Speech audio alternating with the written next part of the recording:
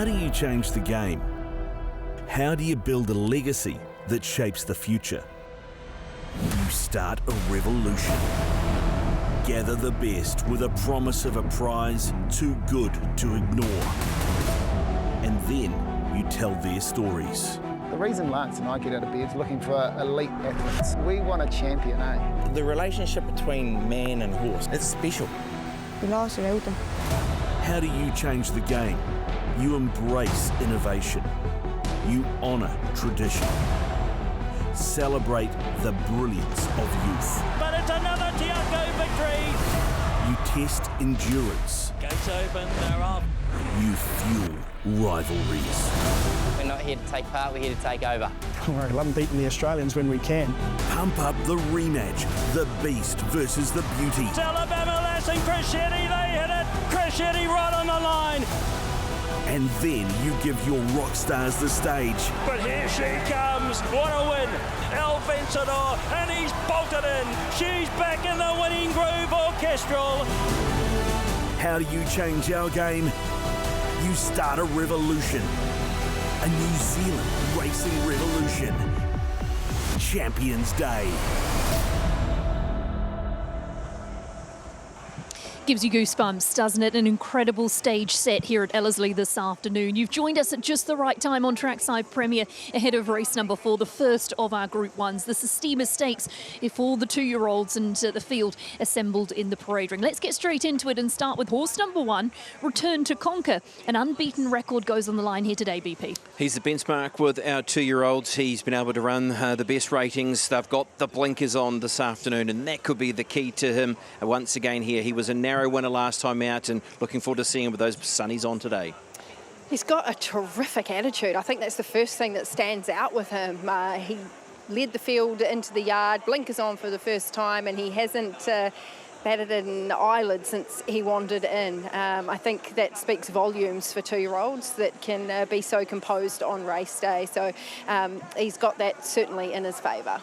Number 2 is He Who Dares, and also a son of Snitzel, who pushed Return to Conquer at a last start. There is room for improvement too. There is, and he's a runner that can put himself into the race. He's got a low draw, and he Returned to Conquer all the way. Can he go one better today? I really like his frame. He is going to continue to develop this colt, and I think he's going to develop into a really, really nice colt as well. Physically, he's probably just a touch behind his stablemate at the moment, but really well prepared in terms of muscle definition, tightness. He's spot on, and he's another colt that's got a great attitude as well. The number 3 is Vega Falaka. Last start placing in behind La Dorada. That's nice form for this. It really is. The Karaka Million 42 days ago, and if he is able to bring a performance similar to that, even off his awkward barrier draw, which we'd imagine would have to go back and hope for luck, he could be the one finishing late. Well, he's the right 2-year-old type. He's really well built, he's balanced, he looks like a runner, and he's handling his prep beautifully too, because this is a very similar parade to what we saw prior to the Karaka Million. Then we got horse number 4 in Landlock, eye-catching in the Karaka Million, went back and closed well. What did you make of that? I really liked his run. I thought he was a run where you could suggest he could be one of the roughies in the race. He's going to need things to pan out and go his way again with some upfront pressure, but he's got a nice turn of foot on him. He's a real athlete, watching him wander around the yard. Team take precautions with him, the red earmuffs, a couple of strappers on him, and he is feeling well, but he's holding himself together nicely. The 5 is Curzon Park, has a wide draw for Curtis Patab and Naranjan Palmer. Goes around as one of the outsiders. It's going to be a tough assignment for him today. Look, he's a lovely tall galloper, and he's got really good scope. I think once he gets out over a little bit further than the 1,200 metres, he's certainly worth considering.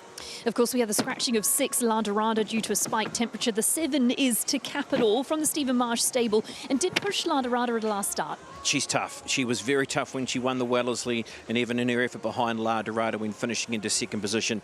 Middle barrier draw where they might be looking to go forward.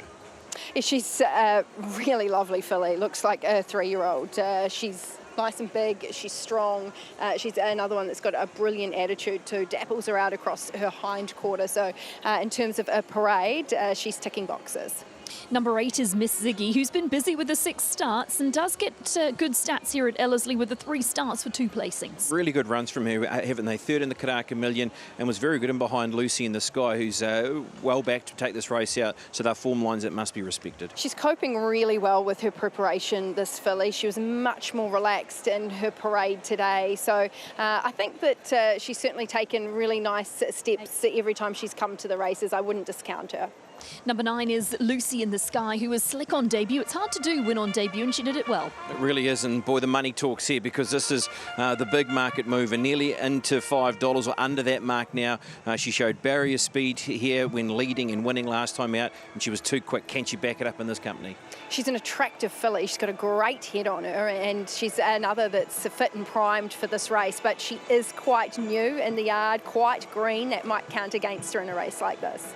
The 10 is Maricopa Falls, the 3 starts to date, brings the last start 4th in behind La Dorada. I think the blinkers can help her. She was a runner that I was interested in at big odds. Looks terrific. She's improved since I saw her at Trentham on debut, and I like the fact that she was nice and relaxed in the yard today. The 11 is Tale of the Gypsy, who was oh so good on debut and has just struggled to put it together since. I'm looking forward to seeing her as a 3-year-old filly. She's just struggled to do last couple. She was okay in the Mutter breeders. Look, physically you can't knock her. She's a great type and she's well prepared, but she's melted in the yard this afternoon. I haven't seen her do that before. And then the 12, Lollapalooza, is the last horse we get to. An inside draw and pretty unlucky on debut. Very tidy run on debut. A chance to be able to sit in a nice spot against the rail, do no work. Could she be finishing hard late? Really like this filly. She's solid. She's got great power in behind the saddle. She's another one that looks like a real 3-year-old type. I think one to watch here. Certainly looks that way. There's a look at the field for the Systema Stakes, the first of our Group 1s here on Champions Day. Let's get the numbers from the panel. Leith, we'll start with you. Yeah, certainly. The return to Conqueror, he looks nice and relaxed in the birdcage, and blinkers on today, tongue tie on. There's a fair bit to like about him today, and I think the best thing about him, he gets a draw where he doesn't have to be so handy. I think if he's sort of a couple of spots back, it's probably going to suit him a little bit better. Yeah, I like his chances today, and I think he's going to be really switched on, and we're waiting for that wow moment from him. He hasn't quite delivered, even though he's won 3 from 3. I think his biggest danger could come from the stablemate, and that being He Who Dares. Interesting horse, isn't he? A return to conquer. The blinkers and the tongue tie go on this afternoon. Jane Ivel, will come to you for your thoughts around a pick of a yard. I think this is a really nice field. I'm going with the one on top, Return to Conquer, because I think he's the here and now horse in terms of the way that he's presented himself on track today. He just ticks all of the boxes. You can't knock him at all. I think his attitude is just terrific, particularly for a 2-year-old. But this is going to be a really interesting race going forward, because there's a couple of horses that you're going to want to follow out of this, and He Who Dares is one of them, Lollapalooza the other, and I also thought Landlock paraded really well. So I think Return to Conquer's here in the right order to be winning this race today, but there's plenty to follow out of it. Tiaka have a fantastic record in the Systema Stakes. 5 of the past 10 have been won by them. Let's get to you, Aidan Rodley, with the co-trainers. You're used to it. You're in it all day. We've grabbed Sam Burgess, and Sam just getting the well wishes of owners. And you've got a few owners here, obviously 3 in a Group 1. That's feeding itself, right? Oh, for sure. I suppose it's a reflection of Dave's hard work he puts in at the sales, and the support we get, and the team at home. They just do a fantastic job. And to have 3 live chances in a race like this, it's a massive thrill. How happy are you with the way they've paraded it back? Yeah, really pleased. Return to Conga, he's so laid back.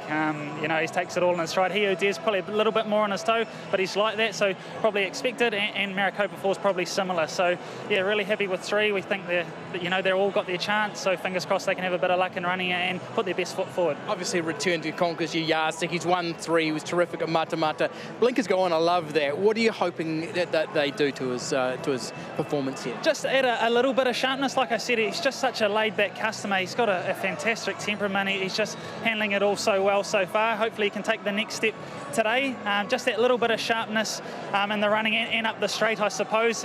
We think, it looks quite high pressure on paper. He could end up sort of 2 or 3 pairs back, which he hasn't had to sort of deal with so far. And hopefully, with those blinkers on, he can chase hard. Yeah, obviously, you've got a fair hand in the way that this race pans out. So have you got the leader in your 3? Yeah, well, I think He Who Dares will probably be the most positive off previous runs. But look, when the gates open, it can all go up in the air. It's a 2-year-old race, so we'll see what happens. Okay, yeah, obviously this horse still in golden slipper contention. What do you need to see from him today to get to that sort of point? Oh, for sure. It's a 2-week turnaround, so it would be tough. So he'd have to win and probably win well, and then get home and then sort of handle it all well as well. So we'll get through today. So here's hoping. Best of luck with the whole team. Awesome, thank you. Strong hand in the Systema Stakes at Group 1 level do Tiakau. And let's talk about the speed map, because an interesting point was just made. Obviously with La Dorada coming out, that's a speed influence. Where do we go with the speed from now? I think Lucy in the Sky from Barrier 2, look, she's only had one previous trial before when she won here, and she led at the trials as well. So I can't really see them taking a sit today in a Group 1 race, first time, you know. So she looks the natural leader, probably landlock and to cap it all. So it looks like a good, genuine sort of tempo set up for this race. He Who Dares, where do you see that horse landing? Look, he's probably going to sit in the trail I'm picking. And I just thought that Return to Conquer's going to end up probably 3 back, 1 out somewhere. So it does look like there's quite a bit of speed on paper. Thad Taylor will come to you for our hot horse for the first Group 1 of the afternoon. What do you got? Well, customers looking for 3 in a row here, Emily, after 2 big wins, Island Life and obviously Alabama Lass. So they're putting it all on to Return to Conquer here late. $2.40 into $2.10. Liability climbs well past $100,000 on Return to Conquer. In fact, starting to threaten $200,000 liability on the one Return to Conquer. There has been a move in the middle market, and it is for the 7 to cap it all. $11 into $6.50 now. So this might be a pace influence in the race to cap it all. So a nice push, 11 into $7. Lucy in the Sky as well has shortened. We opened $8.50 there into $5.50. So they're the 2 non-Tiakau runners that they do like, with most of Tiakau's attention focused on the one Return to Conquer. That will be the TAB hot horse, but watch out for To Cap It All, particularly late. Could be into $5.50 at any tick of the clock. Worth noting the crowd here today, a massive crowd on course at Ellerslie. Such good atmosphere around the track. Great to see as well this return to racing as we start a revolution in the form of Champions Day. Brittany Taylor, you are looking at the horses and seeing them go down to the start. Who are you liking ahead of the 2-year-old event? Look, I like Return to Conquer, but it is a credit to the way that these horses have been prepared, young 2-year-olds, to handle a big occasion like this, because as you mentioned, this crowd at Ellerslie, I can hear the crowd, the music from the back straight here, and these horses are taking it all in their stride. Very lightly raced young horses with the professionalism of older horses that have been around many, many more times than them. So a credit to how they've been prepared. Yeah, it certainly is. Echo those sentiments. George, we'll get your early thoughts here ahead of the 4th at Ellerslie. Are you in the camp of Return to Conquer? Hard to go past him. I went with one Return to Conquer. He's the favourite for a reason. He's unbeaten in 3, and this is the one that they've been targeting for a little while. 1 on top, ahead of the stablemate 2, He Who Dares. Have found a spot for 9, Miss Lucy in the Sky, and also 7 To Cap It All as the field continued to fill the gates here. About 4 to come into line. So we're on the countdown to the Group 1 Systema Stakes, the first juvenile 2-year-old Group 1 of the season here in New Zealand. Return to Conquer, your favourite, an unbeaten colt looking to remain that way. Let's get you back to George Simon. So good luck to the connections. The first of our Group 1s, the Systema Stakes for the 2-year-olds. We are set. Tony McGovern on his rostrum. 2-year-olds ready. He just holds him there. Favourite is Return to Conquer. Lucy in the Sky, a bit fidgety in barrier 2. Let's bring it on. Gates open in the Systema. Lucy in the Sky was first to break the line from He Who Dares. Return to Conquer, Lollapalooza and From the Deep.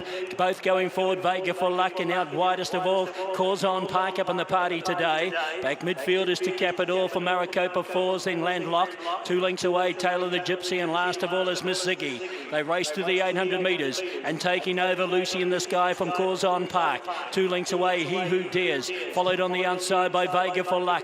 Back in 5th spot on the rails next, Lollapalooza, the favourite. Return to Conquer in a nice spot, 6th, 1 out, and then followed round next by To Cap It All. Couldn't get in, 3 wide. Further back then is Landlock, Maricopa Falls, Taylor the Gypsy, and last of all is Miss Ziggy. The 2-year-olds head for home in the Group 1 Systema Stakes. It's Lucy in the Sky, the leader. Led a length and a half from He Who Dares. Dares. Return to Conquer out into the clears, looking to warm up. Vega for luck, and behind them Lollapalooza. Out wide to Capital. It's Return to Conquer. The favourite strode to the lead at the 150.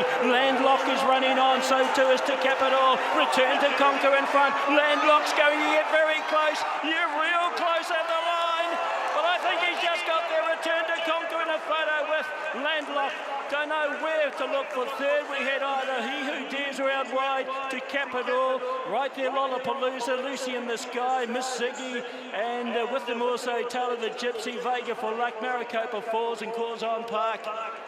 Oh, it's gone right to the wire in the first of our Group 1s, the Systema Stakes. Number 1, Return to Conquer, had the lead at the 150. You thought the race was his, but you could see Landlock with Kevin Stott coming after it to Capital, Taylor the Gypsy, He Who Dares. They were all there as they go towards the line. Return to Conquer, he's chopping and changing stride. Landlock is getting closer and very, very close, but he'll get there, the favourite. He's a Group 1 winning colt. Return to Conquer, and Blake Shin and Tiako do it again. Landlock will be second, to Capital third, Taylor the Gypsy in fourth spot. So Return to Conquer remains unbeaten and adds the Group 1 to his name, but geez, it was close on the line. Landlock was closing and closing, but couldn't quite get there. Head up, head down. Return to Conquer secures the Group 1. Landlock, huge. And what about the pair of Stephen Marsh runners to Capital? 3 wide the trip and still finishing third. Yeah, they went really well, but he's just one of those colts. He only just does enough. You're on at $1.70. You want to see a little bit more out of him, but he still wins. And look, he's sort of look, past the post, he's got his ears pricked again. He's travelled into the race beautifully. He's gone up to win by 3, and then he's got in front and he's had a decent think about it. The second horse is a nice horse, though, and Landlock, and big run from the third horse, and even Taylor the Gypsy, but he's a Group 1 winner and he's still unbeaten. Return to Conquer. And I guess the thing was that we hadn't seen was him ridden with a little bit of cover today. That was the difference. No, he's sort of got a nice trip 3 back, and Blake sort of slowly come out just on the point of the bend, and you're sitting as a jockey and you think you've got lapfuls of horses. And look, he's done enough to win, but I'm sure he's still got a little bit more left in the tank too. I think you can see on Sam Burgeson's face there the relief that the nod went his way, because they have a Group 1 winning colt in their midst, and of course an unbeaten Group 1 winning colt. A son of Snitzel, super expensive purchase, and well done to Team Tiaka. Let's get you to Aidan Rodley with Mark Walker. Mark, they tell me this is more special because it's brought up a big milestone for the stable. Can you just elaborate on that? Yeah, since Dave established the stable, so that's the 100th Group 1 for the stable. So full credit to team leader. You know, he's bought many a horse, and even this bloke to spend 1.3 million without any owners, it just shows. Who else does that? Yeah. Massive congratulations to you and the whole team, to David and everyone behind it. But let's talk Return to Conquer. He settled in that 6th position one-off. Were you happy with the way the race was panning out? Yeah, it looked to be quite smooth sailing until the last 100 metres, but watching it live is always difficult. You'd have to go back and analyse things, but great for Blake. He was on in race 2 and we had that mishap and it was a late scratch, so that's the ups and downs of racing, isn't it? Yeah, he's such a valuable horse now, unbeaten in 4, and a Group 1 to add to his earlier Group wins. There is a big one coming up in Sydney in a couple of weeks' time. How much consideration do you give that, Mark? Well, we never make decisions on race day, but we'll just let the dust settle, see how he trots out on Monday, work it out from there. But you're obviously open to the idea. Oh, we're open to the idea, but he's still a young horse, he's still developing, still growing, so we'll enjoy today and then regroup. Yeah, of course, the winnings today assure him of a start in that race if you do go that way. Just tell us what makes him tick, what makes him such a good colt? Oh, I think he's just got a great temperament. He's just bomb-proof, and he's just, he's unbeaten for a reason. He's just got that will to win. Yep. Is his future here? Is it a 2,000 guineas, or is he a horse who we'll see in Melbourne next year? Oh, who knows? We'll just get through today and then regroup. Yeah, one to celebrate though, Mark. Congratulations. Thank you. Cheers. So that makes it 6 of the past 11 to Team Tiakau in the Systema Stakes, with Return to Conquer adding his name to the honour roll. Went right down to the wire, didn't it, with Landlock coming with that really good, strong late bid, but Return to Conquer clings on to victory ahead of To Cap It All, who was really good running third after sitting wide for the majority of the race, the daughter of Capitalist. Yeah, Stephen March should be really happy. His two went third and fourth in a Group 1. It's a great feat.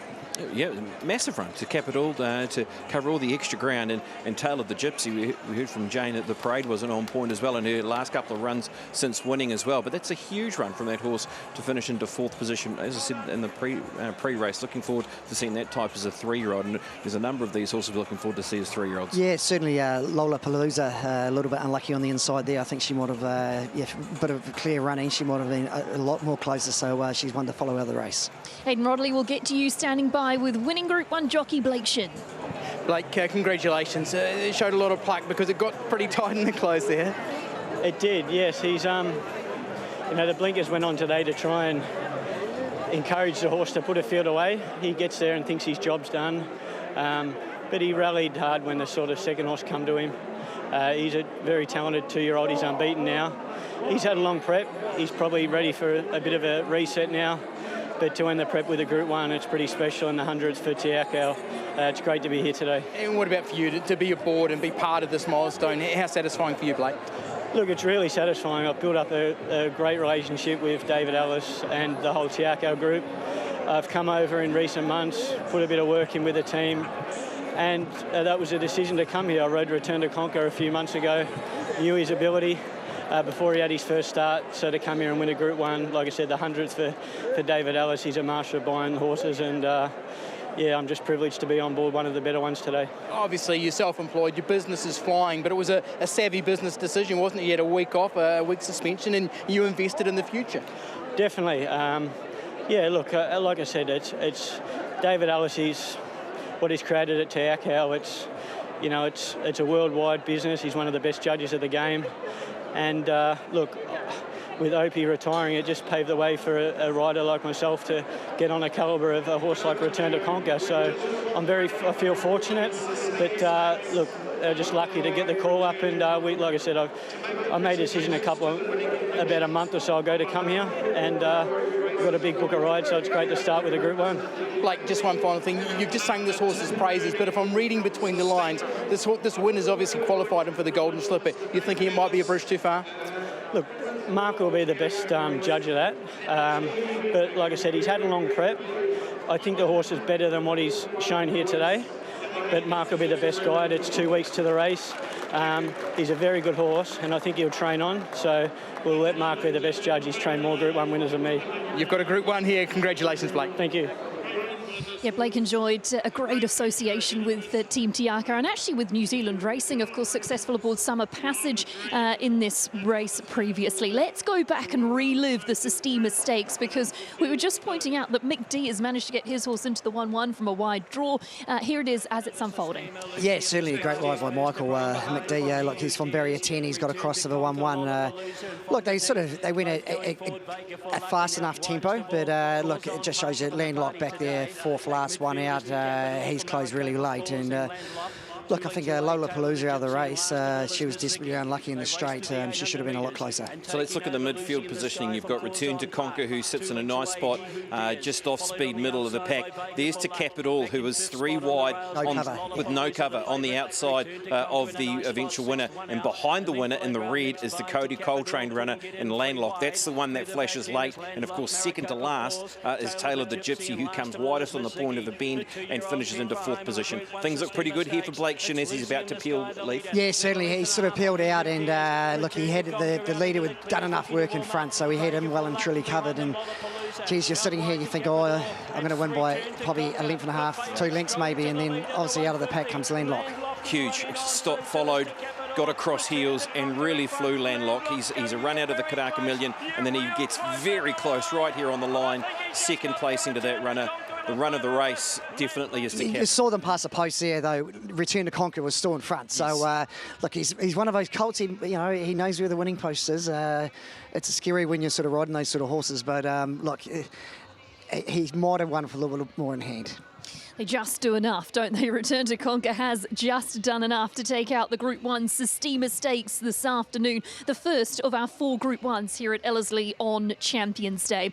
As we heard a little bit earlier on, we do have the TAB providing the goods this afternoon, and of course we do have that TAB Lightning Boost, which is a really good concept, some great odds on offer. And Thad, as we come to you, $4 for Legato with that $20 max bet. I nearly fell off my seat, Emily, when I heard this morning with what the TAB Lightning Boost was today. $20 max bet on Legato at $4. Look, I can tell you, Legato hard in this market in the next race. So currently trading at $1.65 Legato. So if you want to take advantage of that TAB Lightning Boost, use the QR code on screen or head to the Futures tab on the TAB Racing website and you can get involved in that TAB Lightning Boost. Max bet $20, but why wouldn't you when it's currently trading at $1.65 Legato to win that Thoroughbred Breeders' Stakes. Alrighty, we've had the first Group 1 of the afternoon. The Group 1 Systema Stakes. Up next is the HKJC Whirlpool New Zealand Thoroughbred Breeders' Stakes. We're looking forward to that one at Group 1 level. It does feature, of course, Legato, as we just heard from Thad. All of that to come right here. We also welcome in our Whirlpool viewers. It's Champions Day at Ellerslie. What an afternoon we have ahead of us. Big bounce, he hit the sidewalk. Small talk, about nights spent before. Call out, no one seems alive. Breakdown, new doors, who's inside my mind? Let's lose, calm yourself. Setbacks, set up, set aside. Upset, change face, bring a smile. Be kind, treat yourself and let's unwind. This is just something we go through from time to time. I'll come right, just give me 2 days and I'll be fine. I'm feeling jaded, contemplating, I'm alive. Overcomplicated things is when I shine. TAB is backing you in this weekend's round of Super Rugby. Receive up to $50 in bonus cash when you place at least 3 legs in a same-game multi and it falls short by 1 leg. Get your bet on with TAB. R18, bet responsibly. Get ready to ride the excitement of Champions Day. Back a horse in selected races this Saturday at Ellerslie.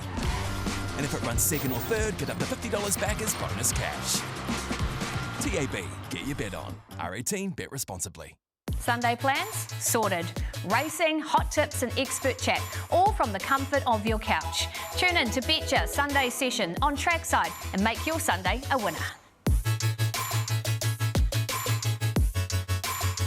Edge of your seat NRL action is back this weekend. The perfect chance to try your hand at a TAB same-game multi.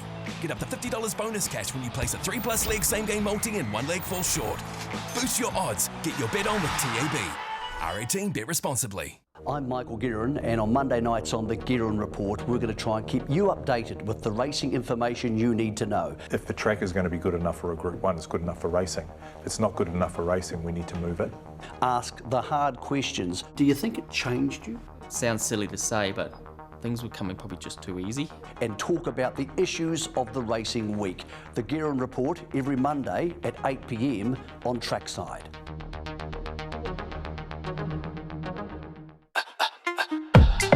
Bet it out with Betcha's Toolbox.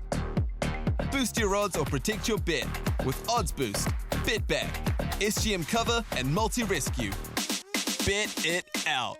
R18, bet responsibly.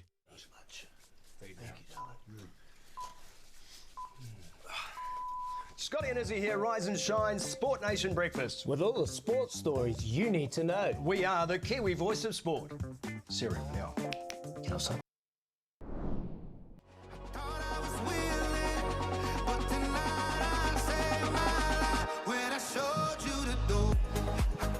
We've had a massive afternoon of racing at Ellerslie already. We're already up to race 5, and of course we saw Francie take out race number 1 and do it impressively for the birthday boy in Craig Grills. Race 2, well, it was the staying 3-year-old fillies, and Island Life took the honours for Mick D, jumping across the Tasman and making it a win, and it was extra special for Julia Ritchie and Stephen Ramsey in those Sapita Vela colours.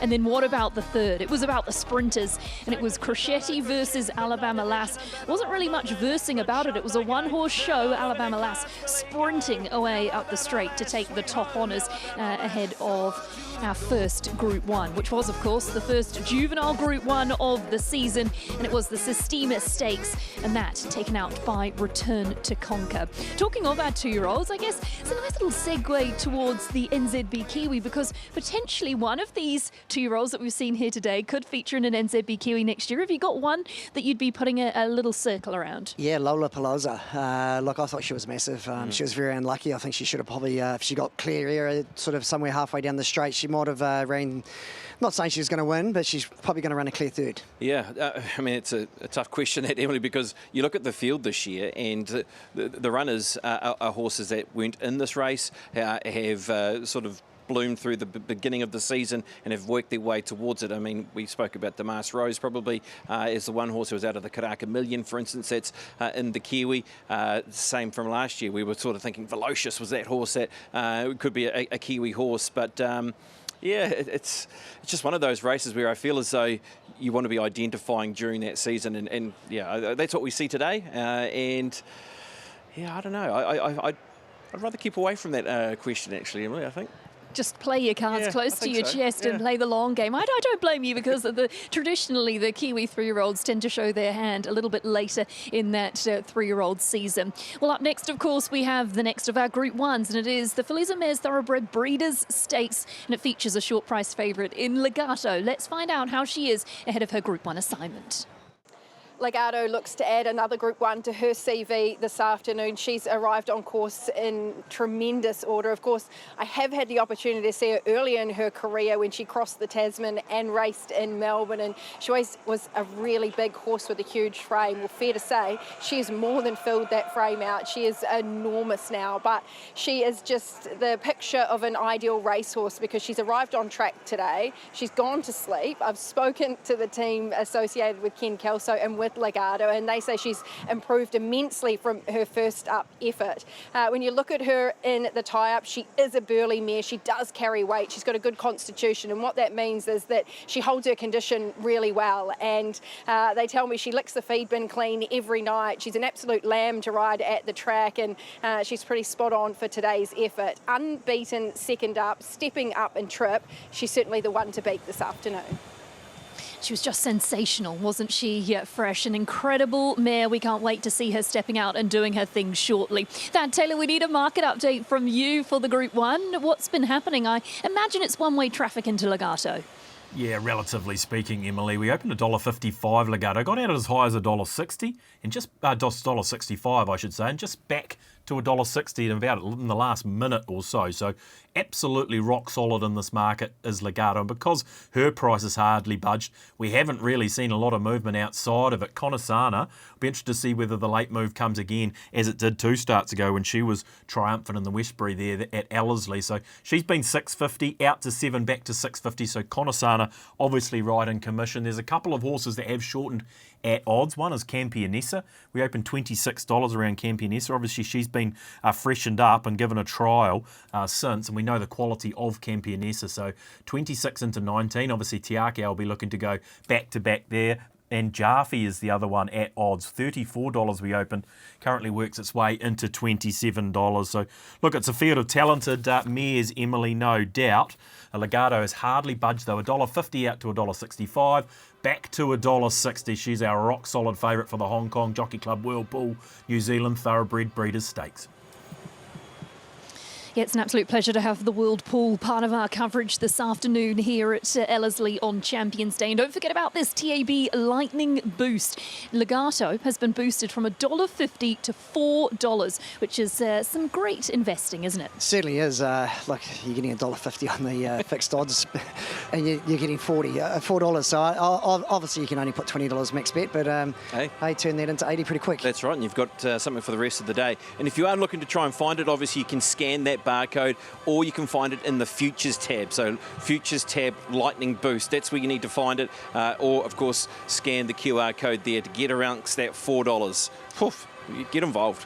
And there's limited availability, so really do get involved as quickly as you can. Let's talk speed map. I know Belclair is a likely leader. What are we thinking is going to unfold here in the Thoroughbred Breeders? Yeah, probably thought Town Cry from Barrier 1's probably the natural leader, and Belclair is probably one of his natural horses that jumps and runs as well. So Fall for Cindy was handy last start at Matter over 1400, Merchant Queen. So there's plenty of tempo in it. So even though the Legato Barrier 3 looks a little bit tricky on paper, I feel the field's going to be really, strung out. And look, if she finds that clear air sort of somewhere 400 metres out for 300 metres out, she'll I really can't see her getting beat, really. Yeah, this is key to the race, what we're looking at on paper here for Legato's chances, because which one of those actually leads is probably the question mark. We all know that they can go forward. Merchant Queen might be the one that really wants to put the hammer down. We've seen Acquarello, of course, get gunned down last time out by Legato. Town Cry with the draw, and Belclair drawn wide is their only option to go forward and try and press on.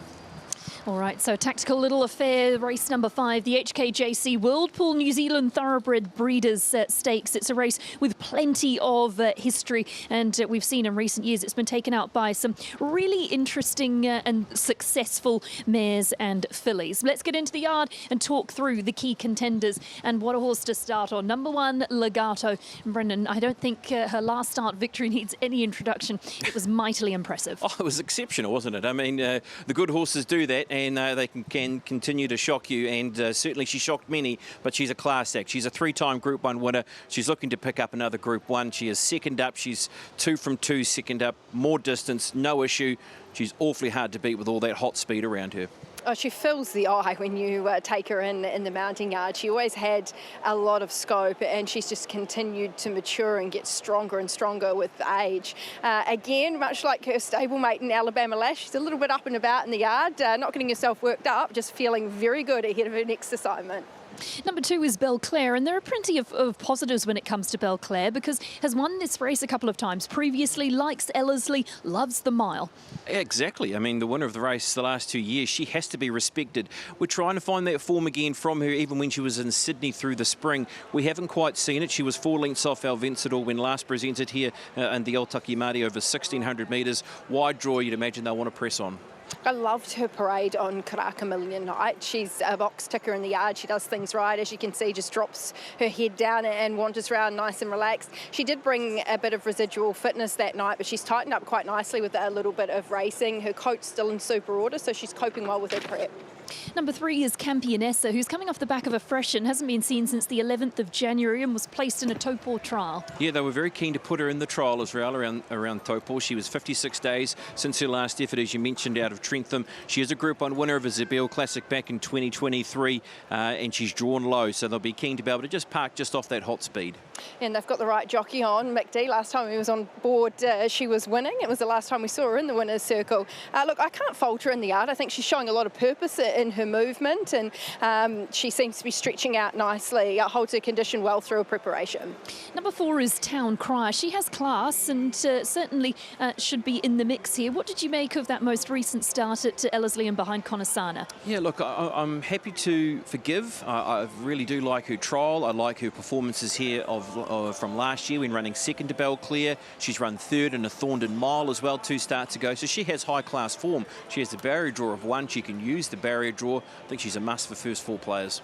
Yeah, look, she's a lovely mare. She's got really good physical upside, good strength, good maturity, nice and tight and fit, and another one that handles herself well, so very straightforward from my perspective. One of the main dangers to Legato looks like the 5 Conasana, who was 4th in the Otaki Māori weight for age at Group 1 level last time, and obviously a winner on Karaka Million Night. Yeah, that's right. So 2 starts round here, very good on Karaka Million Night. And look, she wasn't that far off our best horses that we have going around in the country at the moment.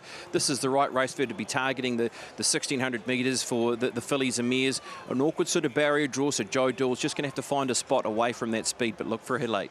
Yeah, look, she's another that's lovely to assess on race day because she does everything right. She's a lovely relaxed parader. She's got a really good stride on her, movement is good, and she's held her condition really nicely despite the fact that she's had time between races. Again, she fronts up nice and fit, but she is quite a clean-winded type. You got the 6 then, Provence, who, what did you make of that run at Matamata? The best work was certainly at the end of the race. Yeah, it was. It was a run where it might say naught next to her name, but it was a lot better than that. It was unlucky. She got back. We know that she's a Group 1 winner. Of course, it was 2 starts ago in the Thorndon Mile. She might be one that punters might be keen on for the back end of their multiples. Yeah, look, she's not an overly big mare, but she is well put together. So she's a nice, tidy package when you see her in the mounting yard. Fitness, no concern. She's another one that gets a little bit excitable in the yard. The number 7 is Aquarello, who's been racing so well of late. Ultra consistent performer. Brings that last start placing to Legato, and you can expect her to be nice and handy. You'd imagine so. She can use her draw. She shouldn't be too far away from all of that speed, and the last start placing behind Legato certainly stands out. A good parade. She's been parading in really healthy order her last couple, and she's maintaining nicely, so very typical for her. The 8 is Imprevu, who was massive in behind Conasana, going down by a nostril, and then took to racing at Matamata on the 15th of February. Can we expect her to bounce back? Look, she went so close to winning the Westbury Classic. She only just got out-bobbed by Conasana. We were looking for that performance next time to the races. It wasn't quite there from her, but she's got the form here on the track with that placing from 2 starts ago. A really nice parade from this mare. She's lovely and tall, good athleticism. I think she's in great physical condition. The 9 is Calico, and I know the team mentioned they thought she was ridden a little bit upside down at that last start, and they'll be going back to the normal tactics, which could see her bounce back. Yeah, and that was, of course, 3 starts ago when we saw her at her best through the summer campaign, where she was able to win the J-Swap. That was 35 days ago since her last run here. Right-handed form is not there with her 2 starts at this venue. Yeah, she seems to go well with her races, well spaced. She's another that's been kept up to the mark, a nice relaxed parade. And then we've got the 10 Fall for Cindy, who's had the 2 runs back from a stint in Australia for a 7th and a 5th. What have we made of both of those? I thought her first up run she needed, and then the next time up she's gone a lot better, actually. She was a horse that sat up on speed. She fought on gamely to finish in the 5th position. Yeah, bright parade from her. She's a mare that carries herself well in the yard. I like her physically. I think she's got really good strength behind the saddle, and she's been well prepared. The 11 is Jaffe for Warren Kennedy and Lance Noble, a 7th at a last start. That was in the Otaki Māori weight for age. Look, it was a good run. I mean, she was only 4.5 off them, as you said. Operates well at this venue. She does love Ellerslie. Yeah, she's in the right physical shape. She can get herself a little bit up and about on race day and be a little bit of a handful. I actually thought for her, she was quite well behaved today. The 12 Merchant Queen, you sort of know what you're going to get. She's going to be quick away and lead them up. She likes Ellerslie, first try at the mile. She does. She won the very first race here at Ellerslie, of course, when it was reopened. Up to 1,600 metres is that little query, because you've never seen her beyond 1,500 metres, but she will be on speed. And she does look built for speed, and she's sort of got that attitude too, where she's quite goey in the yard. And then you've got the 13, Moving Melody, a winner 3 starts ago, right here at the track over 1,200, fourth at Ellerslie since, and then that run last time at Matamata. Yeah, disappointing last time out because the run 2 starts ago was super. She ran 4th behind Conasana and in preview in the Westbury Classic. The barrier draw is certainly a concern. Yeah, she's only a small package, but she's nice and fit, and she comes into this in good condition. A very warm welcome to our World Pool viewers. Race number 5 is the New Zealand Thoroughbred Breeders' Stakes at Group 1 level over the mile. Let's talk numbers. Is it just about Legato in this? Yeah, certainly. Obviously, she's second up, but her second up record's so good. Up to a mile really suits her, and look, it looks like enough speed, even the barrier 3, where Ryan can just slowly sort of get on the back of something, and if she gets out clear air from the 300-metre mark, yeah, I think she'll be winning. Look, she's one of her best because she's won a Group 1, of course, out of Australia, has Legato. Her return was outstanding, and we know that she's only going to get better as she gets over a little bit further. That was over 1,400 metres. She was sharp there. She'll be sharp 1,600 metres. Yes, there's been a couple of times where she's been beaten here as a short price favourite. You could entertain that, but the speed up front, the race does map very well for her. It certainly does, and we just heard through, hot off the press, that Lightning Boost has sold out. So the Lightning Boost has sold out with those boosted odds out to $4 for Legato. Bad luck if you missed it. Jane Ivel will come to you. We need your pick of the yard. What are you liking? Well, it's very hard to go past the one Legato. She's just got so much physical upside, particularly over her rivals. She's just such a lovely, well-built mare, and she's got a great constitution, a good attitude. The polish has has been put on. So I'm with her in the yard. She's a standout. But I thought Belclair came here in immaculate order. She's been well prepared, and Conasana always parades well, and that often reflects in her performance. So 1 ahead of the 2 and the 5. So we're not far away from a start. There is a beautiful slow-mo shot of Legato. She's a beast heading down to the start. I was looking back at some of the recent winners, or not so recent winners, of historic winners of the New Zealand Thoroughbred Stakes. And of course, Dame Julia took it out in 2009. That was for Lee Friedman, former South African mare who defeated a big field. And it got me thinking about the internationals and perhaps this year a Chris Waller victory in the form of Conasana. But really, surely Legato is the horse they've got to beat. Yeah, obviously, look, Conasana's, her 2 runs here have been massive. She's got a liking for Ellerslie now, and she's had time to settle into New Zealand as well. So, look, I definitely think she's a top 3 chance, but I just, without, if things go right for Ryan, look, she should be really way too good for this field. Yeah, it's a race that's full of history, it's for sure. James McDonald got his very first Group 1, of course, in this race when it was out of Te Araha. So it's a race that is a good stepping stone for Legato. It just sits well with their preparation of, potentially going to Australia. Could she be on a plane to Australia with Alabama Lass? This will be an important pointer towards that with how she performs in this race. Leith, just quickly to you, is there anything out that are big odds here? There's a world pool to play into here. Is there anything? Yeah, obviously Provence was really good at Matamata. She had no luck. She had to go back, and look, she's got a liking for Ellerslie's 3 starts here for 2 wins as well. So she's way over the odds, I think, at that price. So look, I think Provence, even Town Coroff and Barrier 1, if she happens to get a nice roll up in front, she might be that sort of top 4 play. Well, let's get to you, Thad Taylor, for a market update ahead of the 5th here at Ellerslie. What's changed since the last time we spoke to you?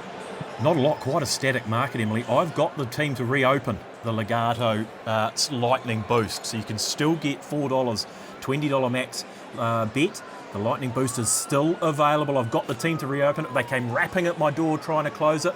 I said, reopen it, team, so it's there. Liability climbs well past $500,000 in the TAB Lightning Boost, and she hasn't budged all day. Legato, $1.55 out to $1.65, back to $1.60 late, which means really nothing else has moved in this market. Conasana remains rock steady at her opening price, or around her opening price, is $6.50.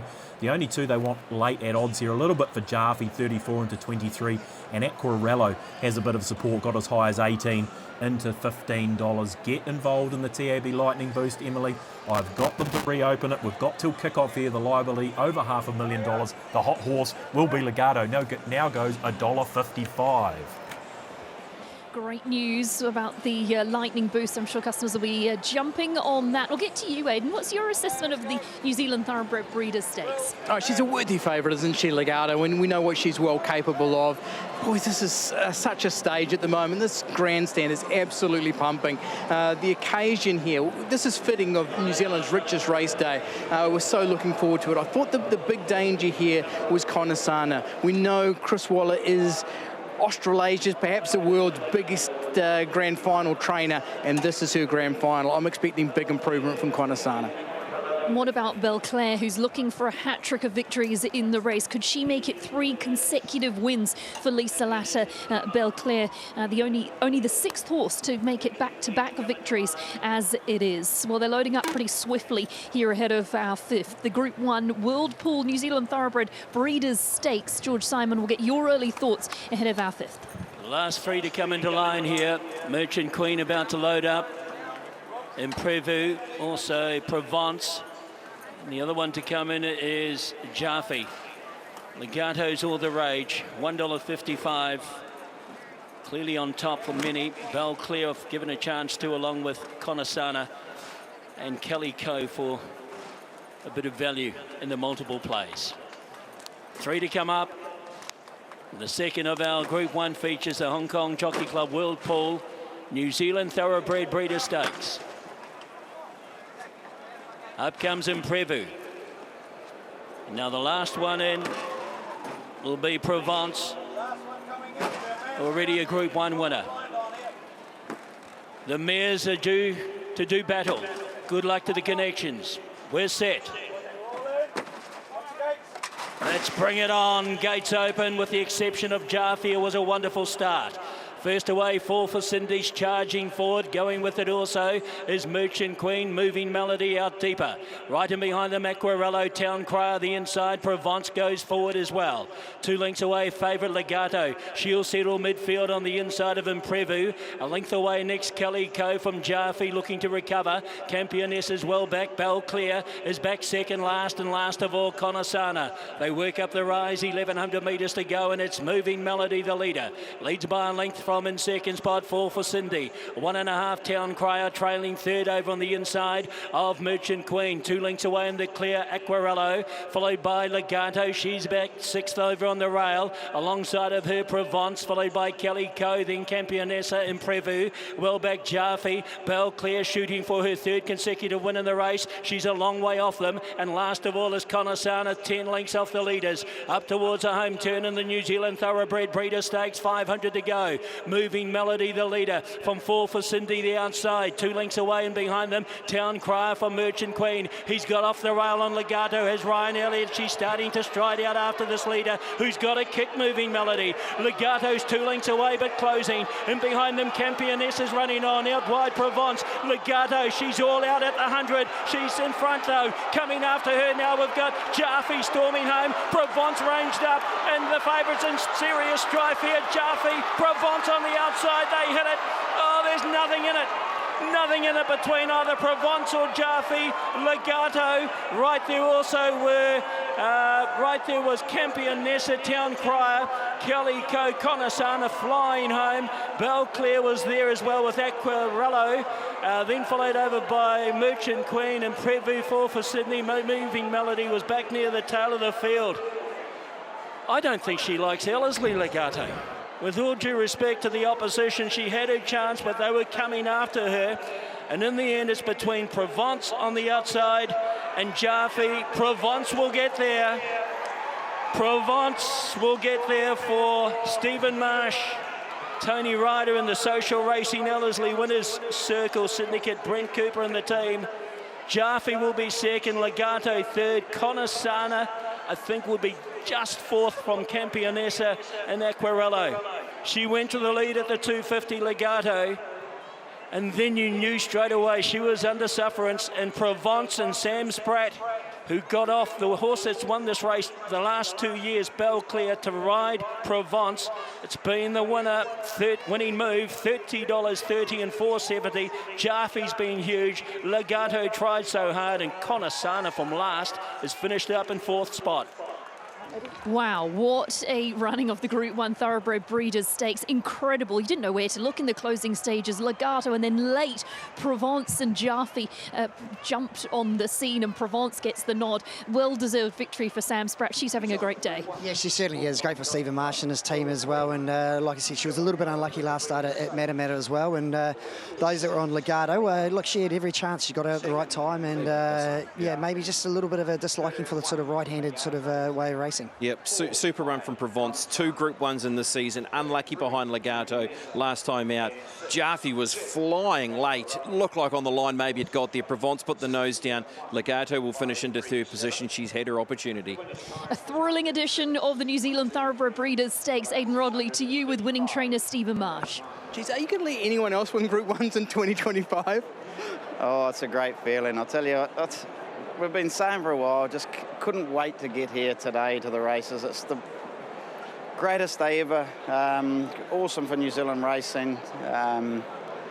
We wanted to sort of step out on today, and you just hope you do, and oh, that's, yeah, fantastic. It's a great feeling. Did you think you'd got the nod on the line? Oh, I didn't. I tell you, we had so many seconds this season. I just thought, oh, there's another second for the book, but oh, when the photo went up, it's just such a great feeling. And you know, she's won 2 Group 1s this season. She's by Savabeel, beautifully bred. You know, hey, Milan Park, Tony Ryder, Brendan Wendy Cooper, massive syndicate of owners. It's just awesome. And our team at home, I mean, we've been pumped about this day for some time. I said we'll be able to quieten down a touch after this, and with the staff have just been amazing. It's been busy, it's been hard on them, and So rewarding though. Some sort of reception for her coming back too, Stephen. Both of those Group 1s that she's won, you know, it's been up against it. They haven't been their expectations. What's been the thinking behind it? Because you have placed it perfectly both times. Yeah, well, we really wanted to try and win the Thorndon, and then we freshened her up. She went beautiful the other day at Matamata, and then today you're trying to pick them for these big Group 1s, and, you know, I think it's sort of worked. Yeah, I mean, hey, we can only do our best to get them for the big races, and it seems to be going good for us, so we're thrilled. What is it about this mare? She's got something about her, right? Well, she's got a fair bit of Savabeel in her. Yeah, he's the great stallion. I mean, we'd love a few more of them in the stable, but, you know, she's tough. She knows where the line is, and, you know, she's won 2 Group 1s by very narrow margins, and she just seems to put her head out right on the right time, and, you know, she's got that will to win, which is a lot of them don't. Let's hope it's not your last Group 1 for the day. Oh, I tell you what, I hope we're talking again very soon. Okay, let's jump to your jockey, Sam Spradden, seeing that winning smile, and so deserved. Just tell us about the run you got and what this result means to you. Well, yeah, can I say it should have a draw to start with? I don't know if that's a swear word. But yeah, had a bad draw to start with, so was sort of a little bit, you know, disheartened to start the day, or, you know, the race off. But ended up actually getting a beautiful trip, just sort of in behind, well, you know, midfield run off. And as soon as she got out, she's just so tough. Went past the Legato, and I thought, okay, we managed to go past that, we're a chance here. But Warren sort of bombed me at the end, and he actually went past the line and said, I got you. And so I sort of went from being excited to, but she's just so tough, so tough. What does it say about the marsh placement? He's got it right both times. He's stepped up to Group 1, hasn't he? He has, yeah. No, he's just nailed it. You know, just sort of hit the mark when it matters, and she did. I mean, hey, she went pretty good at Matamata last time. I pretty much cantered to the line, and so, you know, I thought after that. But then, as I said, the draws came out, and I was, makes it a bit harder in those sort of fields when you're drawn out there. But managed to get a beautiful trip, so no, it was good. What is it about you in this race? I think there's 3 straight, isn't it? Yeah, I think it must be. I think I've run about 4 or 5 times now, so maybe they should call it, what is it, the Breeders' Sam Breeder Stakes. Yeah, now we're talking. Best luck for the rest of the day, Sam. Thank you. Oh, Sam Spratt, such a good character in the jockeys room, and great for her to get another victory. And of course, this could be an omen of things to come, because Provence, as you mentioned, Leith, is a full sister to Damask Rose, one of the key contenders in the NZB Kiwi. Yes, certainly great for Tony Ryder and his team. Look, just what a great broodmare. We could see Damask Rose come out and win as well. What a huge day that would be for the pedigree and for the family. Let's go back and have a look at how things unfolded in the Thoroughbred Breeders' Stakes. And you can see them jumping from the barriers. And where does our winner land? Provence, we can see her in the black colours, obviously. Yeah, certainly moving Melody from the outside gate sort of slowly got across. They were running at sort of nice, genuine tempo. Legato jumped out well. She was forced back onto the inside of the fence there. But look, Provence had a nice enough run in the race. She was she had cover here, so it's probably the winning of the race. Sam just managed to sort of get one off. Aquarello's is pretty keen to be able to try and keep Provence parked. And look, the key thing I need to quickly mention is Moving Melody. We sort of mapped the race. We didn't quite see Moving Melody go right across them and get to the top. But yeah, she's just been able to park just off them. Has Provence. Of course, Jaffe is not even in picture shot here at the moment. I think Jaffe is back in the field. And then, of course, Legato, who's back on the rails, about to make her move. Yeah, certainly Legato got it at the right time. And look, she put a couple of legs probably on Provence as well at one stage into the straight. So, look, for her to come back and fight, it was a really good training effort by Stephen Marsh. I think around Bonasana was massive from last as well. It was. At this point of the race, Legato punters are on very good terms with himself, because she's had a soft run in the race and she's got across heels. She's in the clear and she's about to go past Moving Melody. Right here, Leith, it looked like it was race done. It was race done. She put 2.5, 3 lengths on Provence, and you see Crosana there from the outside flying home as well, and Jaffe just weaving her way through the middle of the pack there, and to go down by a small margin, it's a great effort. Oh yeah, Jaffe late on the piece and only just misses. You're right, Conasana out wide. It's a huge effort to be able to finish into 4th position. It was such a great running of the race, thrilling in the closing stages, and for Tony Ryder's farm, Milan Park, huge success for them, obviously with the full sister Damask Rose running later on this afternoon in the NZB Kiwi. For Legato, obviously just, I don't know if doesn't like the Ellerslie track, but just in a second up condition there this afternoon, doesn't handle it. Look at the winning connections as Provence gets home in front, and as we heard, Sam Spratt successful in the past 3. She adds another Thoroughbred Breeders' Stakes to her resume. Look at the crowd. Look at the connections of Provence, who is raced by Social Racing, aren't they? And great for them to have got the thrill of a lifetime. The Auckland Mile obviously was a huge result. She picked up her first Group 1. To be back here at Ellerslie on Champions Day would be the greatest of thrills. Certainly, it's great being winning a Group 1, but to do it on a day like today is something special. They're going to have a great night out. They've won a $500,000 Thornton, now they've won a $600,000 World Pool New Zealand Thoroughbred Breeders. Life is good at the moment for those that are involved in Provence. Sure is, and for the connections of the Stephen Marsh stable, things might just heat up because we've still got so much to come here on Champions Day. El Vencedor is going to be contesting that New Zealand Bone Crusher Wait for Age Stakes. We are looking forward to that. Can he make it 3 straight Group 1 victories? He's going to try and do that in the Bone Crusher. He is competition though, Orchestral a key chance too. Will the Auckland Cup go back to Australia with Tijanis, or will it stay in New Zealand? That's the question. About time. One of the chances in the Cambridge stud colours. And how could we forget about the NZB Kiwi, the inaugural running $3.5 million up for grabs for some of our top 3-year-olds here in New Zealand and Australia. And the New Zealand Derby, the Group 1 Trackside New Zealand Derby, all coming up right here on your Premier Saturday.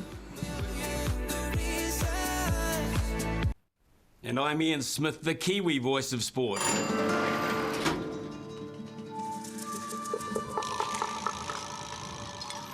I think there must be some sort of mistake, Smithy.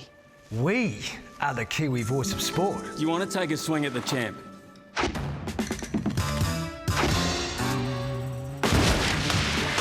It's high noon, boys. Shouldn't you be on here? You're all on my time now. Look at this sideshow. Cut it out, Staffy. I'm the Kiwi voice of sport. Hold your horses. You can't talk sport without racing. There's just so much going on. Everyone here? Let's settle this.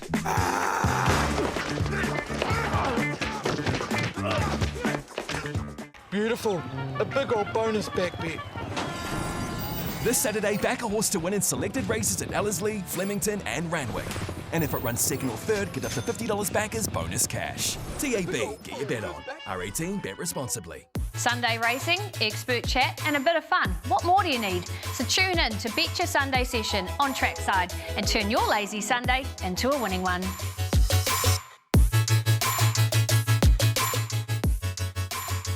I'm Michael Guerin, and on Monday nights on the Guerin Report, we're going to try and keep you updated with the racing information you need to know. If the track is going to be good enough for a Group 1, it's good enough for racing. If it's not good enough for racing, we need to move it. Ask the hard questions. Do you think it changed you? Sounds silly to say, but things were coming probably just too easy. And talk about the issues of the racing week. The Guerin Report every Monday at 8 p.m. on Trackside.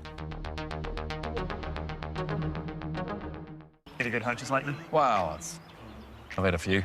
Yeah? What is it? I'm telling. Join TAB and get up to $100 in bonus cash with our 400% deposit match offer. TAB, get your bet on. R18, bet responsibly. She said, oh, hi, nice to meet you tonight. Maybe we could go, let's get up off our feet. She said this life ain't forever one song here together, then let's play it on repeat. We can dance all As you can see there, a massive crowd on course here at Ellerslie this afternoon for Champions Day, and it most definitely isn't disappointing. Great to see the people coming out in force to celebrate New Zealand racing in the city of Sales. Up next is the Group 1 Bone Crusher Wait for Age New Zealand Stakes, and a couple of girls who are taking it on, of course, are Orchestral and Le Creek. Jane, we need an update on them. We have a couple of high-quality mares taking on El Vencedor in the Bone Crusher New Zealand Stakes. They are, of course, Orchestral and La Creek. I've had a quick look over them since they've arrived on course this afternoon. Orchestral, she looks $1 million. There's no doubt the Roger James and Robert Wellwood, they will certainly put the polish on their horses come race day. I'd even go as far to say that she's improved again since the last time we saw her on race day. As always, she's a little bit grumpy on race day, and her strapper Michaela let us know that she certainly likes the camera a little bit more than she likes people. La Creek, on the other hand, she was beautifully relaxed. She had her head down in her tie-up, and she was certainly conserving her energy and having a little nap prior to heading out into the mounting yard. She looks incredibly healthy. She's got a great coat on her, but a couple of really nice mares to take on El Vincador coming up in the next. Well, that's all the info we need around the girls. The Bone Crusher Weight for Age is steeped in history. Let's find out a little bit more about that. A Kiwi sporting icon. His deeds etched in history, etched in bronze. The mighty Bone Crusher. His legacy lives on with a race befitting his legendary status. A race he won twice. Sounds like fun, Bone Crusher, and Bone Crusher got there. The Bone Crusher New Zealand Stakes. A good horse's race. Balmerino in the 70s. McGinty's back-to-back triumphs in the 80s. McGinty's in front, he's going to win his second here in New Zealand, he's bolted in. Just to name a few. Often in this game there are stories of what could have been. None more so than this guy. Excellent. He won it in 2005 at just his 4th race day start. Have a look at the next superstar in New Zealand racing. His name is Excellent, 4 from 4 and a dual Group 1 winner. Against the best in the business here in New Zealand. And he has dished it up to them. There weren't many more popular than 2008 winner Sir Slick in his heyday. He's going clear, Slick on the inside, Designer and Ombre Rose. He's got it. Sir Slick, he's a marvel.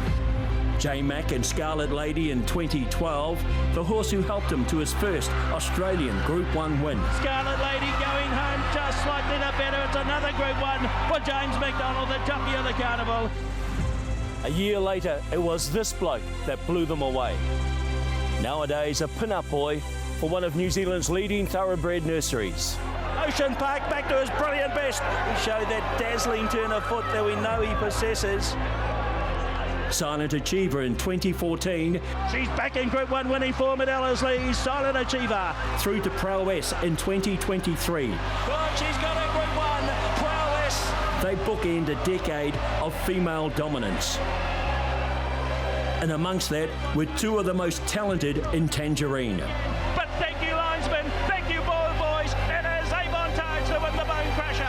Ring the bell, Melody's back in town, and that is 14 Group 1s, the all-time greatest. It would be her final career victory and a moment in New Zealand racing history.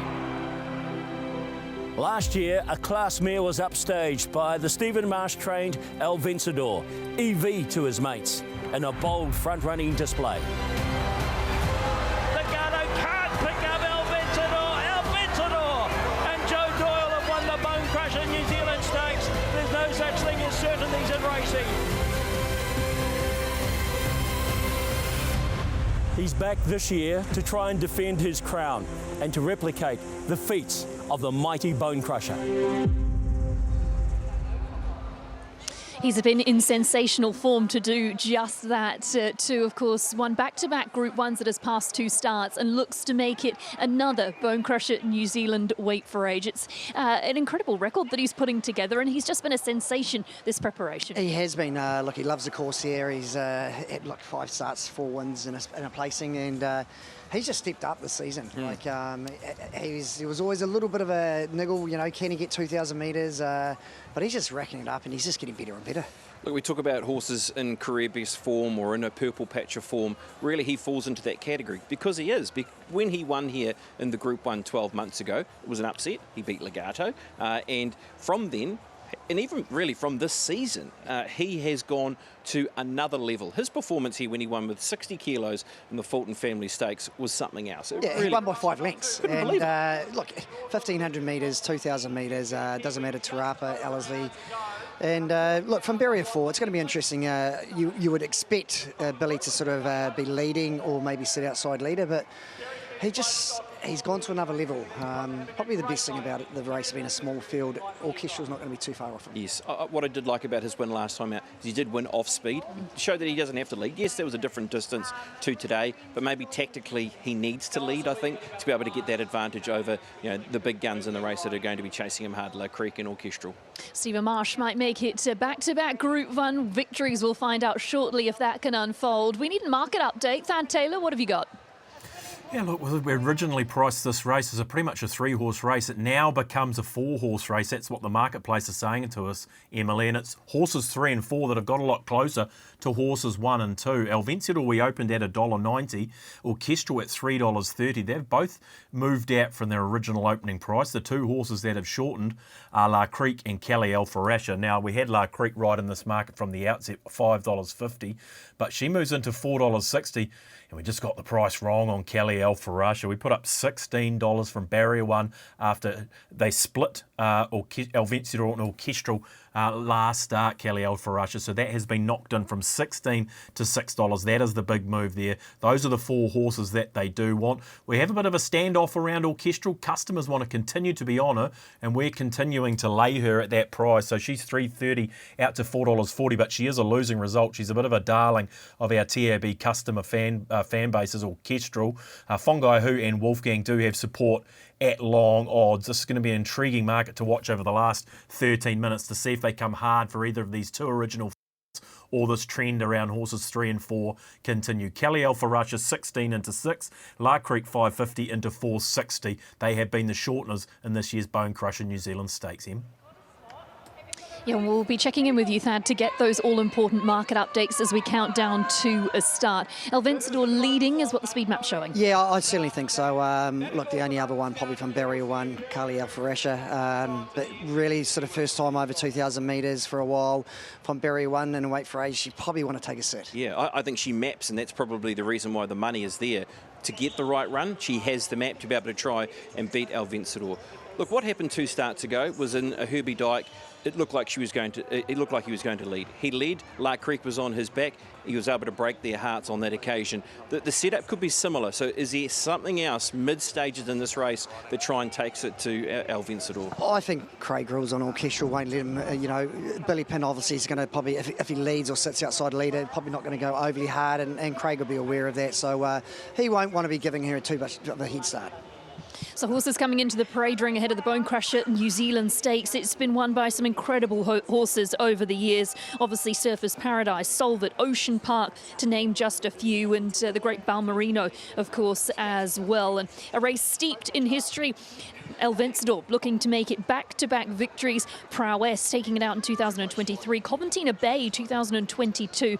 And then you had the likes of Melody Bell, Avantage, and Leithier was successful aboard St. Emilion. That was back in 2018. Stole that one, didn't you? Yeah, it was a front-running ride and had it all his own way and kicked off the bend and won easy.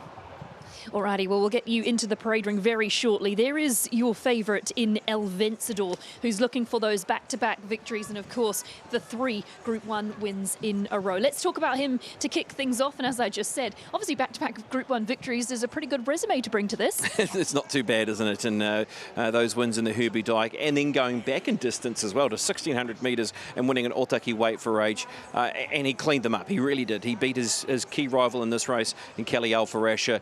He is airborne. He is in the career best form at this stage is El Vencedor. He will be very hard to beat. He's just ambling around the yard, El Vencedor. There's a lot to like about him. He's a lovely big horse. He's got great shoulder on him, great depth of girth. Because of that, he carries a lot of weight around his midsection. Certainly not an indication of his fitness. As you can see, his ears are pricked. He's bright and well.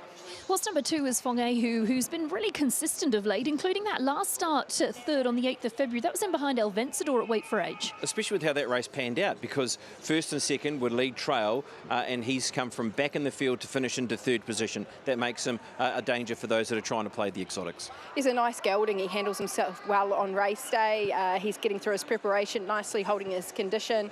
No knock on him. Number 3 is Meaningful Star, who was racing really well till contesting Group 1 company at his past 3. What have you made of those? Yeah, the former Hong Kong galloper's raced well here at this venue, so that's a good tick in his box. He's won a couple of times here, but then he's been tested at the good level and has been beaten by Al Vencedor. He's got the draw to just tuck away and hopefully try and do no work. Yeah, very relaxed in the yard. As you can see, he's dropped his head. He's on a nice, long, loose rein, so he's conserving his energy well. Number 4 is Wolfgang, who was a winner 2 starts ago, placed last time at Matamata. How do you think he'll go in this field? He's an interesting galloper in this race. He's won a Wellington Cup. That was 2 starts ago. You'd off the back of that think he would be in the Auckland Cup, but he's just one of those runners that has that little weight for age query, but he could be up to it as well, Wolfgang. He was very tenacious in his Kaimai Stakes defeat when running second last time out. Yeah, holding his condition and colour well, a typical parade from him.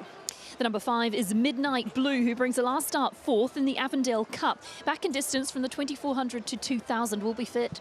Yeah, the former Australian was very eye-catching, I thought, in the Avondale Cup when rocketing home into 4th position and now steps to that weight for age bracket. He's a lovely big horse. He's got a lot of size, good scope, nice stride as he wanders around the yard. As you can see, he carries himself well. He's certainly a horse that's been there and done it. He's an 8-year-old now, and he handles himself really well in the yard. He knows what it's all about. Number 6 is Le Creek. She certainly deserves another Group 1. These seem to have her measure, but she always runs a good, honest race. Look, she's a Group 1 horse of the highest quality, is La Creek, and she's a Group 1 winner. In the last 3 starts, has resulted in 3 very close Group 1 seconds. Yes, she was a little wee way off Al Vencedor, but she held the rest at bay when finishing second in the Herbie Dyke, which was 28 days ago. She's got a really lovely, relaxed demeanour about her, strolling around the mounting yard. She was very quiet out the back, sleeping the tie-ups, conserving her energy, and she's very straightforward since she stepped foot in the yard. Well prepared. She's in the right condition if she's good enough here. The number 7 is Orchestral, a last start 3rd. That was in the Otaki Māori weight for age, ideally suited out to 2000. She is, and ideally suited back here at this venue. She's won 4 times here. She was last year's Derby winner where she blew them off the racetrack. Is she in the same piece of form as she was 12 months ago as a 3-year-old would be the query, but then you look on the other side of the coin, 2,000 metres is going to be her friend. She'll be finishing hard late. Can she finish over the top of the big EV is the big question. You only have to look at her physically to see that she's going to be really suited stepping out in trip. I just like the fact that she's back a little bit bigger and stronger this time round. She's really filled out across the hind quarter. She's got really good strength in behind. She's another one that handles herself really well when she gets into the mounting yard, moving well. And the 8 is Kali Al Farasha. Hard to argue with the record. Has been the model of consistency in Group 1s at her past few.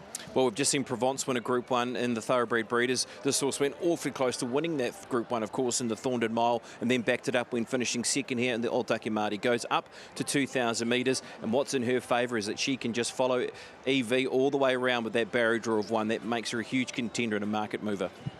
A good parade from her. She's only pint size. There's not much to her when you look at her in the mounting yard. In fact, she'd probably fit inside her stablemate in Midnight Blue, but she's another one that brings a great attitude to the races. Hasn't turned a hair since she wandered into the yard, and fitness will not be a concern. So that was a look at the contenders in the Group 1 Bone Crusher New Zealand Stakes at weight for age level. A quality field of gallopers assembled with Al Vencedor a short-priced favourite. Let's talk numbers and what you both have on top. Leith, we'll start with you. Look, I think Al Vencedor, if Billy gets it right, he's going to be awfully hard to beat. If Orchestral's giving Al Vencedor 4 or 5 lengths on the top of the straight, it's going to be really tough to pick him up, especially the form that he's in. Do you think something similar to a Herbie Dyke with how Rory put the hammer down at the 600 and said, come and get me? I think so. Look, the best thing about Al Vencedor, he jumps, puts himself there and relaxes. Look, Orchestral after 2,000 metres, she can definitely win the race, but it's just how much of a head start she's going to be giving Al Vencedor. That's it. She was very good last time out. She was chasing and she was looking for that 2,000 metres, but Al Vencedor, he is just in an amazing space of form at the moment. He's going to be hard to pick back.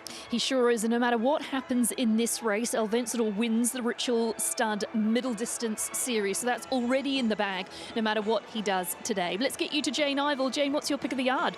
Look, I thought this was one of the hardest yards of the afternoon, to be fair. The two that are well supported in the market, and Al Vencedor and Orchestral, they haven't done anything in the parade that would suggest you'd be jumping off of them. Both have presented in super order, but I'm actually with La Creek here. I just like the attitude that she brings to race day. I like the fact that she was so relaxed out the back, and she hasn't turned a hair since she wandered into the mounting yard. She's really well prepared for this, nice and fit. She goes on top. On the back of his parade, I think Midnight Blue could run a sneaky race as well.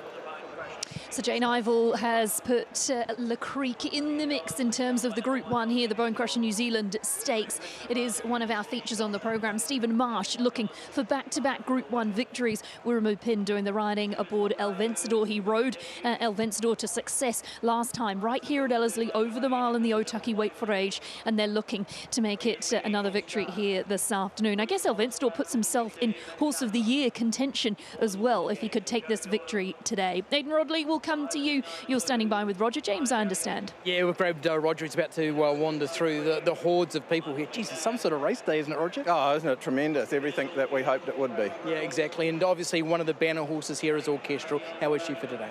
Look, she's really well.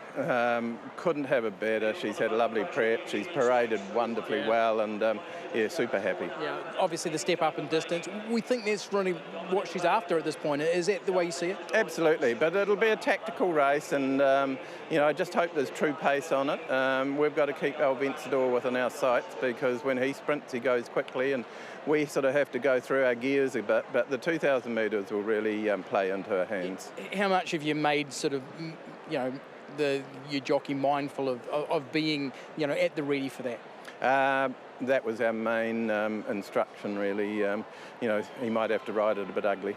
There might be a few people here who thinking that there's a target on El Vencedor's back and there's a bit more pace. Could that pan out, do you think? If there's pace on, it would be great, but who knows what'll pan out. Yeah. Obviously today a little bit dependent on what's to come with her, but if everything goes right, is Sydney still on the radar? Sydney's definitely on the radar, but let's get through today first. Best of luck, Roger. Thank you. A wonderful starting point, the 2,000 metre mark here at Ellerslie, as you can see, in front of the big crowd that is assembled on track for Champions Day. A fabulous atmosphere is with us this afternoon. Let's get you to Thad Taylor. We need a hot horse, Thad. Who's on top? Some real separation now amongst the favourite and the chasers behind here. El Vencedor will clearly be the TAB hot horse. When I last spoke to you, $2.10 was on offer. That has now disappeared. $1.70 for El Vencedor. The move has well and truly come. Look, Orchestral, it's fair to say, is quite easy in this market. We're happy to take the customers' money around Orchestral. It is the worst way for the TAB. Customers love it. We've got it out all the way to $5.50. In fact, at this stage, La Creek is the second favourite in the race at $5. Kelly Alfarasha's price is interesting. $16 was too high, $6 was too short. It's going to settle around $10. The TRK runner number 8, Kelly Alfarasha. But the TAB hot horse here, no doubt, going for 3 in a row, will be El Vencedor. $2.10 into $1.70. All right, 2.5 minutes until a start. Race number 6 coming your way. Aidan Rodley will get back to you ahead of the Group 1 Bone Crusher New Zealand Stakes. Sorry, I just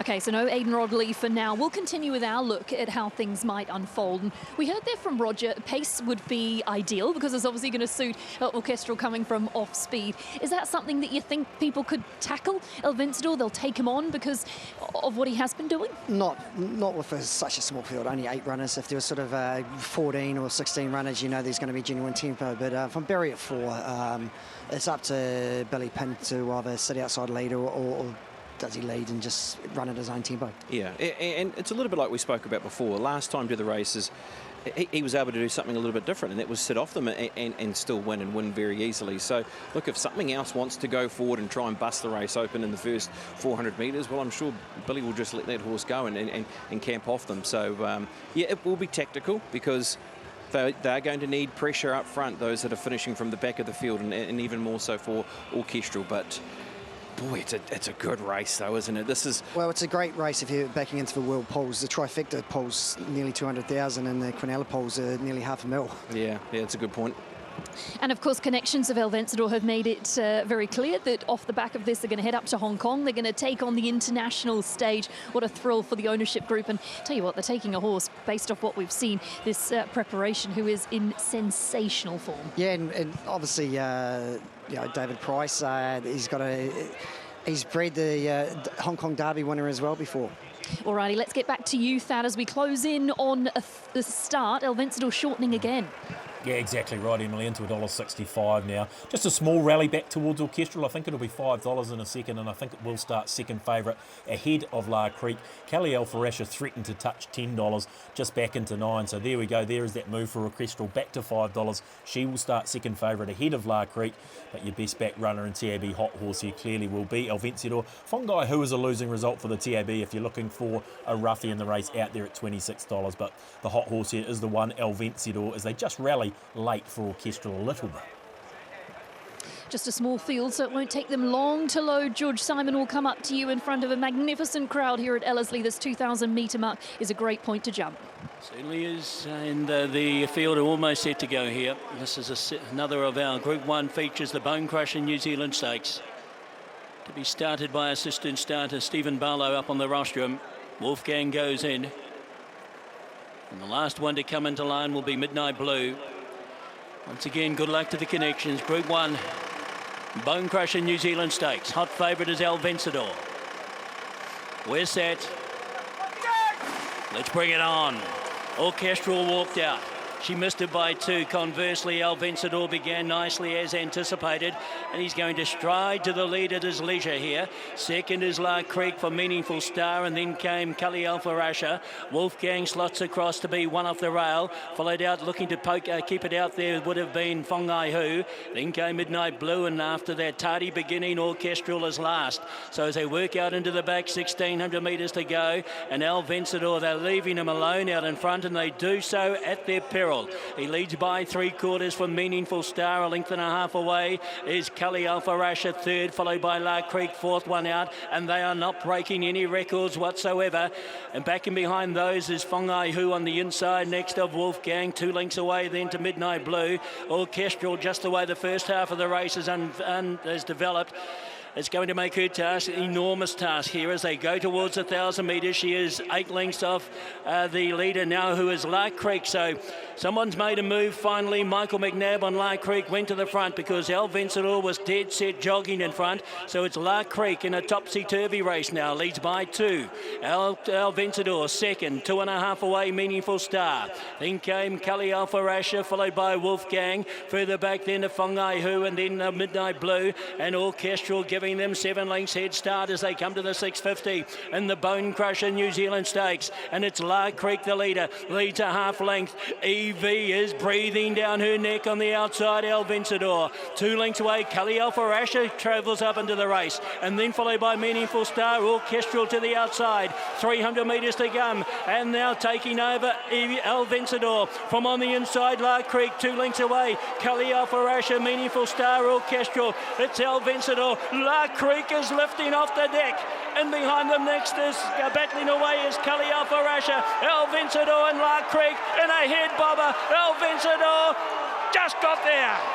EV wins the Bone Crusher New Zealand Stakes from La Creek, third over. These photos here between either Kali Alfarasha or Fongai Hu, then Orchestral, and behind them next was Midnight Blue, then came Wolfgang and Meaningful Star. What a battle. What a battle. El Vencedor, I thought he was cruising on the home turn, but La Creek, she was in for the fight today, and they gave us a wonderful horse race. They went stride for stride over the final 150 metres, El Vencedor and La Creek. They were on alternate strides, so they were in front and then second, in front and then second, but at the line, EV's done it again. El Vencedor, La Creek, third Kali Alfarasha, and Fongai Hu will be fourth home in the thrilling Bone Crusher New Zealand Stakes. Wow, what a clash of the Titans up the straight. An epic battle between El Vencedor and La Creek. El Vencedor head down where it mattered. Yeah, look, the second horse deserved. If it was a dead heat, everyone would have been happy. Great ride by Michael McNabb. He elected to go forward and put some speed into the race, and EV's just put his head down at the right time. What a horse race. What a terrific horse race. Down between these two horses, right on the line.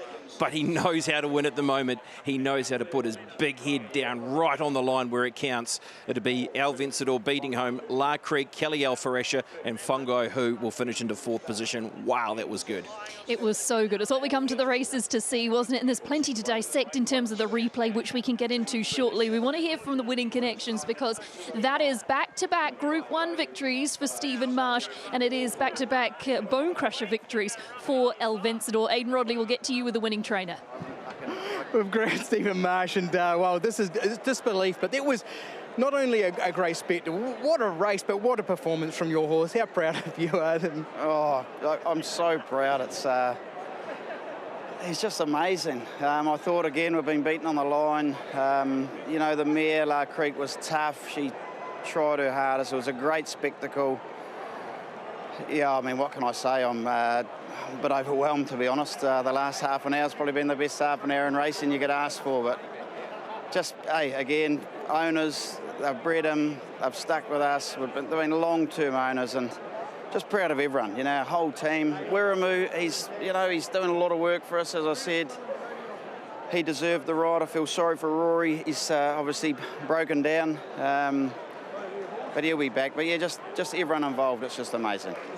Katrina Alexander came up and congratulated her after the race. Obviously bittersweet for her, but geez, they've put on such a show for this big crowd here today. Yeah, look, just such a great race, and it's great when it's like that. It looked at the top of the straight like, as George says, he's going to do it again, and then geez, it got tight late. I was getting a bit sweaty palms, but yeah, he's tough, he's good, and he just knows where the winning post is. So yeah, great spectacle. Hong Kong on the horizon for this horse now.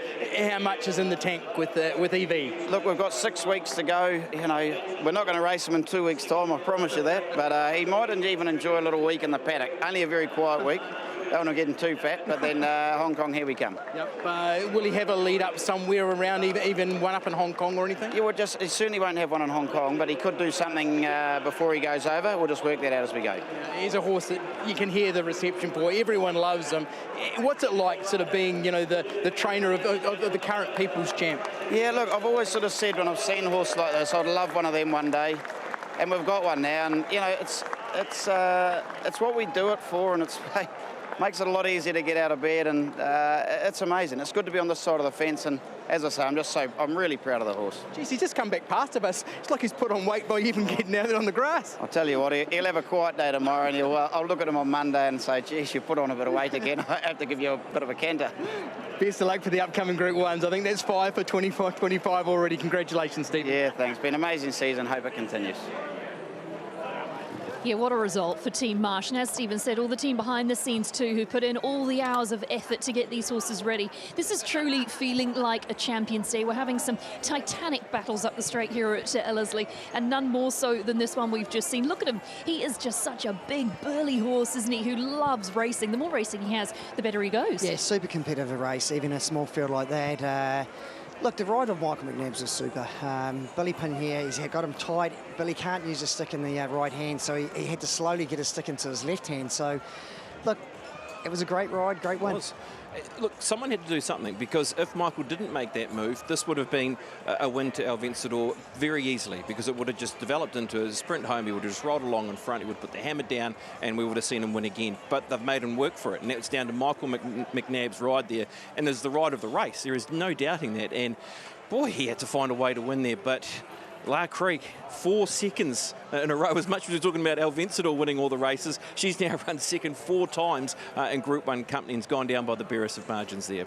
Such an honest mare, isn't she? Aidan Rodley will get back to you with the winning connections. Yeah, we've grabbed the men behind her, David Price and Mark Freeman. Mark, what a story. You've been like generations into this horse. You've bred him. How proud of what you've seen from today? Oh, super proud today. He had to fight really hard to win today, and just to see him he's winning those races comfortably. To have to fight and win and show some real heart to win today was just a massive. And to win a race like this back-to-back is just super exciting. Yep. David, you've done this with Mark. You've been long-time owners together. That goes back a long time. But today, he's put on a real show for you, hasn't he?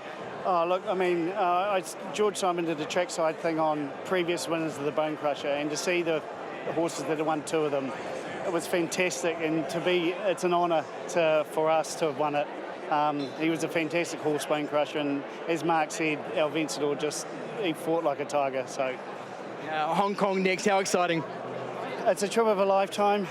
You can buy an NRL ticket, you can buy a Melbourne Cup ticket, but you can't buy that ticket. It's just going to be win, lose or draw. It's going to be an amazing trip. I know they're calling you up for the presentation, but thanks, David, and congratulations. Thanks, Aidan. Cheers. Would be the trip of a lifetime, wouldn't it? With your horse that's won 3 straight Group 1 victories. You're going to Hong Kong to the big time, and you've got such a fun horse to take with you. And I guess in terms of Horse of the Year, well, El Vencedor really puts his name right at the top, doesn't Certainly, he? why not? You know, he's in super form, and who knows? Obviously, Hong Kong's a very international race, but the horse is in career best form. The track's going to suit him. It's fast, on speed. Look, all I know, they'll have a great trip up there. They sure will. Aidan, we'll get back to you with winning jockey Wiremu Pin. Wiremu, we've just seen such a showcase of the elite racing. What was it like to be in that fight down the straight? Very nerve-wracking, actually. At the 600, he grabbed onto the bridle, and I felt like I could have put 2 lengths on La Creek pretty easy, and I thought, woo, just wait, and I was waiting, and I thought, shit, I better go. She's still there, but full credit to Stephen. He's done a fantastic job with this horse. He's aimed him for this race, and he's won it. He's just won the last race, the last Group 1 with Provence. So he's a very good trainer that doesn't really get a lot of credit, and he deserves it all. Well, it went down to the wire. Were you always confident that you were getting home? No, I wasn't confident at all. Actually, that's why you didn't see me jumping up Tahoe. But full credit to my horse. He's a champion. I wish them all the best in Hong Kong, and hats off to Nebba, Simon and Katrina. That's some training performance. That horse hasn't had a run in a month, and yeah, it made me nervous. So yeah, hats off to them. You can hear that groundswell of support. You'd have heard it as he came back to scale, but what's he like to ride? Oh, he's a real dude.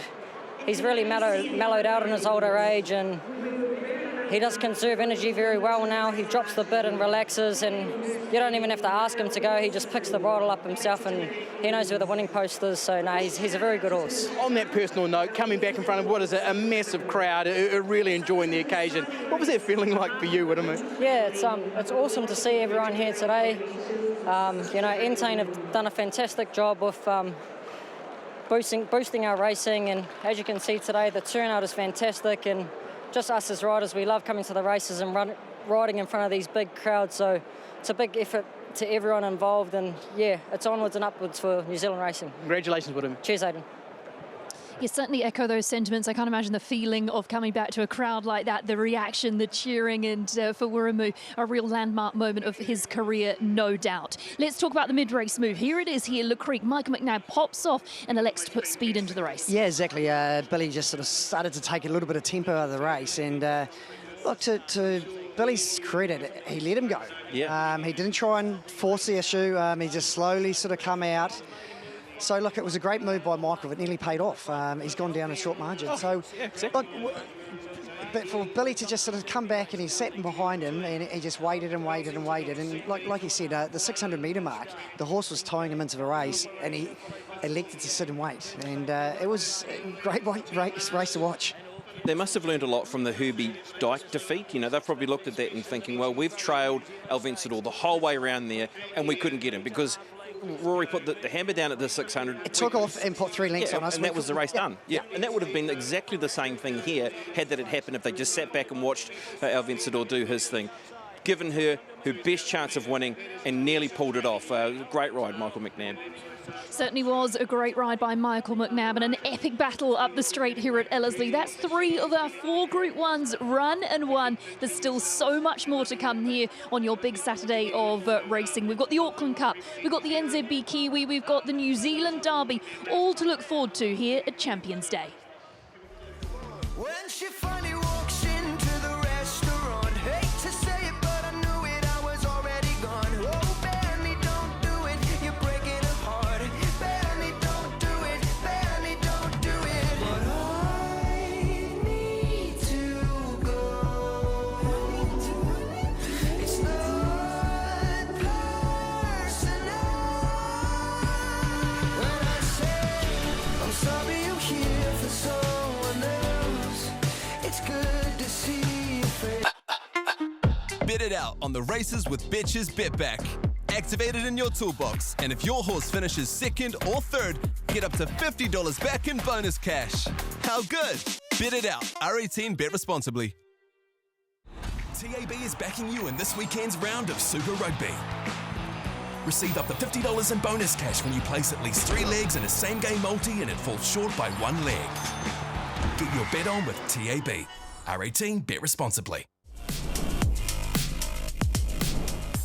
Each and every Saturday, we've got everything covered, from expert analysis and insight to all the magical moments. Legato can't pick up El Vencedor. Mara John, the New Zealand Cup winner, becomes the Auckland Cup winner. Every Saturday is Big Saturday on Trackside 1.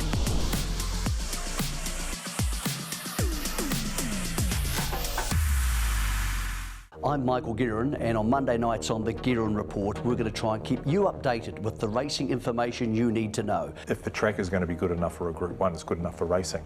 If it's not good enough for racing, we need to move it. Ask the hard questions. Do you think it changed you? Sounds silly to say, but things were coming probably just too easy. And talk about the issues of the racing week. The Guerin Report every Monday at 8 p.m. on Trackside. I'm Michael Guerin, and on Monday nights on the Guerin Report, we're going to try and keep you updated with the racing information you need to know. If the track is going to be good enough for a Group 1, it's good enough for racing. If it's not good enough for racing, we need to move it. Ask the hard questions. Do you think it changed you? Sounds silly to say, but things were coming probably just too easy. And talk about the issues of the racing week. The Guerin Report every Monday at 8 p.m. on Trackside. Sundays are for racing, banter, and maybe a sneaky win or two. Join us for Betcha Sunday Sessions, your weekend dose of expert tips and top trackside action.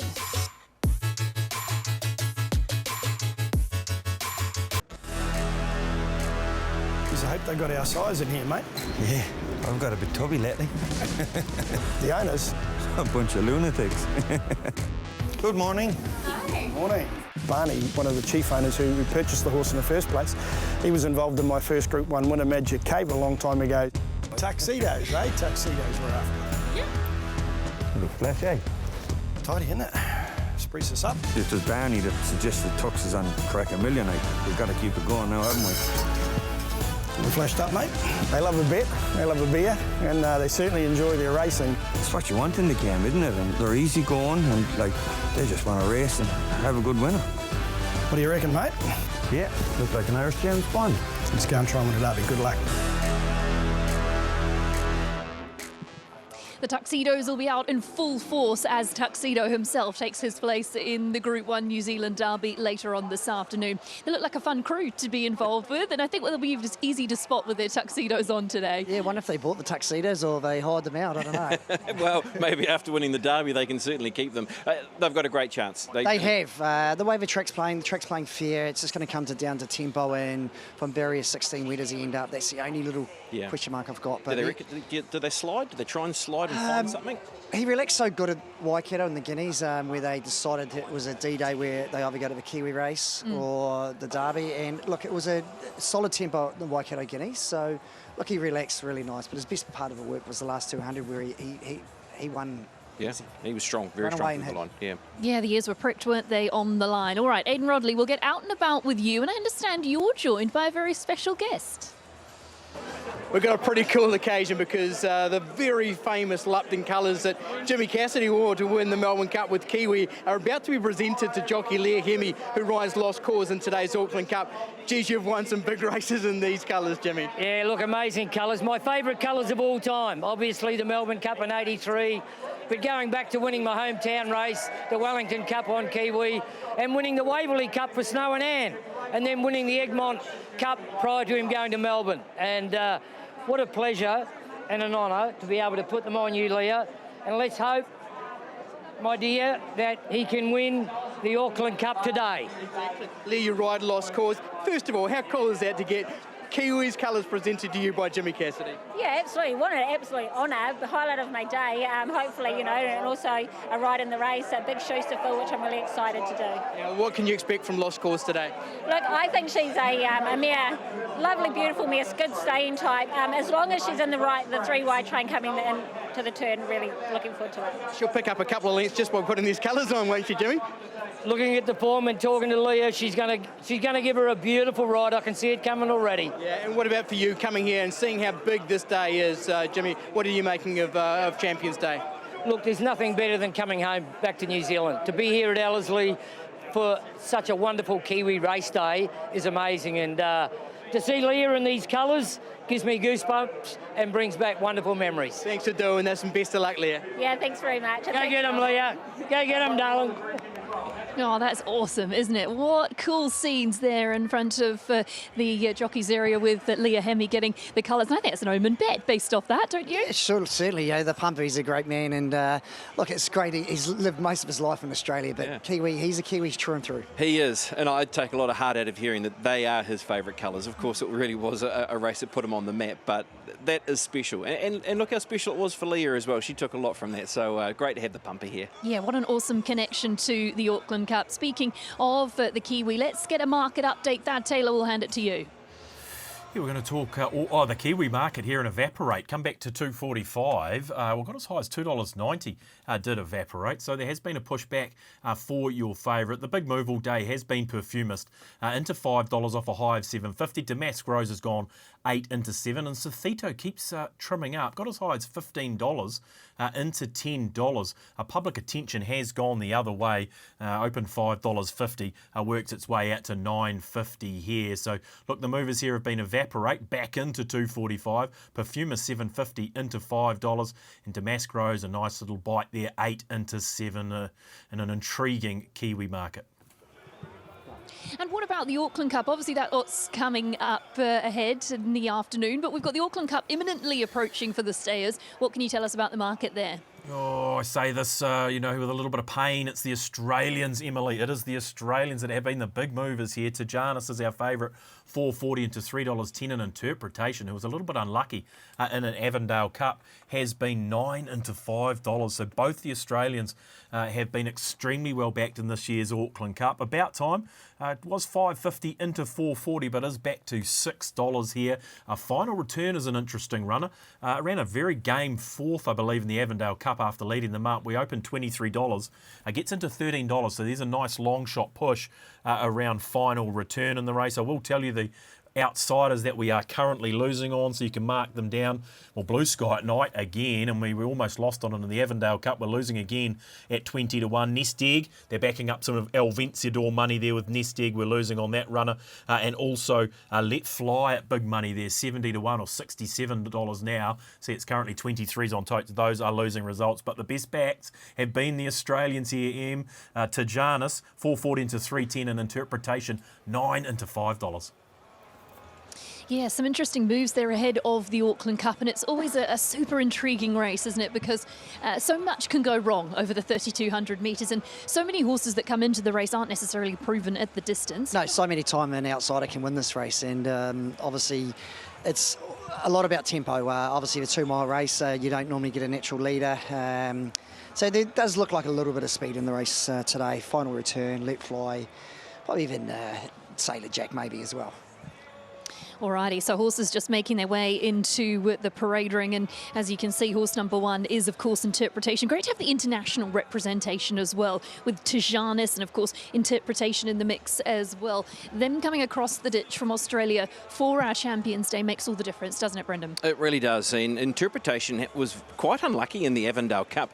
Was one of those runs that was just weaving and didn't get a clean shot at them. And even in the Wellington Cup, it was a runner that wasn't at its best in the 3,200 metres. But look at the 3,200 metre form from this horse. It's run in the 2022, the 2023 and the 2024 Melbourne Cup, so brings very good form from Australia, does Interpretation. It'd be tough to beat even with 59 kilos. He sure will, and let's get you into the parade and into our first horse, which is of course Interpretation himself, a 7-year-old son of Galileo, who needs no introduction. run, of course, in a couple of Melbourne Cups and given a good account of himself. And the barrier draw, I think, is a key factor for him. He drew well in the Avondale Cup. It's a chance for him to go to sleep, look for him late. He's got to be in amongst the numbers somewhere off his Australian form.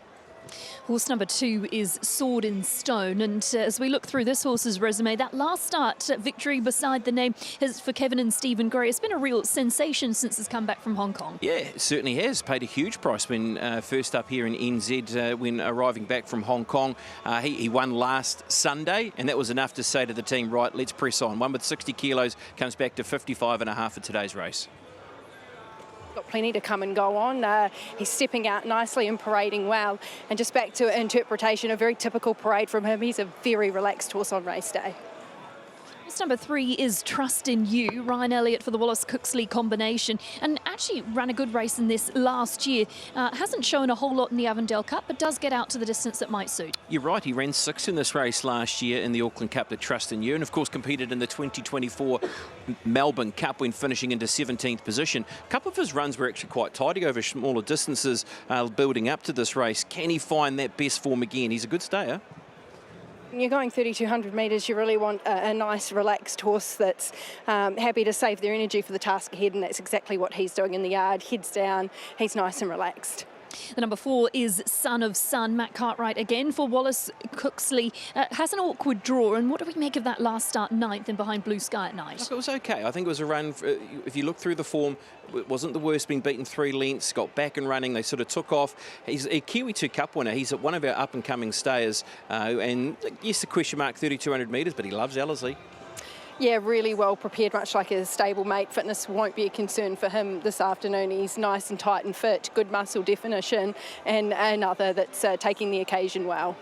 Number 5 is Blue Sky at Night. She's a real darling, isn't she, of the staying ranks. And I know Taylor Mitchell's spoken about the jump being crucial for her. We get to see her over the 3,200. Yeah, and look, a winner of the Waikato and Avondale Cup is this runner. So she comes in with very good staying form this season. And now can she bring that form over the 3,200 metres? Yeah, she's not very big, but she's really well put together mare. Seems to be coping well with her preparation. She's got really good coverage across her rib cage, so she's holding her condition nicely. She's another one that's very relaxed ahead of her next task. Number 6 is About Time, who's got a real love with Ellerslie and brings that last start place, and that was in behind Blue Sky at Night. Certainly one of the key chances in this. Another one of our up-and-coming horses is About Time. She was only just beaten here last time out in the Avondale Cup by Blue Sky at Night. Barrier draws a bit of a trick, so she's going to be down to Warren finding that spot early. Yeah, she's a lovely big mare, great scope, covers a lot of ground, and even though she's got a lovely big frame, she's nice and strong as well. Good parade from her. Number 7 is Khan Hunter, who brings the last start 5th. That was in behind Blue Sky at Night, who obviously went down to the start early, BP. Yeah, and it's a runner that's beaten in this race last year when finishing into 13th position last year for Khan Hunter. Will go around at a big price. Then you've got the 8, Nest Egg, George Rook for the Stephen Marsh stable. A last start placing beside the name. That was in behind Wolfgang. Kept fresh for this. Has 3,200 metre form, 3rd in a Wellington Cup. Of course, was placed in the 2023 New Zealand Cup as well. Nasal strip goes on. Haven't seen the horse for 49 days. Stephen Marsh is having a day out. Can it continue? Very straightforward in the parade, fitting well. And then you've got horse number 9, Sailor Jack, who does have a relatively wide draw. Mick D for Sean Fannin, Hazel Fannin, again bringing that classic form line through the Avondale Cup. Yeah, and look, the horse was running through the line and finishing into 7th position in the Avondale Cup, and not the worst in the Kiwi too. Hard fit, very bright, one to consider. And then you've got the 10, Arby, Liam Reardon for the Weatherlies, and if you ignore that last start, was actually racing reasonably prior to that. Yeah, good run in the Wellington Cup when finishing into 6th position, 5 lengths off Wolfgang. Yeah, really good purpose in the yard, and another that's handling their campaign well.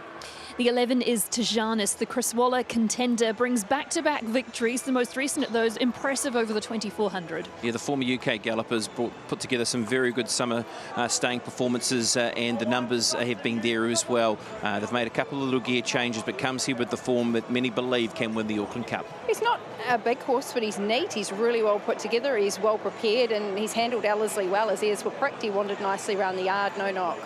The 12 is Myla, Jasmine Fawcett for the Murdochs, and a last start 6th at Mutter in behind What You Wish For. 3 wins prior to that. drawn out wide, does come in with some good form off the open handicaps, but we'll need to lift again and we'll go around at a big price. She looked really healthy, nice and fit, really woke up when the jockey got aboard. The 13 is Final Return, who's been racing really well in this company of late with the 3 placings in its past 4.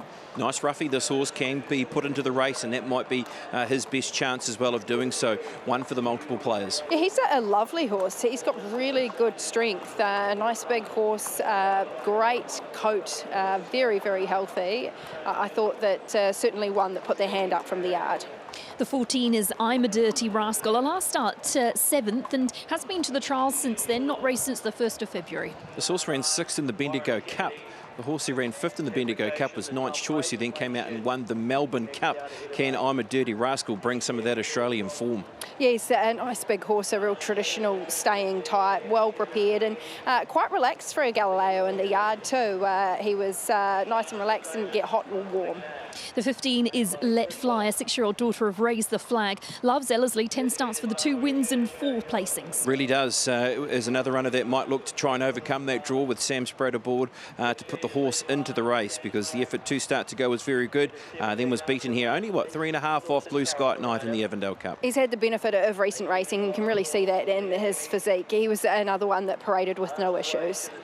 And then the 16 is Trav, a last start 4th. That was obviously at Trentham over the 3,200 metres on the 18th of January. Been back to the trials for a maintenance outing since then. He can be the knockout blow. His run was enormous in the Wellington Cup. He missed it by 10 lengths and then finished 4th and was only 2.5 off the winner in Wolfgang. Tidy trial midweek when working home. He's the one I like at odds. Yeah, the stable know how to condition horses well, and despite the fact that he's had a bit of time between runs, I don't think fitness is going to be a concern for him here.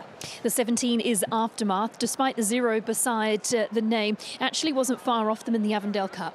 Yeah, they had a shot off the back of those 275 victories, and that was a defeat in the Avondale Cup, as you said, only 3 lengths off the winner. He's a big horse. Gee, he stands over some ground. He's another one that just got a little on his toe when the rider got aboard, but aside from that, he paraded well. And then finally 18, Lost Cause in the colours of the Luptons. A last start 8th beside the name in behind Blue Sky at night in the Avondale Cup. Leah Hemi's hoping for some Kiwi vibes. I tell you what, this horse was very sneaky in the Avondale Cup. It was only under 3 lengths off Blue Sky at night. Could be one for multiple makers. Really takes the eye when you see this horse in a mounting yard. He's that dark, almost black colour. Gee, he looked good. He had an incredible shine to his coat. Another one that's well prepared. From the yard and on looks, you've got to throw him in the mix. Straight from the yard to Aidan Rodley, we'll pass it to you. We've grabbed Stephen Gray, trains in partnership with Dad Kevin and Sword and Stone off the back of a pretty good win only 7 days ago. How's he come through that? Oh, he's come through it good, Aidan. He's fit, and his run the other day was very, very good. So that's probably what twisted our arms to come here. Yeah. What about the way he's progressed? Are you happy with the way he's gone on? Yeah, very good. He's a lovely horse. He had good form in Hong Kong, and he's sound and healthy, and he's a bit of age on him, but he'll stay, I think, and he's got a good draw and a good rider, so we're a little bit confident. Yeah. Well, I was going to ask you, how do you think he does measure up? Oh, well, we'll soon find out, but he's second top weight. They gave him 2 kilos the other day, which was a bit disappointing, but anyway, he's second top weight, so he must have some rating to be there, right? So you never know in these races. It's just good to be here and have a crack at it. Absolutely, and that must be something you're really proud of. You haven't been back in New Zealand that long, and obviously to have a bona fide contender in an Auckland Cup must be pretty satisfying. Yeah, 100%. It's been a big journey to get back here, and we're building a good team up around us, and it's good for the staff and good for our owners, our new owners, etc. And we're over the moon to have a horse here just in this race. So you never know, mate. Best of luck, Stephen. Thank you. You never know. Exactly right. Jane Ivor will come to you for a pick of the yard. What are you liking in the Auckland Cup? Yeah, right at the bottom of the book, the 18 Lost Cause really took the eye in the mounting yard. Couldn't have looked better. So, look, one for odds, perhaps each way, but I thought the horse looked super. Outside of that interpretation, I saw him at Wellington, and I genuinely think he's improved coming into this. He was lovely and relaxed. And the other one that I thought paraded really well was Tijana coming in from Sydney. $51 for Jane's pick of the yard, worth a couple of bucks, that is for sure. All right, we'll get to Thad Taylor. Thad, a big field here for the Auckland Cup. We need a hot horse. We're going to the Aussies here, Emily. Tajanis is going to be your TAB hot horse, $4.40. I thought it was going to be interpretation, but they rallied again. In fact, it goes south of $3 now, does Tajanis. So that is going to be your TAB hot horse, $4.40 into $2.90. Interpretation got into 5, just back to $5.50 late. About Time back out to 7. The two horses they don't mind at odds here, Final Return and I'm a Dirty Rascal, have both had a bit of support at double figure odds. And Let Fly is one of the worst results for the TAB. Brendan will be pleased to hear. We're 71 into $46 for Let Fly, but the TAB Hot Horse goes to $2.80 for this year's Barfoot and Thompson Auckland Cup. Will be number 11 to Janus. Final thoughts from yourself, Leith and Brendan Popwell. I need a number on top and a value for people at home. First leg of the quali, I think you need the field. But look, I thought a good each-way chance. I thought Blue Sky at night, if she sees out the trip, she's going to be thereabouts. I'm having something each way on Trav, really taken by the Wellington Cup performance, 3,200 metres, no issue, so happy to back it and at a nice price. Big field to load here ahead of the Group 2 Auckland Cup. George Simon, who do you think is going to be this year's victor? With a bit of value here in interpretation. Trained by Kieran Ma, Blake Shin, the toppy. Now About Time goes forward, up comes Final Return. So the last two, Blue Sky at Night and Let Fly. Just repeating the information passed through from the stewards and race 8, the NZB Kiwi, 10 Sethito. And a minor abrasion to the left hind leg en route to the course has been vetted and cleared to start.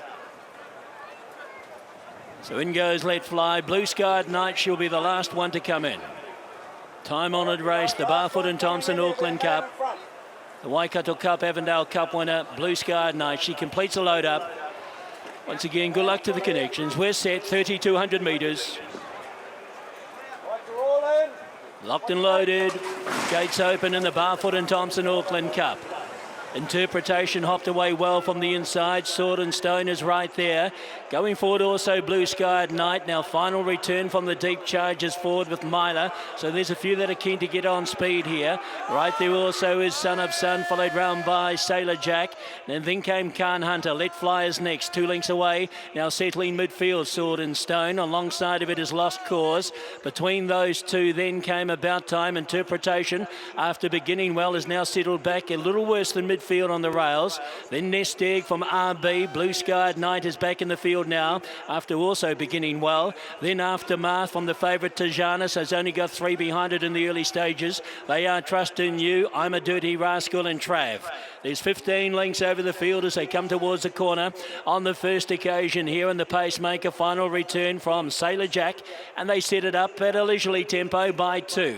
Myla is third on the outside of Khan Hunter, 2.5 away Sword and Stone. Then came Son of Sun from RB, travelling out wide. Here is Aftermath, and behind those Interpretation, 4 back on the rail, locked away midfield. And then followed round next by Lost Cause, Let Fly, Tajanus, Tracks Interpretation through. The grey Nest Egg is well back in the field here with About Time. I'm a Dirty Rascal, Blue Sky at Night, and then came Trust in You, and last as they greet the judge with a lap to go is Trav. The field for the Barfoot and Thompson Auckland Cup, spread out over 17 lengths as they climb the rise, leaving the straight. After being caught wide, Aftermath has been allowed to stride forward and find the rail by Ace Lawson Carroll and leads the cup field by 1 length from Sailor Jack. Final Return now trailing third. Then came Myla fourth, followed on the inside next by Khan Hunter. 2 away to Sword and Stone over on the inside of RB, who got across to be 1 off the rail.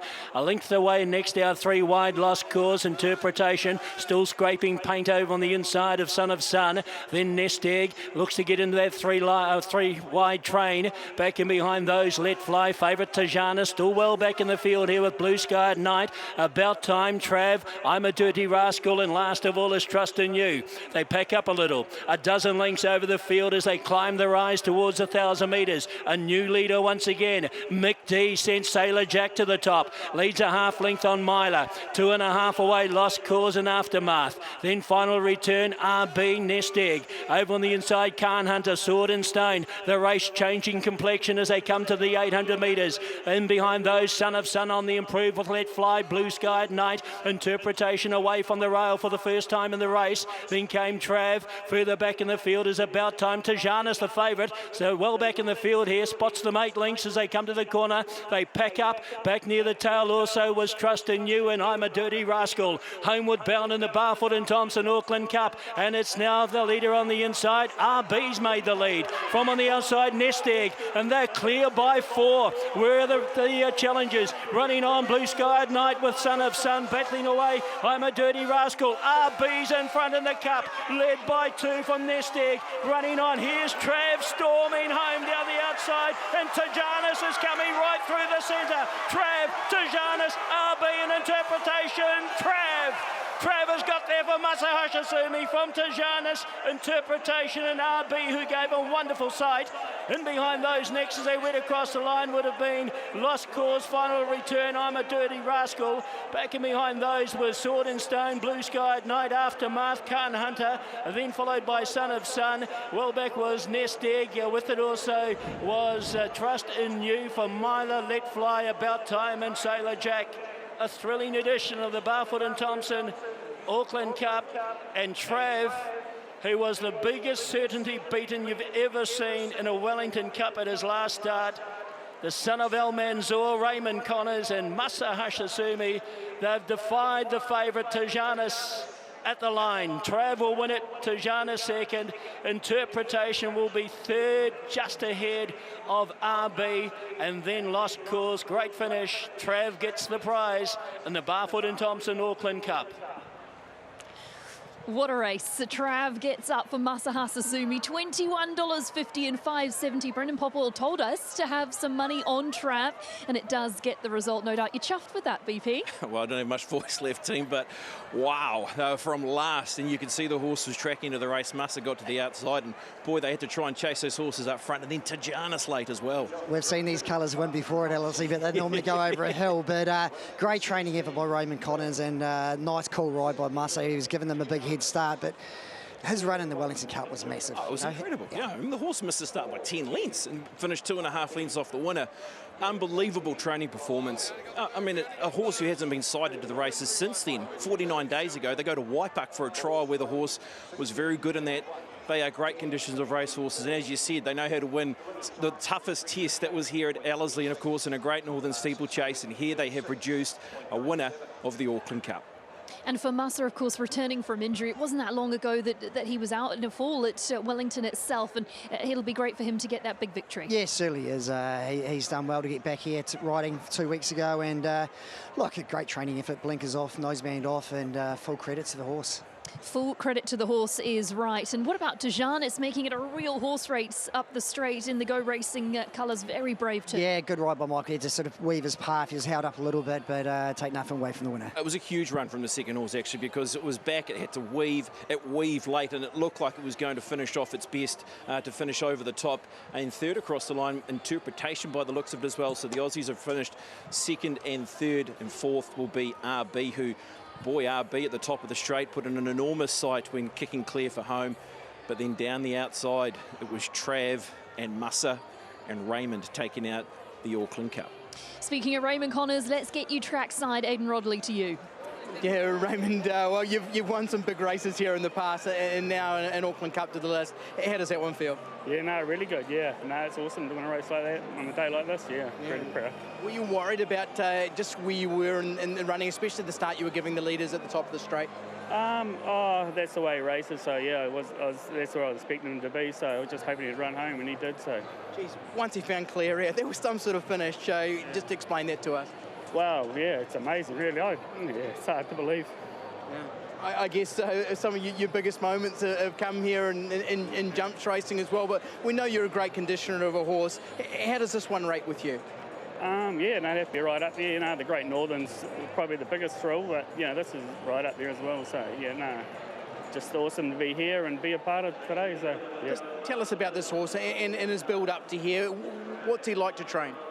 No, he's not the easiest to train, to be honest. Yeah, so it's been a bit of an effort from everybody at home. So, a lot of his farm work still, Raymond?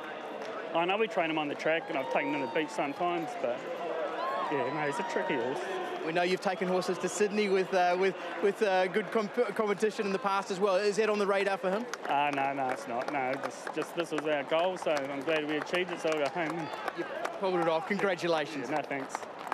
Trained to the minute, no doubts about that. Gets home to a beautifully timed run to take out the Barfoot and Thompson Auckland Cup at Group 2 level. And for Masahisa Sumi, a very well-deserved victory as well.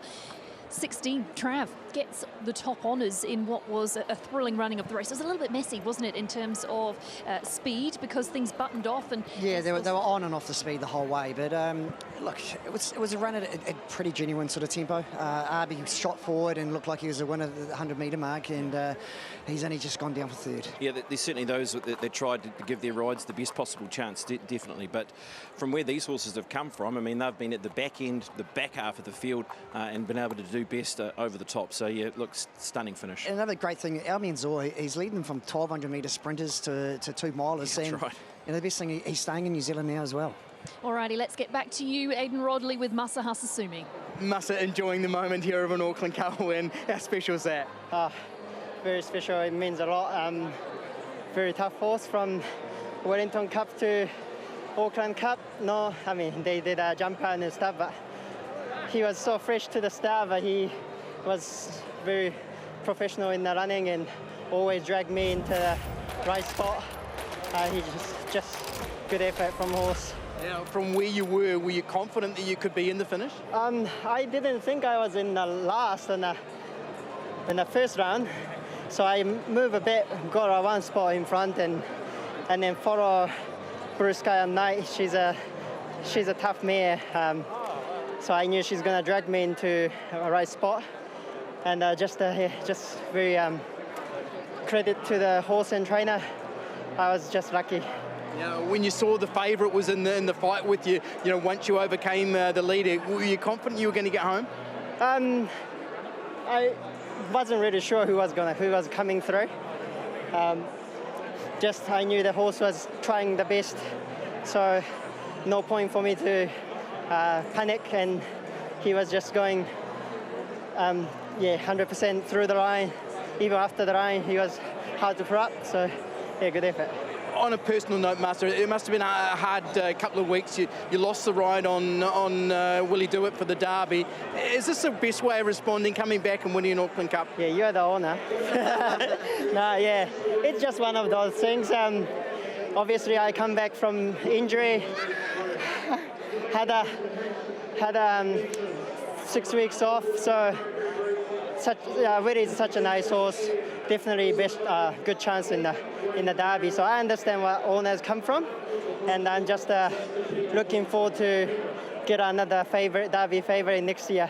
For all winning that race, what's it like coming back? The young fellas here, he just looked up to you and said, "Daddy," his daddy's just won an Auckland Cup. Yeah, he's the reason I keep going, and those 6 weeks when I was injured, he gave me the best motivation. So yeah, just my wife and sons are very nice. Congratulations, mate. Thank you. Okay, well, the siren goes. You might be able to hear that on the coverage at home. So an inquiry here into the running of the Auckland Cup.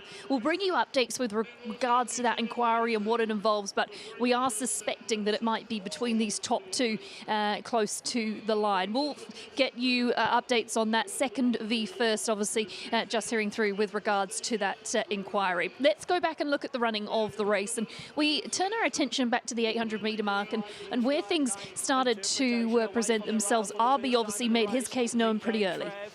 Yeah, certainly he got on his bike pretty quick from the 600 metres and injected some speed. And look, Tav got a nice drag into the race, which Jonas was just inside him and got held up a little bit turning in as well. And it'd be interesting to see the head-on, so the last sort of 50 metres. There might have been just a little bit of tightening, I'm not too sure.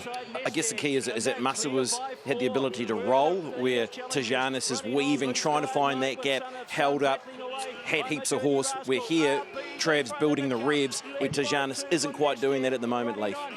Yeah, look, Tav's sort of middle of the course there, and Travanis has had a clear run from the 200-metre mark, so it'll be interesting to see the head-on. It sure will. We can get that head-on vision for you right now. We can see where these two do come together, and obviously with it being so close in the closing stage, you can see, as you said, Brendan, Tajanis just having to plot that path through. Exactly right. So you can see the horse here in the Go Racing colours. Out wide in the green cap is Trav, and this is where we're about to see it. It's going to get close, Leith, and there's a very small margin between, so it's going to be interesting to see how much of a touch there is here. Yeah, they look like they may have touched. It might have been right on the post. Right on the line, It's probably, I'm not sure if it's on the line or past the post, but yeah, it's not for me to decide. Alrighty, we'll bring you updates with regards to that inquiry as it unfolds. So second versus first in the Auckland Cup here. Trav was the winner at Tajanis, the second horse, second versus first. We'll bring you the updates with regards to that inquiry as it unfolds. That was the Group 2 Auckland Cup, thrilling running of the race. We'll be back. We've still got so much more to come. Can you believe it? The NZB Kiwi is not far away, plus the 2025 running of the Group 1 Trackside New Zealand Derby. See the flame heat up. Need a 7-digit number just to wake me up. Take cover when this thing erupt. Baby, I'ma have to cool off in a minute. Cause you know I'm too hot when I'm winning. Sauna in the kitchen. Boy, you know I'm cooking with grease. Keep it hotter than the sun. I ain't talking Capri. I got so much sauce I can sell it in bottles. So much game I can fill up a novel. Drip too hard, gotta give him some goggles. See him sweat when we hit the throttle. Baby, I'ma have to cool off in a minute. Cause you know I'm too hot when I'm winning. Sauna in the kitchen. Boy, you know I'm cooking with grease. Edge of your seat NRL action is back this weekend. The perfect chance to try your hand at a TAB Same Game Multi. Get up to $50 bonus cash when you place a 3+ leg Same Game Multi and one leg falls short. Boost your odds. Get your bet on with TAB. R18, bet responsibly. I'm Michael Guerin, and on Monday nights on the Guerin Report, we're going to try and keep you updated with the racing information you need to know. If the track is going to be good enough for a Group 1, it's good enough for racing. If it's not good enough for racing, we need to move it. Ask the hard questions. Do you think it changed you? Sounds silly to say, but things were coming probably just too easy. And talk about the issues of the racing week. The Guerin Report every Monday at 8 p.m. on Trackside. TAB is backing you in this weekend's round of Super Rugby. Receive up to $50 in bonus cash when you place at least 3 legs in a Same Game Multi and it falls short by 1 leg. Get your bet on with TAB. R18, bet responsibly. And I'm Ian Smith, the Kiwi voice of sport.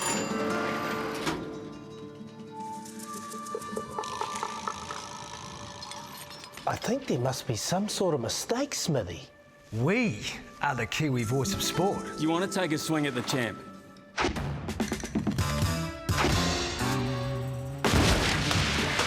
It's high noon, boys. Shouldn't you be on here? You're all on my time now. Look at this sideshow. Cut it out, Steffi. I'm the Kiwi voice of sport. Hold your horses. You can't talk sport without racing. There's just so much going on. Everyone here? Let's settle this.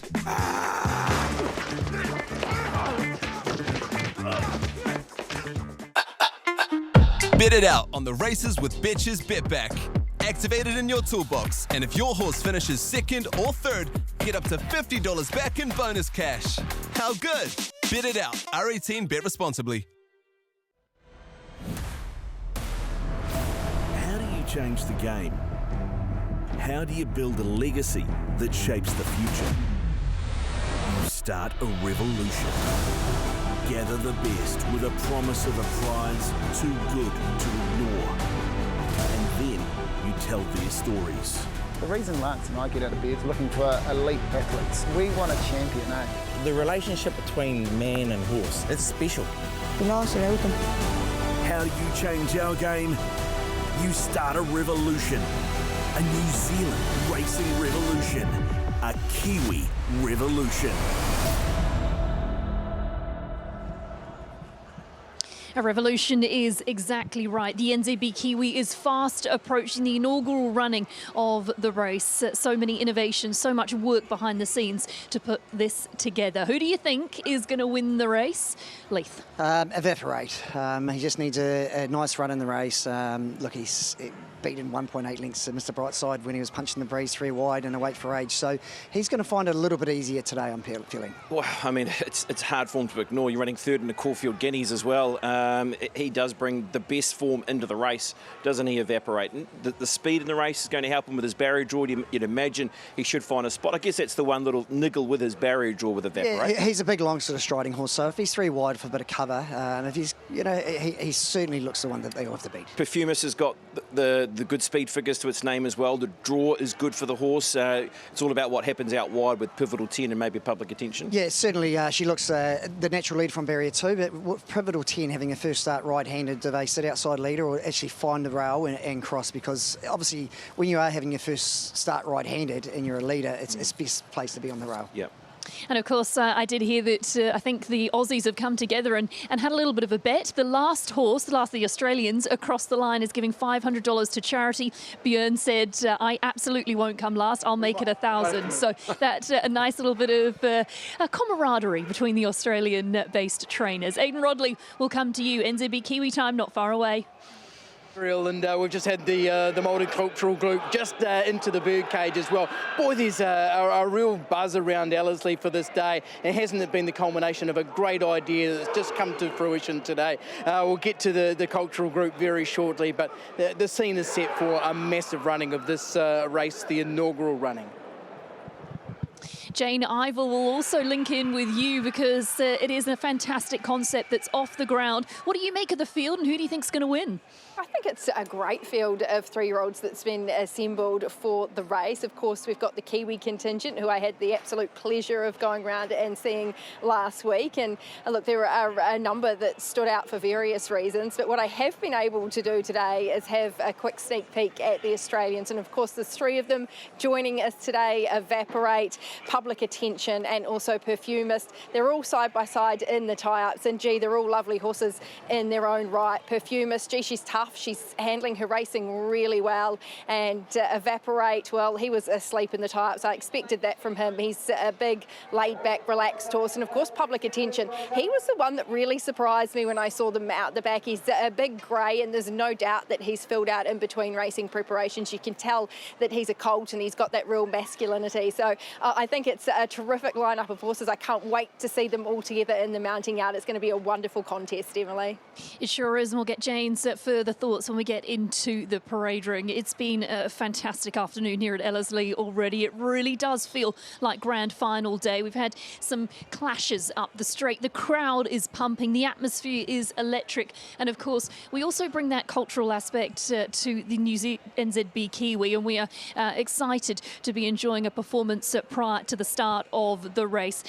What a wonderful idea and innovation this is to get off the ground. Where did we think we would be here a year ago or 18 months ago with an $8 million race day? So many champions. Yeah, it's certainly the ideal from Cameron George and Lachlan Fitt came together over having a quiet beer in a pub in Australia. So, look, we've all been looking forward to the race and the concept. If you said sort of 6 months ago you're going to have 3 top-line Australian horses in the race, full credit to the club as well. When we were here 12 months ago, the slots had been sold and we were talking about the Kiwi from there, and it's just built. It's built through the season. We've got through those spring races. Then we started talking about horses. Could this be a horse? Could that be a runner? We got through the Christmas period and it's really built from there. I love the concept, and it's only going to get bigger and better from here once we've had the first running of the Kiwi. And this day itself, it really is an iconic day looking towards the future. Aidan Rodley will come to you. You're ringside, right where the action's happening. Yeah, there's so many of the owners and slot holders, and Mark Chittick, wow, this is something, right? You know, and for you guys, you've got a couple of key runners in the race, but how have you found the build-up? Oh, it's just, like, it's unbelievable. It's sort of rock star stuff, you know, to come here on a race day like this and see incredible racing, but to be involved with what's going on right now, it's obviously it's history making in New Zealand, and it's just unbelievable to be part of it. Yeah, it really has captured the public imagination, hasn't it? 100%, like 100%. Like this is, I've never seen anything like this before. And look, I absolutely take my hat off to Lockie Fitt, you know, to Cameron Roger, to Emma Thompson, NZB, all of those that are involved, and all of these slot holders. You know, we've all stepped up. Everybody's made it work, but you know, for those people to drive it through and create this spectacular event, it's awesome to be involved. Of your two, who's the better of them? Oh, look, obviously Seth Ito, you'd think so, sort of after he missed a bit of work and that sort of thing, but don't count him out. Best of luck. Thank you. Lots of celebrities on track here this afternoon. Great to see the sports stars piling into Ellerslie. Waikato started with a strong hand in the race, as we heard there from Mark Chiddick. We'll get to a market update with you, Thad Taylor. What is the market telling us ahead of the biggest story of the afternoon, the NZB Kiwi? Yeah, can't wait for this one, Emily. Look, Evaporate is a well-backed favourite. That's the first thing I can say. Just gets back out to its opening quote of $2.70, but rock solid in this market. The move during the week has come for Perfumist. We opened $7.50 into $5, but you've just seen that move for Damask Rose. Right at the moment was around $8.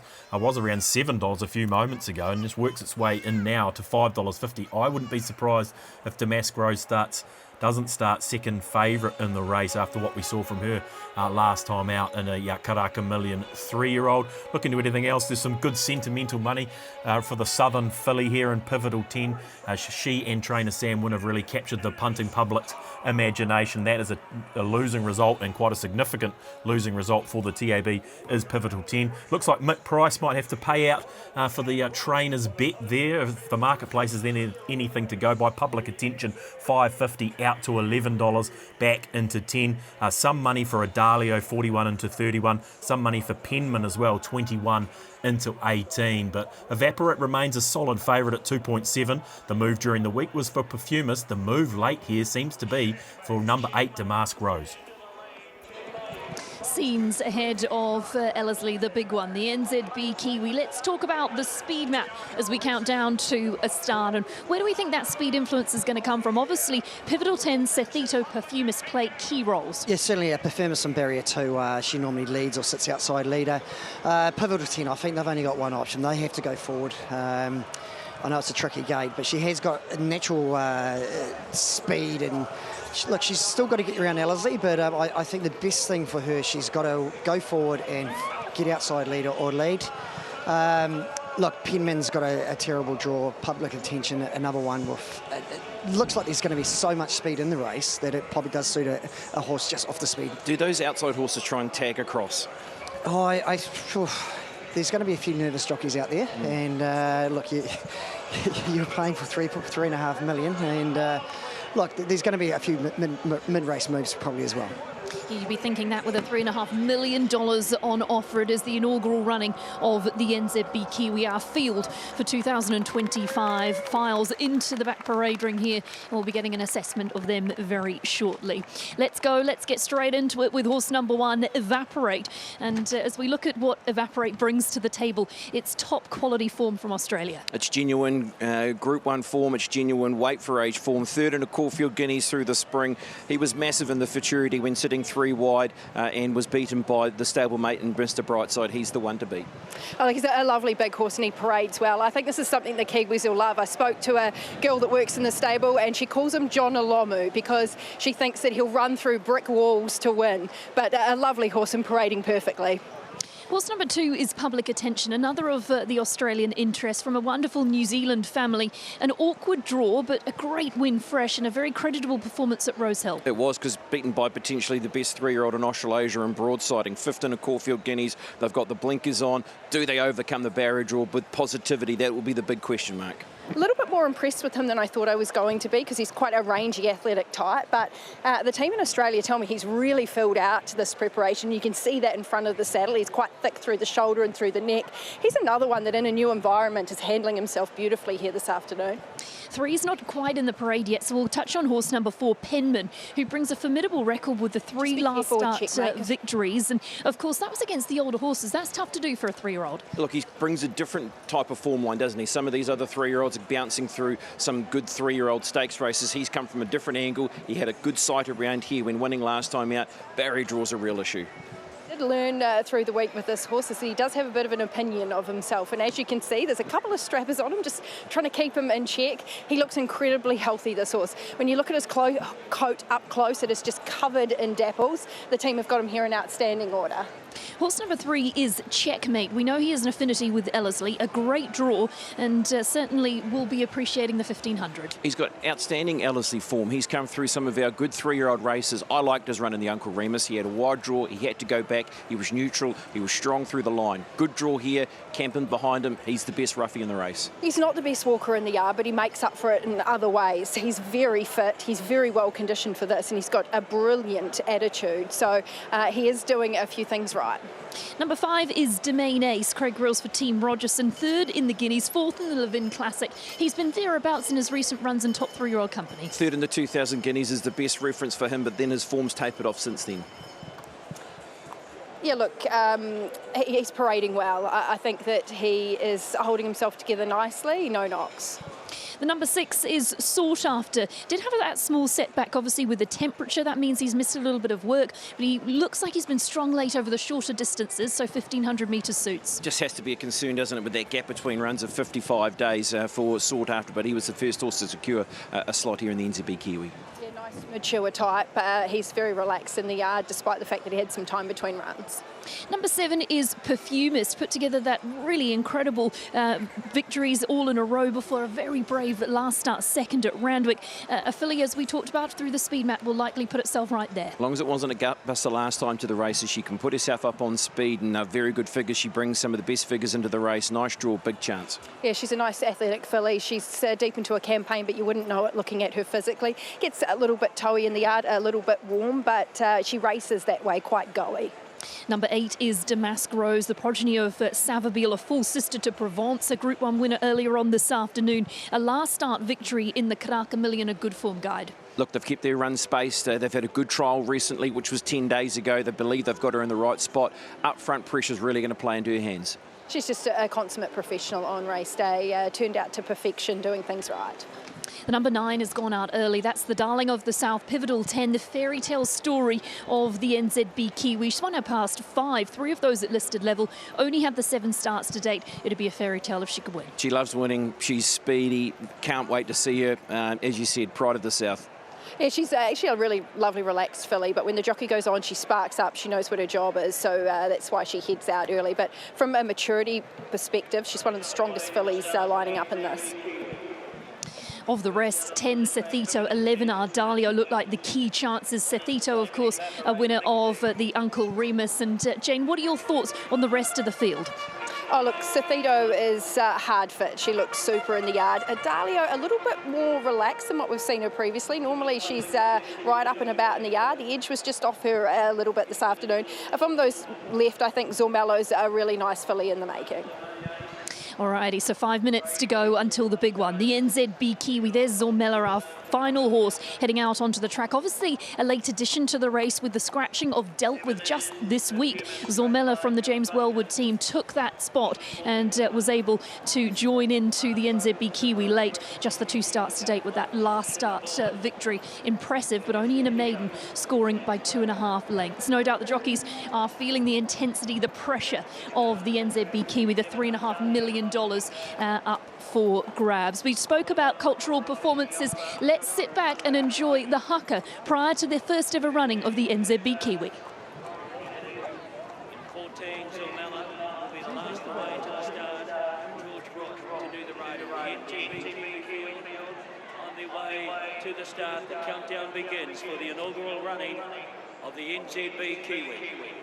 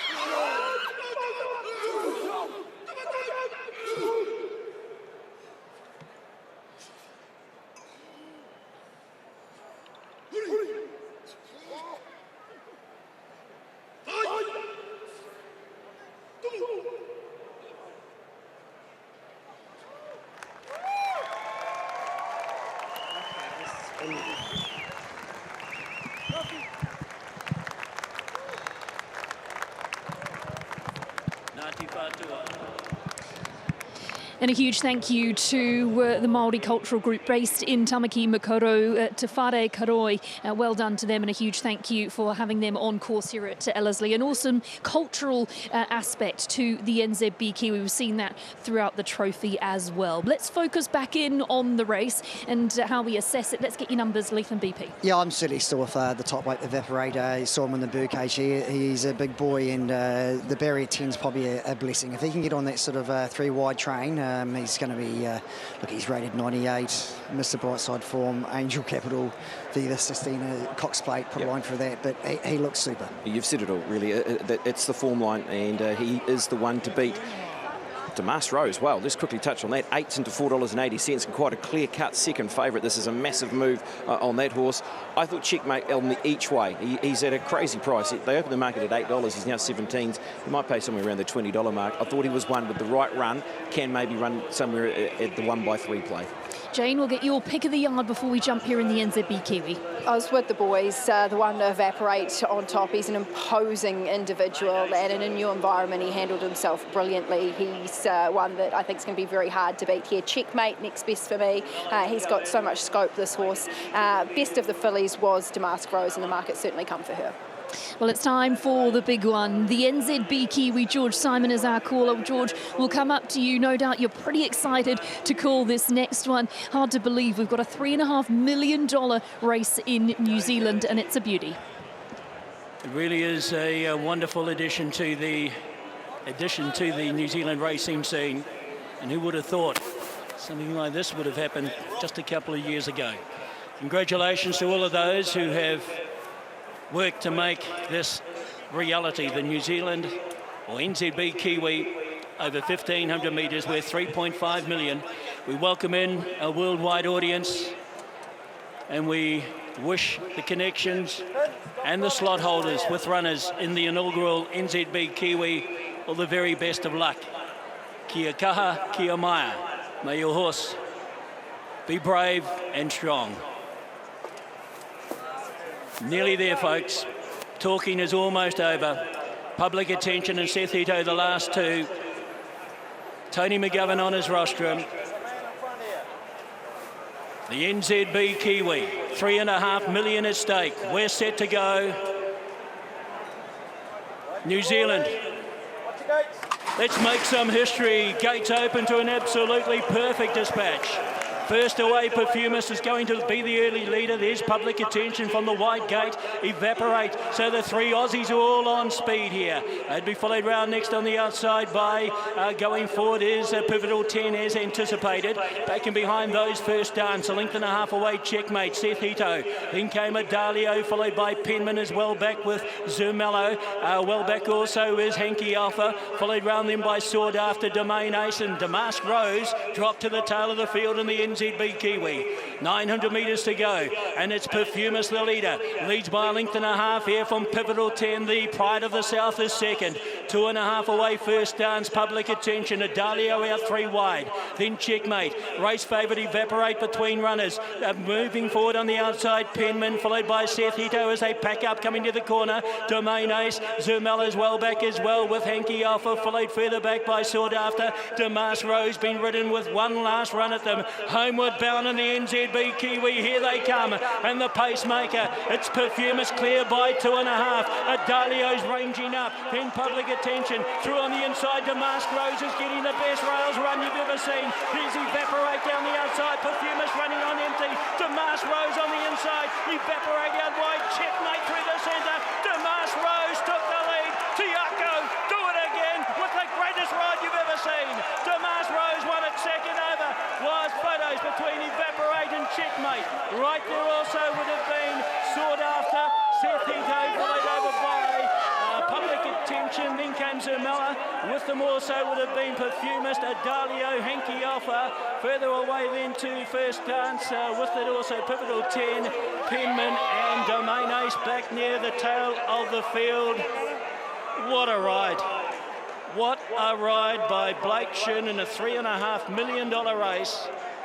He just dropped out to the back of the field, let it all unfold, did not go around one horse. Damask Rose, the filly by Savabeel out of Sombril, that is the second Group 1 success with that breeding on the card. What a day for Tony Ryder. Owned by the Tiako Coming Up Roses Racing Partnership, Mark Walker, Sam Burgesson and Blake Shin. Damask Rose wins it second, probably Evaporate from Checkmate. Let's have a look at this go for fourth. It is desperately close. Possibly Perfumist holding on from Sought After. Seth Hito out wide. Right with them also were Adalio, Public Attention, and then Penman.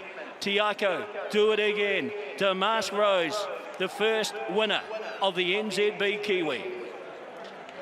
And what a winner it was. Didn't go round a horse. Damask Rose takes the top honours and does it decisively. The ears pinned back. The fist pump from Blake Shin on the line. The first ever NZB Kiwi goes to Team Tiako with their star 3-year-old. Wow, some ride. She flopped out of the gates, had no speed, and she was a clear last, and Blake just sat there and let it all unfold and just saved all the ground. And she was, God, she just put her ears flat back and attacked the line. Quite incredible. Let's have a look at it from here, because this is going to be the best shot. She is last on the inside. Everything's rolling off, rolling off. Blake takes the gamble to keep hunting, and then there's a nice big gap there for her to take. She gets through there. Nice and tight. She gets through there. She was absolutely flying into it. Oof. And wow, what a win. What a win is right. You need the horse to do it, and he certainly had that. Aidan Rodley will come to you with the winning trainers, Mark Walker and Sam Burgesson. Yeah, we've grabbed Sam and Mark, and congratulations, guys. Sam, first of all to you, how special is that? Oh, like, it's hard to describe, honestly. Like, it was pretty surreal. I said to Mark when we saw her flop out the back, I said, oh, geez, we'll have to be good from there. And fair play to Blake, he was very patient, and the filly was so gamed. Yeah, when she shot through, we were all on our feet, and yeah, she's just gone the right way. She's just kept, every time we've asked her, she's just kept picking up and improving. You know, like we earmarked her for the slot race quite early, and so thankful it's come off. Mark, to you, this is an investment, obviously. You buy this slot to win this race like that. How about that? Now, full credit to David Ellis. You know, he bought her for $200,000. Anyone could have afforded her. So, no, it's terrific. And the ownership group, she was the last yearling to sell that year, so, and some of the Entane crew are in there as well. So, it's going to be a long old night. Sure is. 100 for the stable. What is it about her? She won the Karaka Million 3-year-old, and she showed plenty in running second in the Karaka Million 2-year-old last year. Oh, she's just a competitor. She comes off a good farm. She comes off Moolam Park, and you can't beat studs that. And the mighty Savabeel, he's just still doing it, even in his twilight. So, absolutely. Sam, if I can just get a comment, because you were saying you're jumping up and down off your feet, but your co-trainer was there just eating some hot chips. Yeah, so, I don't know how he does it. Like, honestly, I was a bag of nerves the whole week, and I couldn't handle it as well as he could. He's just so laid back. I suppose he's been there and done it, and I'm very lucky to have him by my side, sort of, the calming influence, I suppose. Absolutely. We saw the reception that you got. This means a lot to a lot of people around the stable. Oh, for sure. There's so many people to thank. So obviously Dave and Karen at the top, and Mark, and, I'm very lucky to be doing what I'm doing with a fantastic group of owners and staff, and I'm definitely going to forget people, because it's such a whirlwind at the moment, but just very grateful. Just one last thing to touch on. What about that ride? Oh, it was incredible, wasn't it? Like I said, he was out the back last, up the fence, and I'm thinking, oh God, it's, but I suppose that's why, he's the top jock, and very grateful to have him in the team. Special moment. You enjoyed this, Blake coming through the tunnel. Awesome, thank you so much. Scenes unfolding there at Ellerslie as Blake Shin, Damask Rose come in. Of course, you can see what it means to the connections to Tiako, Sam Burgesson, Mark Walker. We're going to hear from Blake Shin shortly as everybody makes their way back to the winners' enclosure. For the ownership group, just been on the ride of a lifetime. We're only here, a little over a month ago when Damask Rose took out the Karaka Million. If that wasn't thrill enough, they've springboarded that into an NZB Kiwi, and what a ride it was. We're going to unpick kept that shortly too. In terms of the beaten horses, we had a lot to work through because there were some great runs in behind Damask Rose. Certainly was. Evaporate was really good, and obviously I thought the run of Checkmate, and even sought after. He's had a long break and he's had a couple of little hiccups. He was hitting the line really well late. Extraordinary run from sought after to finish into 4th position, but you're right. The third horse, Checkmate, he's run a race, Evaporate, around about the 600-metre mark. He sort of just... Yeah, he looked like he just sort of went off stride for a fraction there and sort of lost a couple of lengths quickly. So maybe the first time right-handed on this track as well. And we just heard there from the team, obviously for Tony Ryder, who owns Milan Park. What a landmark day. His 2 full sisters in Provence, who won the Group 1 earlier, and then now Damask Rose takes out the NZB Kiwi. They're full sisters, incredible effort. Look at the connections, they're delighted with the win. Let's get to Blake Shin, though, the winning jockey. Blake, you got a dream run along the inside. Just tell us how it unfolded. Yeah, look, she was a bit slow into stride, so we had to go to sort of plan B and ride her quietly. Fortunately, the speed was, quick. I was contemplating coming wide, but just the way the race sort of set up, I had to sort of look for the inside runs, and they came, and she was good enough to capitalise on them. She's a really good horse. I rode her in the Karaka Millions as a 2-year-old. We won the 3-year-old, and it's really special to win the inaugural running of this Kiwi race, and just delighted to win for Te Akau, the team. It's pretty special. When you did ask her to quicken, what did she show you today? An electric turn of foot, a real desire to savage the line, take the gap. Pressure was starting to encroach on top of her on the rail there, but she pinned her ears back. This was a target all prep, and just delighted. I'm thankful to David Ellis, his support, as we know, he's a legend of the game, great selector of horses, and anytime you're on one of his horses, you've got a lot of confidence. You've come over to New Zealand, you picked off the race that everyone here wants to win. You come through that reception. What does this mean to Blake Shin? It means a lot. Deep down, I'm quite emotional. As we won the Group 1 Systema on return to Conquer, I've struck up a relationship with Te Akau, David Ellis. They're a big family environment. They embrace me, a part of it. And, they've got the good horses. They need results. This is what it's about for their big group of ownership base. And, to achieve this result for them, it's what it's about. Blake, you'd be the best one to give us the assessment. How competitive could she be, if she was to venture further afield? Oh, she's right up there. She's a really great filly. I don't think we've seen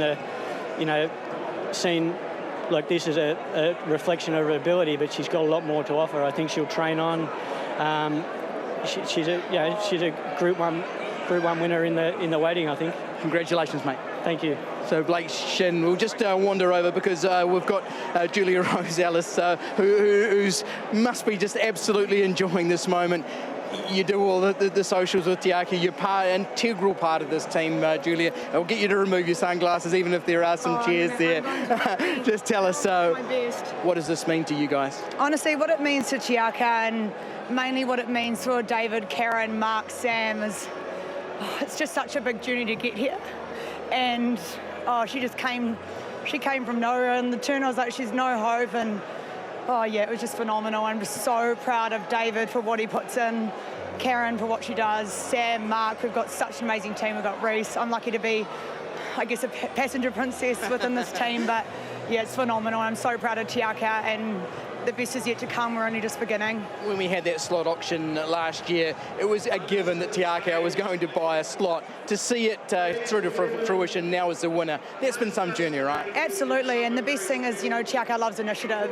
Anything that comes into New Zealand racing, or, racing in general that we can be a part of, we'll always be a part of. I'm so proud to be a part of New Zealand racing on the Kiwi Day and to win this race alongside our 100th Group 1 today.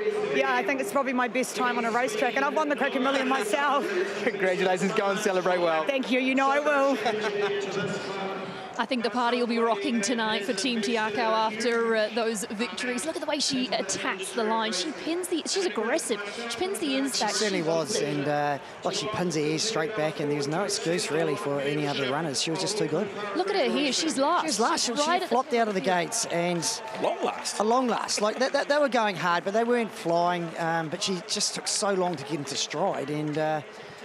I don't know what you'd be thinking if I'm Blake Shin back here last and you're running for 3.5 million and you're going, well, what do I do here? But this shows you the class of these world-class jockeys that come in and ride. Public attention had to make that move, that they were able to find a position. They got into that 1-by-1 spot. Yeah, look, they good ride by Billy. Went forward, jumped out good. But the summing up of the race was Blakey. He had a couple options of, what do I do here? There was no one really in front of him that was going to take him into the race. So he's gone back to the rail and thought, well, I'm going to ride for luck.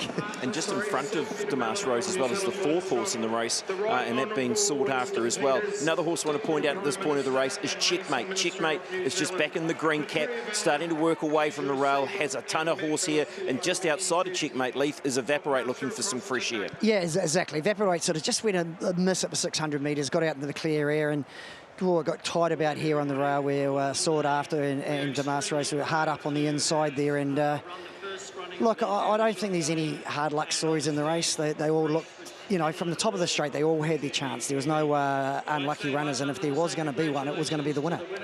She's got a great turn of foot, hasn't she, Damas Rose? She really blitzed them late. Let's get back to you, though, Aidan, with the winning strapper.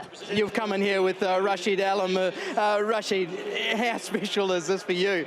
I'm very proud for this horse. I just before say I'm very confident that horse winner because on the field this horse on the rest the good field. I'm very proud for this horse can winner. What's she like to deal with, Rashid? Last time this horse I'm very scared for draw. This time mid of the draw. I also like it. I'm very happy. Did you come here confident that she'd run well today? Yeah, I'm very confident can win this race because 3.5 million race, big race in the first time in the New Zealand racing. What do you do when she gets home? Is there extra bit of treat for her? Yeah. What will you do for her? Just going home in the home. I'm just Muslim. I'm then fasting. Still, I'm nothing eating. Still I like it this hot. That's why I came here. Well, you're fasting. She's not. She must be in for an extra treat, surely. Yeah, I'm just fasting maybe in the morning time. 4 o'clock start eating and 8 o'clock finish eating. Congratulations, mate. Thank you so much. Well done to the winning strapper there with Damas Rose, and no doubt some extra carrots tonight for her. Look at her as she pins the ears back. She has that electric turn of foot and she powers away to NZB Kiwi glory. Well, we go from the middle distance 3-year-olds in the NZB Kiwi to the stayers. The New Zealand Derby is coming up next. Will he do it, being one of the key contenders? Let's find out more about him.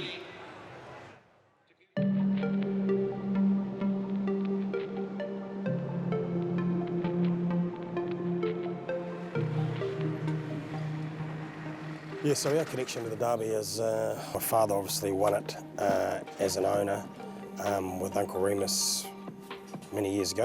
Yeah, he was a great horse and with a great stride length and everything like that, a little bit like Willie Do It. So yeah, hopefully it can repeat itself.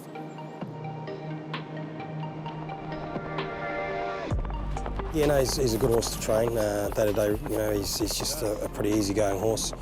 Just does everything, gets in his routine. Quite nice to ride, easy to ride. You can sit him anywhere, work him by himself or work him beside in company. He's a pretty easy horse to deal with. Right, Amy? Yeah, lovely. Right? Yeah. Nice and relaxed? Yeah, loves it out here. Just goes around like an old jumper.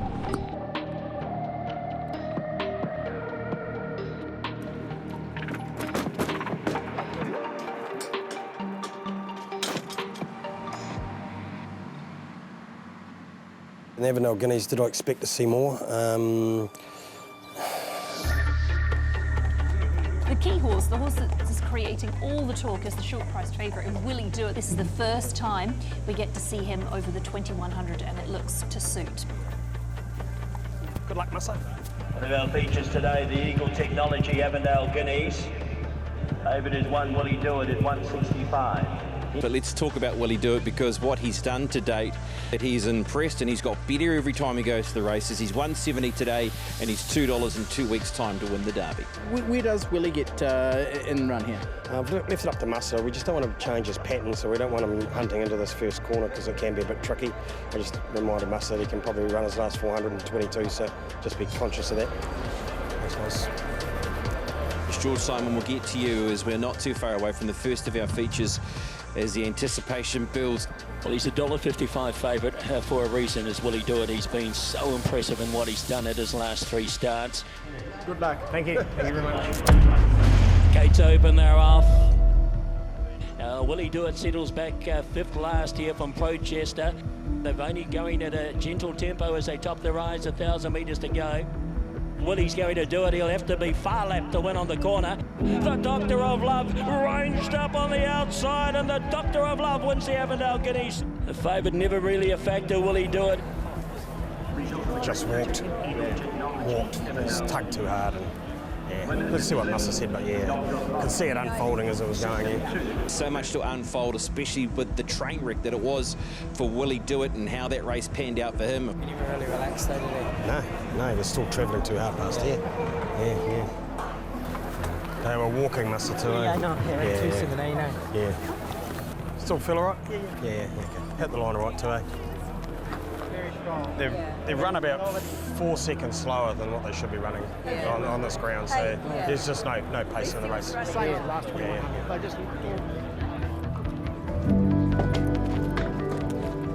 But as soon as he went past the winning post, the first time he had his head up in the air and was pulling a little bit, and then I watched him down the back and he was pulling. I was starting to get nervous then, but I think he ran the second fastest last 600. And so he's probably just overdone it a little bit, pulled a bit and off that slow tempo. He seems to have come through the race fine, he's eating fine, he's a big immature horse that's still going to progress next season, but we'd like to think that he's in good enough condition to be a really competitive chance in the Derby.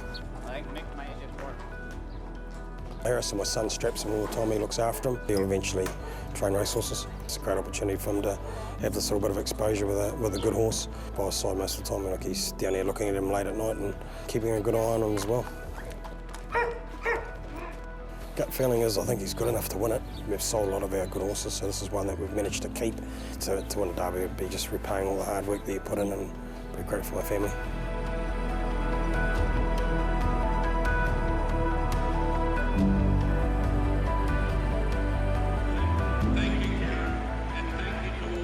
Will he do it? One of a number of chances in the New Zealand Derby, is the favourite and was the short price favourite prior to that run in the Avondale Guineas. And I guess for Masa Hasasumi, who loses the ride, Mick D to replace some tonic earlier on in the day with the Group 2 Auckland Cup. Yeah, Musa's one of those guys, though. He'll get over it. Obviously, at the time, it was pretty hard to take, and he was disappointed, but he's not going to be the first jockey to be taken off a horse, and won't be the last. That's right. Yeah, it's a difficult one to try and work him out for today, Will he do it, isn't it? Because he's got himself a bad barrier draw again. What do they do? Do they try and be a little bit more positive this time round? Is he going to be more speed in the race this time round? There are a couple of big question marks. You all know he's a good horse. He's come through the grades rapidly, hasn't he? But where does he sit? How does the race pan out? Is he a stayer? All those sorts of question marks. Yeah, certainly does. His sectionals in the race were pretty good as well, like second fastest 400 metres. So yeah, it's still a bit of a head scratcher. Look, he was back off a slow tempo. But yeah, it's going to be interesting. I wouldn't be surprised if he does come out and win for the connections and the trainer. I hope he does win. But there is a question mark. Is he really a Derby sort of horse at this time of the year? It's not just about will he do it in the Trackside New Zealand Derby. There's also the Doctor of Love and, of course, Oceana Dream. Jane Ivel gives us a little bit more information on them. In 3, 2. Well, of course, the Derby runners are not far away from getting into the mounting yard ahead of today's feature Group 1 event. I've had the opportunity to have a look at a fair few of them out the back, and they're nothing but relaxed. That's what you expect over 2,400 metres. Seeing the Doctor of Love for the first time, gee, he's only a neat horse, but he's really well put together. The gloss is on, he's got dapples out across his entire coat, and being by So You Think, he's got that look about him. He's a pretty handsome type, but he's handled himself well since he's got on course here at Ellerslie today. And the other one that we had a really good look at was Oceana Dream. Again, not an overly big horse, not that big scopy staying type that you would expect. He's small, well put together, and just talking to a strapper who absolutely adores him, she said he's a gentleman, and that's exactly what his demeanour was like in the tie-ups. He was handling himself really well. She said that she's not even needed when he wanders around the mounting yard. He could do it all by himself, so he sounds like a bit of a dream. But looking forward to this year's Derby getting underway. Pick of the yard from Jane, closer to a start. For now, though, Thad Taylor, will come to you from the TAB. I know the market was pretty sorted prior to the Avondale Guineas, and then things changed. What's happened in the past week? Yeah, some markets are easy to frame up, Emily, some far more difficult, and obviously the Willie Do It run in the Avondale Guineas made this extremely difficult to know where to put him. We opened joint favourites, the Doctor of Love and Willie Do It, and the market has gravitated again to Willie Do It, who is your current $3.60 favourite. So they're going to give Willie Do It another chance with Michael Dearborn. That's certainly what it looks like here. Then we've got three very close together in this market. The Doctor of Love, the Avondale Guineas winner. Tuxedo has been bobbing around $5.56 all day, and Oceania Dream has been around $4.60, gets out to $5 now. That's been the best price traded all day around Oceania Dream. So not much splits those three, the 1, the 2 and the 5. Bourbon Proof dropped into around $7.50, $8 off a high of 13. It's back to $10, and we're starting to really see a bit of a Tiakau, Blake Shin momentum in terms of the world pool as well. Harkonnen ran a nice race in the Avondale Guineas. He was $23 when we opened. He's into $9.50 now, and you can see Short currently at $5.70 on that world pool tote, so that'll be interesting to watch in the last 11 minutes or so. Willie Do It is your well-backed favourite, but I wouldn't be surprised, Em, if we see some interesting moves in this last 11 minutes in the Trackside New Zealand Derby. He will definitely be coming to you for a chat around that because, as you said, things are going to be changing late. Let's talk speed, Matt. I know it's a hard one to assess with a big field of these 3-year-olds, but what do you think is going to happen? I honestly thought from barrier 4, great area. When he won at Tauranga, I know there was a real fast strip on the inside, but he looked really natural when he found the rail and forgive his last run, not much went right. He probably does look like the natural leader in the race. Amazing fluke, they might go forward right from the Ashes, but it's a question mark. Like, you got 2,400 metres, you've got a long run down that home straight, so I think there'll be enough tempo for everyone to sort of get into a spot. It's just what happens once you get past the winning post and then someone slams on the brakes. Yes. I think the Janelle Miller run is an interesting runner because it did run forward and running over 2,200 metres against older horses. It's drawn low enough. It's a new addition to the race compared to, say, the Avondale Guineas. Same with Grey Area. So you're hoping that they are two key speed influences. And then, look, there might be something else. Someone might just say, look, I'm rolling the dice today. I'm putting myself in the race. I didn't in the Avondale Guineas. And sometimes you can find that down the straight the first time as someone has a go. They might be at 60-1 and they're believing their best chance might be to go forward. But it's a tricky one to assess. It sure is a tricky one to assess. Perhaps the yard will give us a little bit more info. We start with horse number 1 in the Trackside New Zealand Derby over the 2,400 metres. That is the Doctor of Love. Beautiful type and a last start winner when arriving in New Zealand, causing a surprise in the Avondale Guineas. Well, he found a great spot, didn't he? With no speed, he was able to settle from his barrier draw and get 1 by 1. He has to be a chance because we know the Avondale Guineas form is gold-plated over the years for the Derby. Yeah, good-looking son of So You Think, who has been here before, so he knows the drill. He's doing everything right in the yard. Number 2 is Tuxedo, winner of the Waikato Guineas, and just looks like the classic Derby type, doesn't he? Avoided the Avondale Guineas, but the trainers know how to train a Derby winner. Exactly right. They're trying to do a Jimmy Shue and go from the Waikato Guineas to the New Zealand Derby, and out of his performance there, he was very good. He settled off good speed, and he blew them away, and he looked like a horse that can go the extra 400 metres. We're talking of tuxedos. The team are dressed to impress. They're donning the tuxedos. Jane, looks very fresh, doesn't it? Very good dress code prior to the race. Oh, they look very dapper, don't they? But they certainly suit their horse because he's a handsome boy too. And you hit the nail on the head, Emily. He's got that real traditional staying look about him. I think that he is really well prepared for this. So I'm a huge fan of his, and fair to say he ticks the boxes in the yard. Horse number 3 is Bourbon Proof. Michael McNabb for Stephen Marsh. Placed it its past 2 and has been proving pretty consistent at this level. So he was beaten by Tuxedo, and look, Tuxedo had his number for sure. He went forward in the Avondale Guineas and he was in a slowly run race and he ran a good race. He ran into second position. He has the draw to maybe do something similar. He's a good-looking masculine colt, always presents in super order in the yard. His coat is absolutely glowing, as you'd expect being a colt. No knock on him, but he does, in general, present very well. Number 4 is Willie Do It. He was all the rage prior to that finish down the field in the Avondale Guineas. Can he bounce back from that? He can, because his previous form was very good. He looks like a horse on the rise, but where does he land? What happens in the race? There are all those question marks that come up around Willie Do It this afternoon, but punters have sided with him and he's the favourite. Yeah, if you're talking about traditional staying types, he's certainly one of those. He's got plenty of scope. I think he'll fill out a little bit more in time and develop with a bit of age, but he's got the right look for a 2,400 metre horse, and he's another one whose attitude's been pretty spot on since he got in here. Number 5 is Oceana Dream. If there was an eye-catching run in the Avondale Guineas, it was this horse, closing off really impressively with the fastest last sectionals. Yeah, fastest, that's right, fastest 8, 6, 4 and 2. He was very good, and he was the run of the race, wasn't he, behind the winner. He flashed home. He has the chance to do no work in the race and try and do something similar. I like him. Yeah, he's a very kind horse. He hasn't put a foot wrong since he got on course this afternoon. As I said earlier, he's not a big, tall, rangy staying type. He's a little bit more neater and better put together. But he comes from a stable who do a wonderful job of getting these horses fit for these types of races. The 6 is Heikkinen, who's just had the 4 starts to date, but he's been running well in this company and might be assisted by the step up in distance. Well, it's been a tangerine day, and this could really cap it off. He's 23s into 9s. He has a low draw, and he was very good in the Avondale Guineas. Yeah, parading well. He's held his condition and colour really nicely through the prep. And then we go to the number 7, Kiwi Skyhawk for Matt Cartwright and Stephen Marsh. A last start 7th. That was on the 22nd of February here in the Avondale Guineas. Can he pivot off that? He was mighty lame in the left 4 post that race in the Avondale Guineas. He's run well in the start prior to that as well, when fronting 5th in the 3-year-old Karaka Million. He could be a roughie. Compact type, holding condition well. He looked bright. The 8 is Mustang Morgan, who really is bred to relish the 2,400 metres, a true staying type. Yeah, Ginger Nut Silver winner, of course, and that was 3 starts ago. And Andrew Forsman is also looking to try and pick up a Derby victory, and Craig Grills, who won this race last year and also in 2021 and 2019. Yeah, strong gelding. He's got some substance to his frame, plenty to come and go on. The number 9 is Amazing Fluke, who's been a bit of a surprise package, I guess. Puts himself right in the race and stuck on really well last time. Yeah, Tony Pike's trained 2 Derby winners, and this is a runner that could go forward, and it might be a speed influence. Yeah, he's the right type for a race like this. He looked fit and well.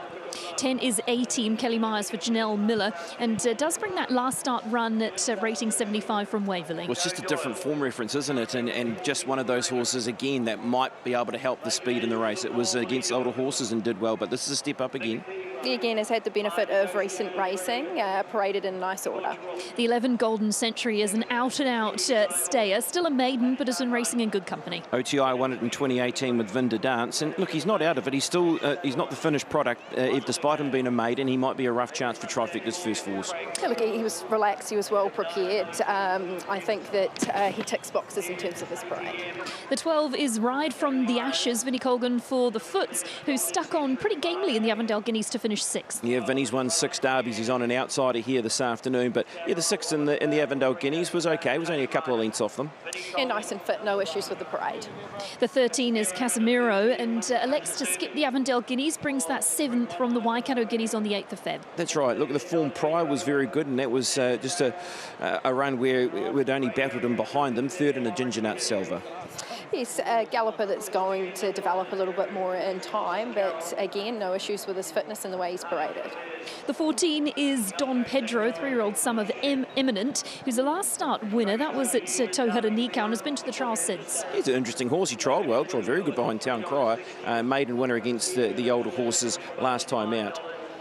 A little bit of time between races, but as you can see, he's been to a trial and he's certainly been kept up to the mark. He's sort of one of those sneaky ones that put his hand up a little bit from the yard. The next, number 15, is Grey Area, a winner at Tauranga on the 7th of Feb. Since then, went to Ellerslie, finished down the field. What do we make of that rating 65 run? Oh, look, the win was on speed day. He's going to be one of those horses up front. He was only a couple of lengths off them against the 65 horses, but he will need to lift again. Yeah, look, I actually was quite taken by him. He's a big horse. He's got a great rein on him. He's, again, looks like a real traditional staying type of horse, and he comes out of the right stable. And then you got the 16 Interplanetary, one of two for Sean and Emma Clotworthy. Now, it was a good winner 4 starts ago and has just been racing okay since then. That's right, beaten here in the Avondale Guineas and was beaten a margin win at 150 to 1 when beaten nearly 14 lengths. You're not liked in the market, but the way he's been prepared, the team are giving him every possible chance. Let's talk numbers here in a really complex New Zealand derby. Who have we got on top? Look, I think Oceana Dream from barrier 1, if he gets a nice spot, sort of 3 back, just hopefully there's a nice genuine tempo in the race, which, you know, that sort of is definitely going to help a horse like Tuxedo as well. Yeah, that's right. Apologies for talking over the national anthem. Oceana Dream for me. The trainer knows how to win the race. Roger James has won it 6 times, and the run last time of the races was absolutely eye-catching. Could get a similar run. Look for the horse late. My roughie in the race is Kiwi Skyhawk. I do like Tuxedo. The barrier draw scares me. Just where does he end up? If he gets the right run, he could be the one, the fresh horse, you could say, from missing the Avondale Guineas. I find bouncing around those two, Tuxedo and Oceana Dream. Jane Ivel will come to you for your pick of the yard. Who stood out in the pre-parade? Look, I'm a huge fan of Tuxedo. I just think he's the right type for a race like this. He's got the perfect attitude, the perfect physique, and I thought from a fitness perspective, he couldn't have looked any better. So happy with the 2 on top. He's one of a number of good chances in this. A great overall record. Tuxedo with the 5 starts with 3 wins and 2 placings to date. Aidan Rodley, we'll get to you. Trackside, who have you got with you? We've grabbed Natalie Young, of course, her and Trent over to see Doctor of Love. Geez, he was good in the Avondale Guineas. What did you make of that? Yeah, look, it was a little bit of a slow tempo, and obviously Willie Dewitt got a little bit further back, but he was put in a nice spot from an easy gate, and he really won convincingly, run through the line late, and he's really come on since then. He's had 2 weeks. He's trained the same horse and galloped with it, and very, very pleasing. Looking at him today, he's all dappled. He's dappled more than what he was when he left. Can't fault him. Look, it's a Group 1 derby. There's going to be plenty of horses there. Bourbon Proof's got improvement, Tuxedo. And if Willie Dewitt goes forward, well, he's going to be hard to beat too. But where he's coming in today, and this is looking absolutely fantastic. You've had Brendan Horton over here looking after him those last couple of weeks, and by all the reports, he's really trained on well too. Is that the word you're getting? Yeah, he looks really nice and tight and fit. He's a very sort of straightforward horse, and we've been staying down at Sean's and Sean Ritchie, so big thanks to them for having us for a couple of weeks. Look, he's trained on excellent. He looks great. He's ready to go. He'll see the 2400 out, I'm sure. We've got that little bit of a sticky gate with barrier 12. Daniel Moore's going to just have to push forward a little bit and try for a little bit of luck, so we get a bit of cover on that first corner, which is really crucial. Best of luck, Natalie. Thank you. Team Busserton Young pretty confident with the Doctor of Love. What a quinella that would be. Obviously, the Doctor of Love staying with the Sean Ritchie stable, and imagine if they could quinella the race with Tuxedo. All right, Thad Taylor will come to you for a market update ahead of the 9th. TAB Hot Horse is going to be the 4, believe it or not. Willie Dewitt, Emily, $4.40 on opening. It's only one of the favourites there. It has shortened. The Doctor of Love gets out to $6. Tuxedo and Oceania Dream solid at 5s. And the move continues for Harkonnen into single figures, $9. If you're looking for a roughie, Kiwi Skyhawk has been 71 into 41. But your TAB Hot Horse in this year's Trackside New Zealand Derby will be number 4, Willie Dewitt, into $3.40 now. Punters sticking true with Willie Dewitt, $3.50 and $4.30 as we heard from Thad Taylor. George Simon will come to you, calling of the iconic Trackside New Zealand Derby. Looking forward to this race, the last of our Group 1s on what has been an unbelievable race day. And it's the 3-year-olds taking centre stage here, the staying 3-year-olds in the Trackside New Zealand Derby Group 1. With 1.25 million. And the last few to come into line. Willie Dewitt will jump as the favourite. He goes forward now. His famous start point of the Derby at Ellerslie, the 2,400 metre start point. They get a long run down the home straight as they jockey for positions in the early stages. Stand by. Good luck to the connections. Tuxedo will be one of the last to come in. Don Pedro. He's about to come up as well. So Don Pedro goes into barrier 15, and that'll leave Tuxedo, one of the well-spruiked runners in the race. He'll be the last one in. Assistant starter Stephen Barlow on the rostrum. Good luck to all the connections. We're set. Let's bring it on. Gates open in the Trackside New Zealand Derby.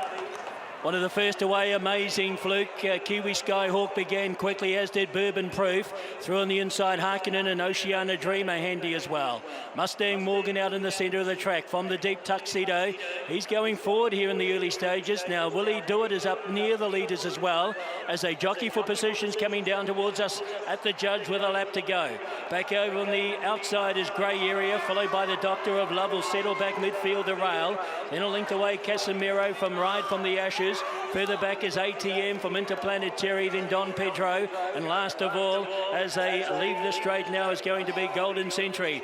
The Derby field head out towards the 1700 metres, and the pacemaker Mustang Morgan from Tuxedo from his wide gate. They've put him in the race. They're moving forward on the outside, Amazing Fluke, and there's Grey Area, who many had anticipated would lead. It's taken nearly 600 metres to get anywhere near the lead. Now, Will He Do It? He's been put in the race today too by McD, and then followed 2 lengths away Oceana Dream. Then came the stablemates Kiwi Skyhawk and Bourbon Proof. The Avondale Guineas winner, the Doctor of Love, is back midfield on the rail, halfway through the Trackside New Zealand Derby of 2025. Alongside of those, next then came Harkonnen, 2 lengths away Casemiro, followed by Ride from the Ashes, then Don Pedro, ATM as well back with Interplanetary, and Golden last of all is Golden Century as they go down towards the 900 metres in the Derby. They pack up. There is only 10 lengths. Expect the fireworks very shortly. It's now Amazing Fluke. Will He Do It's gone up on the outside.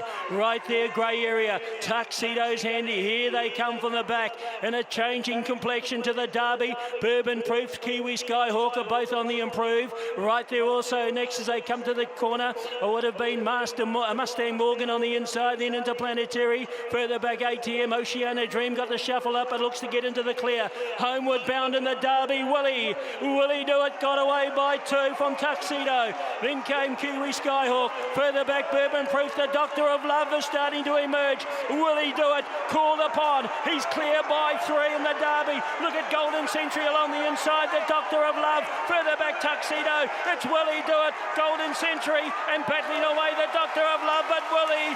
Yes, he will. Will He Do It? Wins the Trackside New Zealand Derby. Second of the line photos between the Doctor of Love and Golden Century. Then we had a lineup, and behind them Don Pedro running on. Right there also was Kiwi Skyhawk, Tuxedo and Mustang Morgan. Then came Harkonnen, followed further back in the field by ATM, Interplanetary, then Bourbon Proof. Well back in the field then was Oceana Dream, Ride from the Ashes. Casemiro was back with the Grey Area, Amazing Fluke.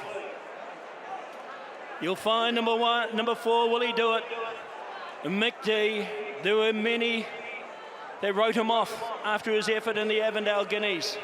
They changed the jockey, but they stayed loyal. He went out favourite again, and he's done it. Will he do it? He was the best stayer in the Trackside New Zealand Derby. The Doctor of Love will be second ahead of Golden Century. You can have a look at this go for 4th.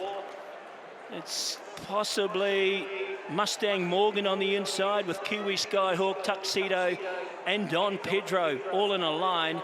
But Willie's done it. Will he do it? Wins the Trackside New Zealand Derby. Well done for Sean and Emma Clotworthy and their team. And Mick D.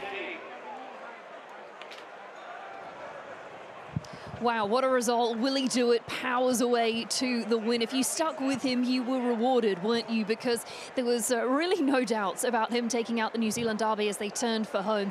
He was a great horse before, and he is a great horse now. Well, there was no other horse you wanted to be on at the top of the straight. He was absolutely bolting, got there a mile too soon, but he was just way too good. A positive ride from Michael D as well. You know, he went forward and, yeah, I'm not sure. He must have had a little bit of cover 3 wide somewhere.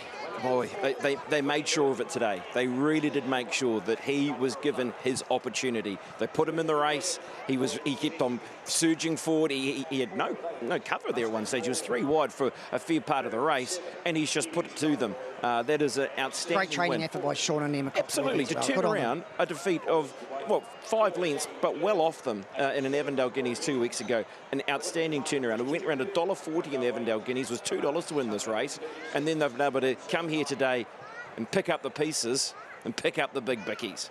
And for Michael D, a well-deserved Group 1 New Zealand Derby as well to his name. Let's get to you, Aidan Rodley. You'll be pretty chuffed. A part owner of Willie Do It. You're now a Group 1 Trackside New Zealand Derby owner too. It's a thrill for me with my small share. What about for these guys, Sean and Emma? Sean, how much of a thrill is that? Huge thrill for us. It's just massive for Emma and I. So it's sort of a dream come true, and yeah, just keep on shaking people's hands. There's so many owners here. Yeah. It's been a turbulent couple of weeks. Obviously, things went wrong in the Avondale Guineas, but everything went right today. It was such a positive ride from Mick. Yeah. Well, Mick said that when we spoke to him beforehand, I wasn't expecting to be that positive, and he says, I'm just going to roll forward and ride like the best horse, and he was the best horse here. Emma, just tell us what this means to you. Well, obviously, when he went forward, I was like, oh, maybe that's not it. But I did tell Mickey, I was like, ride him like an automatic, push cruise control, and just sit back and relax. So maybe that's what he did, but I don't know. But it was fantastic. It seemed everything was going right other than the Avondale Guineas. It was the one blip on this whole radar. Yeah, but it's just, pace orientated, and I feel a little bit sorry for Muster actually, but it's just the way it was. Obviously this is a bittersweet because you say goodbye to the horse at this point. He joins Karen Ma. Yeah, that's right. It's pretty sad, but that's what racing's about. There's petrol in the tank for him to be winning it or contesting at least an Australian Derby. Oh yeah, I think so. So we'll see how he pulls up, but he's a pretty good horse. For you, Sean, the absolute feather in your cap. I think this is just your first Group 1. Yeah, first Group 1. So yeah. And to do it with Emma, to do it with the team, that makes it all the more special, right? No, it's great with Emma and my son and everyone's involved. So yeah, it's a big team. Harrison on the strapping lead, he's been there the whole time. Hamish McNeil, all your work as well. All the track work. So yeah, it's a big team effort. Everyone knows these races are made from a team of people. Farriers, masseuses, everything. So yeah, it's all the team at home. So yeah, it's great. You've emulated Dad. Yeah, I have. Yeah. We'll wander over to Mick. Mick, boy, geez, that seemed to be a topsy-turvy race, but you took the bull by the horns. Just talk us through the run. Yeah, I got a few different set of instructions, and I sort of only have one idea in my mind, and that was to get him going early and get him up there. And a couple of times I thought I might have been able to get in, but it was pretty ugly early until we got down the back and pressed on, and geez, it was tough. That was a super effort. It had to be ugly though, right? The way that unfolded early. Yeah, well, look, I said to Sean before the race, I'd rather roll forward to get in rather than come back to try and get in. So that's what we did, and he's got good stamina, the horse. He keeps going, and we were there to be run down, so yeah, super effort. Yeah, just talk to us a little bit about this horse. How competitive can he be now if he heads to Sydney and has a crack at the Derby there? Oh, look, if he draws a gate, gets the right run, not too far off the speed, and can be in a position where he can wind up like he did today. So I don't see why I couldn't be competitive. On a personal note, Mick, you've come here today obviously to ride Evaporate. That didn't quite pan out. To win a New Zealand Derby, how special is that for you? Oh, yeah, absolutely special. My family, got lots of friends here, and yeah, it's awesome. Congratulations, mate. Thank you. Mick D gets a first Group 1 New Zealand Derby. And as we heard there, for Sean and Emma Clotworthy, a first Group 1 for them too. What a race to do it in. Talk us through how the race unfolded, because there were some key moves. Well, he sort of got 2.5 off, 3 wide, but he did have a little bit of cover. So, look, there was a nice sort of genuine tempo.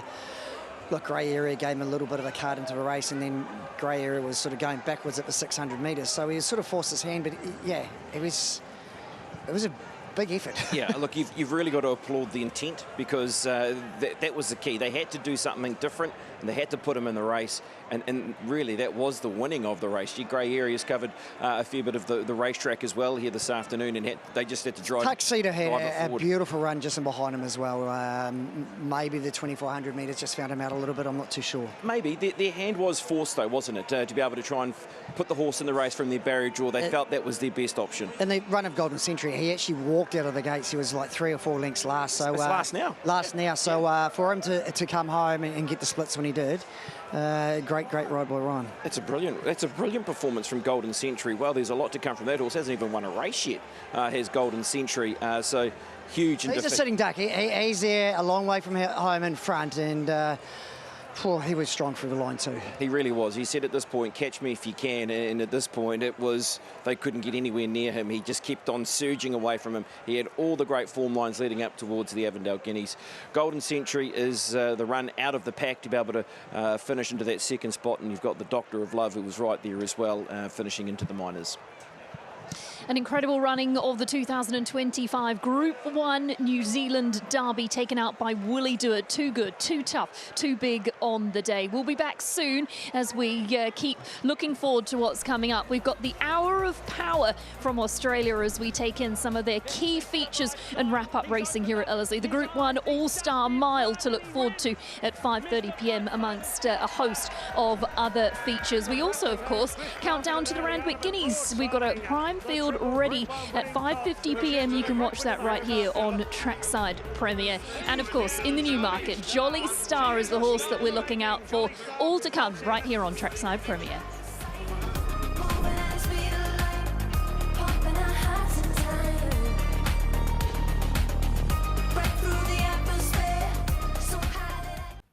And I'm Ian Smith, the Kiwi voice of sport.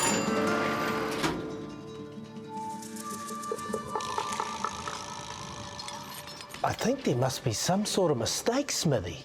We are the Kiwi voice of sport. You want to take a swing at the champ?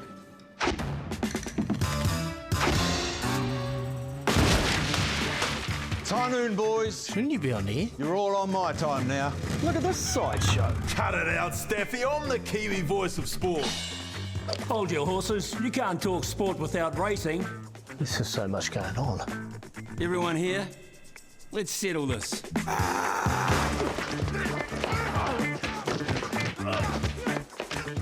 Beautiful. A big old bonus back bet. This Saturday, back a horse to win in selected races at Ellerslie, Flemington and Randwick. And if it runs second or third, get up to $50 back as bonus cash. TAB, get your bet on. R18, bet responsibly. Sunday racing, expert chat and a bit of fun. What more do you need? So tune in to Bet Your Sunday session on Trackside and turn your lazy Sunday into a winning one.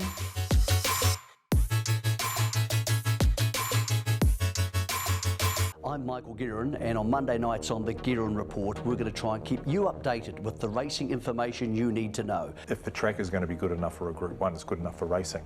If it's not good enough for racing, we need to move it. Ask the hard questions. Do you think it changed you? Sounds silly to say, but things were coming probably just too easy. And talk about the issues of the racing week. The Guerin Report every Monday at 8 p.m. on Trackside. Any good hunches lately? Wow, I've had a few. Yeah? What is it? I'm telling. Join TAB and get up to $100 in bonus cash with our 400% deposit match offer. TAB, get your bet on. R18, bet responsibly.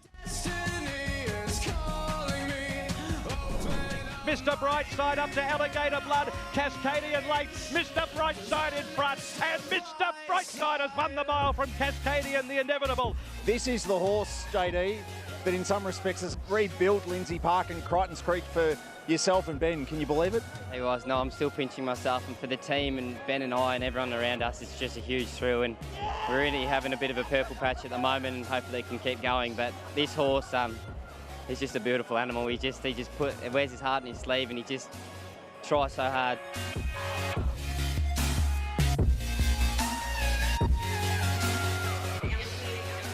He's the star of the Australian galloping scene. Mr. Brightside takes his place in the All-Star Mile later on this evening. We welcome to the panel JD Hayes and Jane Ivor. JD, great to have you here on New Zealand shores. Just seen Evaporate in the NZB Kiwi. How did he come through it? Yeah, he's come through it well. He ran enormous. We just got a few traffic problems at a key stage, but full credit to the winner, and what a ride, not going around a horse. But couldn't be more proud of our horse, the way that he found the line. And to grab second on the line, we're very, very happy.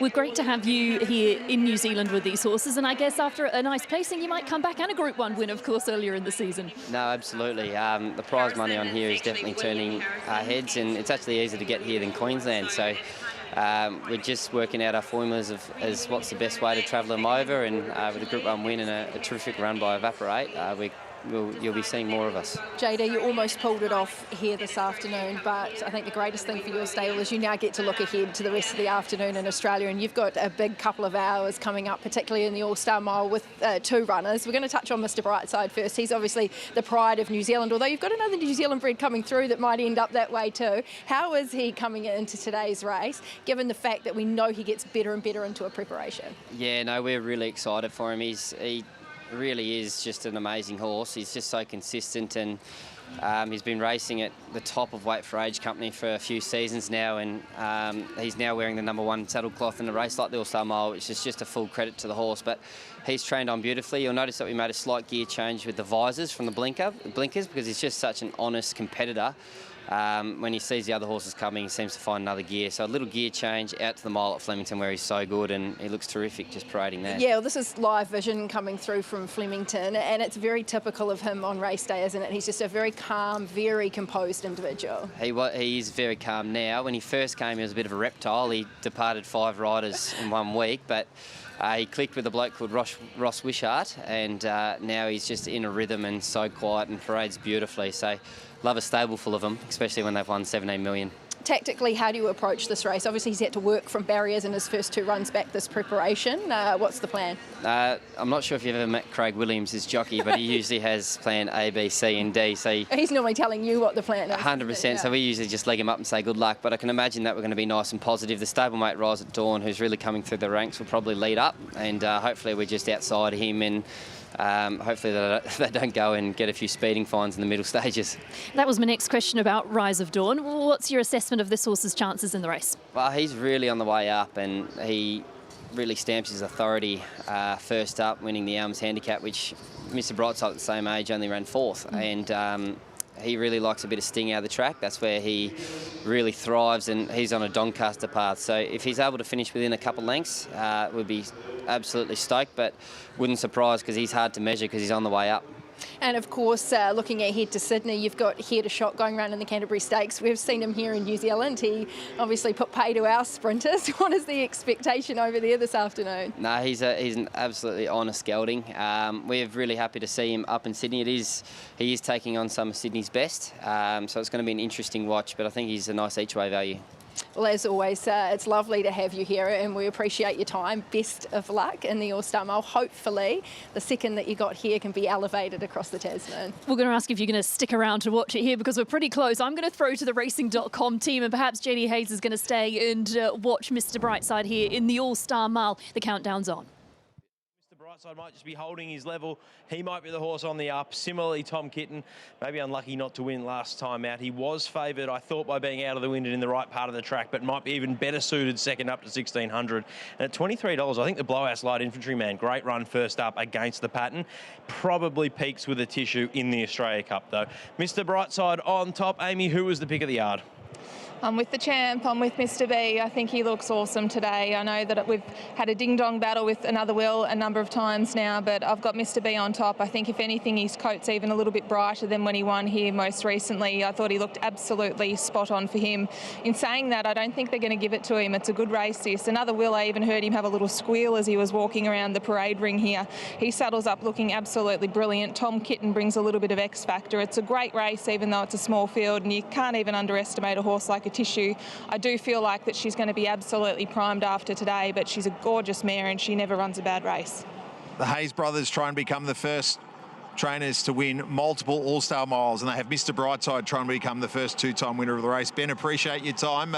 Amy said he looked awesome. I'm sure that's something you concur with. Yes, he's a horse that always improves into his preps. He's paraded exactly like he always does. We're very happy with him. Just really, it's up to Craig and the ride we get. It's a small field, it's tactical, and really looking forward to the race. It's got to be a real good race to watch. Is that your biggest concern, the small field and the tactical nature? Oh, small field's always tricky, but, you know, it's a small but very competitive field. You know, all these horses have performed, but we're so happy with him. He's in great order and expect him to go very well. And a word on Rise at Dawn? He's also in great order. He'll be bowling out in front, doing what he always does, and if they leave him alone, he'll be hard to catch. Good luck. And now we have 260 each of two favourites. At the top, Mr. B and Another Will. Great appraisal by Amy with these champion gallopers walking around just a field of 7, and it's Mr. B they have to beat. He's the most popular on the books, as I mentioned, but it's been a good push for Another Will since markets have opened. That $3.20 into $2.70 is the move with Mr. Brightside, $2.35 out to $2.50. Rock solid Tom Kitten at $5 and a little trickle for a tissue to try and swamp them late. Get your bets on, punters. Who do you like at home? It's going to be a great tactical race. Just watch that first 200 metres to see who wants to take it up and lock it load. What's gambling really costing you? For free and confidential support, call the 1-800 number or visit the website. Yeah, just making our way round to the start, the mile start, and watching them all have a nice canter past me to warm up. And a horse that really took my eye was Tom Kitten. I loved the way he cantered round here. A lovely long stride, looks every inch a miler. Rise at Dawn also had that big long stride, and then you've got the likes of Mr. B, who's quite plain in stature, but he really has come on in that coat and looked nice and bright in the eye. Just has a slightly different action to the other two I mentioned previously.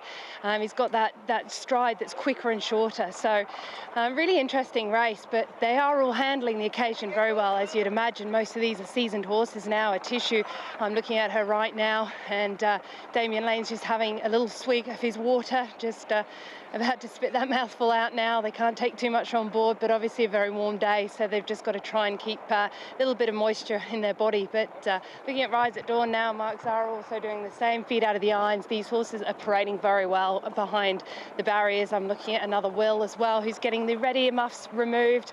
Jamie's got her feet out of the stirrups. He's not had a sweat on his neck at all, just a little sweat under the saddle blanket, but he's lovely and relaxed. She's just giving him a pat on the neck, keeping him nice and chilled before he loads. But looking good behind the barriers here. Just a reminder, this is a world pool race, so we do have some commingling from right around the globe with people betting into the tote. So you'll have dividends of 5-cent increments and some dividends that could be a little different to what you'd expect here compared to the fixed odds operators. But the All-Star Mile, great contest between some of the country's best Group 1 weight for age performed horses, and what a battle we've got at the top of the market. 260 Mr. Brightside, 270 Another Will, and a late push now for Tom Kitten, who firms from $5.50 into $4.80. Here's Matt Hill for the call. So the wait is over, the All-Star Mile with a field of 7, a small and select field this year as Flying Trapeze goes in. Light Infantry Man joins the line. Last couple to get set, Tom Kitten and also a Tissue. So going forward, Tom Kitten, Ben Mallam, and a Tissue, Damien Lane. Looking to be the second mare to win the All-Star Mile, behind Pride of Jenny, of course. The field sets. Stand by for the All-Star Mile.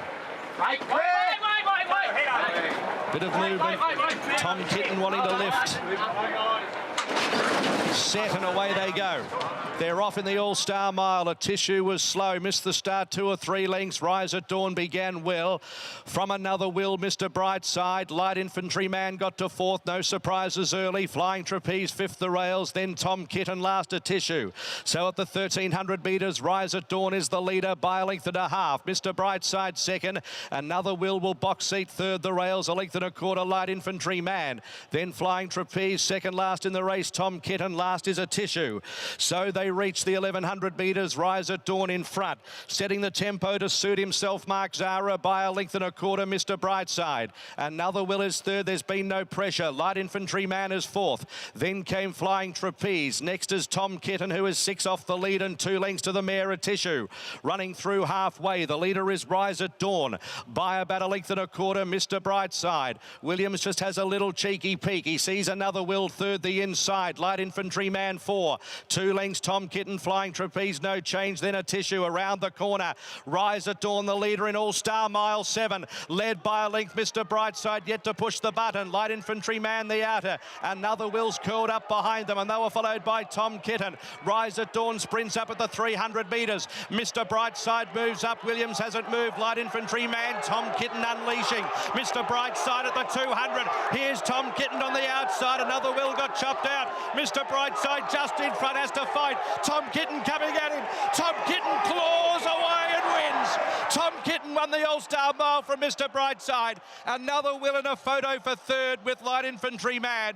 They were followed by a Tissue, Rise at Dawn, and last Flying Trapeze. After 4 placings in the first 6 editions of the All-Star Mile, James Cummings claims the All-Star Mile trophy with Tom Kitten, and Ben Mellum has got himself a victory in the 1600 metre Festival of Racing feature to go alongside now wife Jamie's victory with Zaki here back in 2022.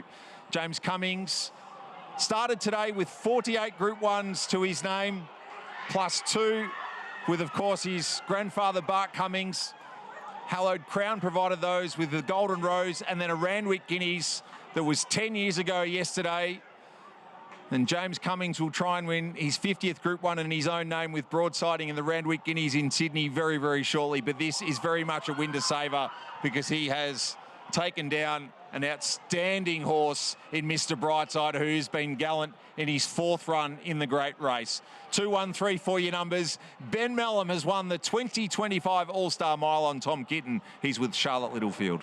Yeah, I think Ben was trying to get the matching trophy to Jamie on that mantelpiece, and what a horse to do it. I saw him going around to the barriers and he just looked outstanding today. That was a very good performance. Yeah, it was. He come back really good, this horse. He's second prep as a gelding, and James Cummings and Get Off, and they're such good conditioners of this calibre horse heading to these big races. And he was obviously very unlucky the other day. Another hop, he sort of beats Mr. Brightside, but he had the cheaper run and he's probably bounced out a bit better. I was confident he could come here and beat Brightside today, but he's just had a few antics in the barriers and just stepped a bit ordinary, but it worked out really well for us. I was able to just suck up for a little bit straightening, and when I let him down, I knew he'd be there for me. He's really genuine now. I know he's got a bit of a bad rap, but he's run a lot of good races. He's just, you know, he's run into some stiff competition. So for him to put another big one on the mantelpiece, it's a great effort by the stable and good effort by the horse. It's also got the Group 1 status now, this important race, so even better for Team Godolphin and Dali to have this as well for another horse that they've bred.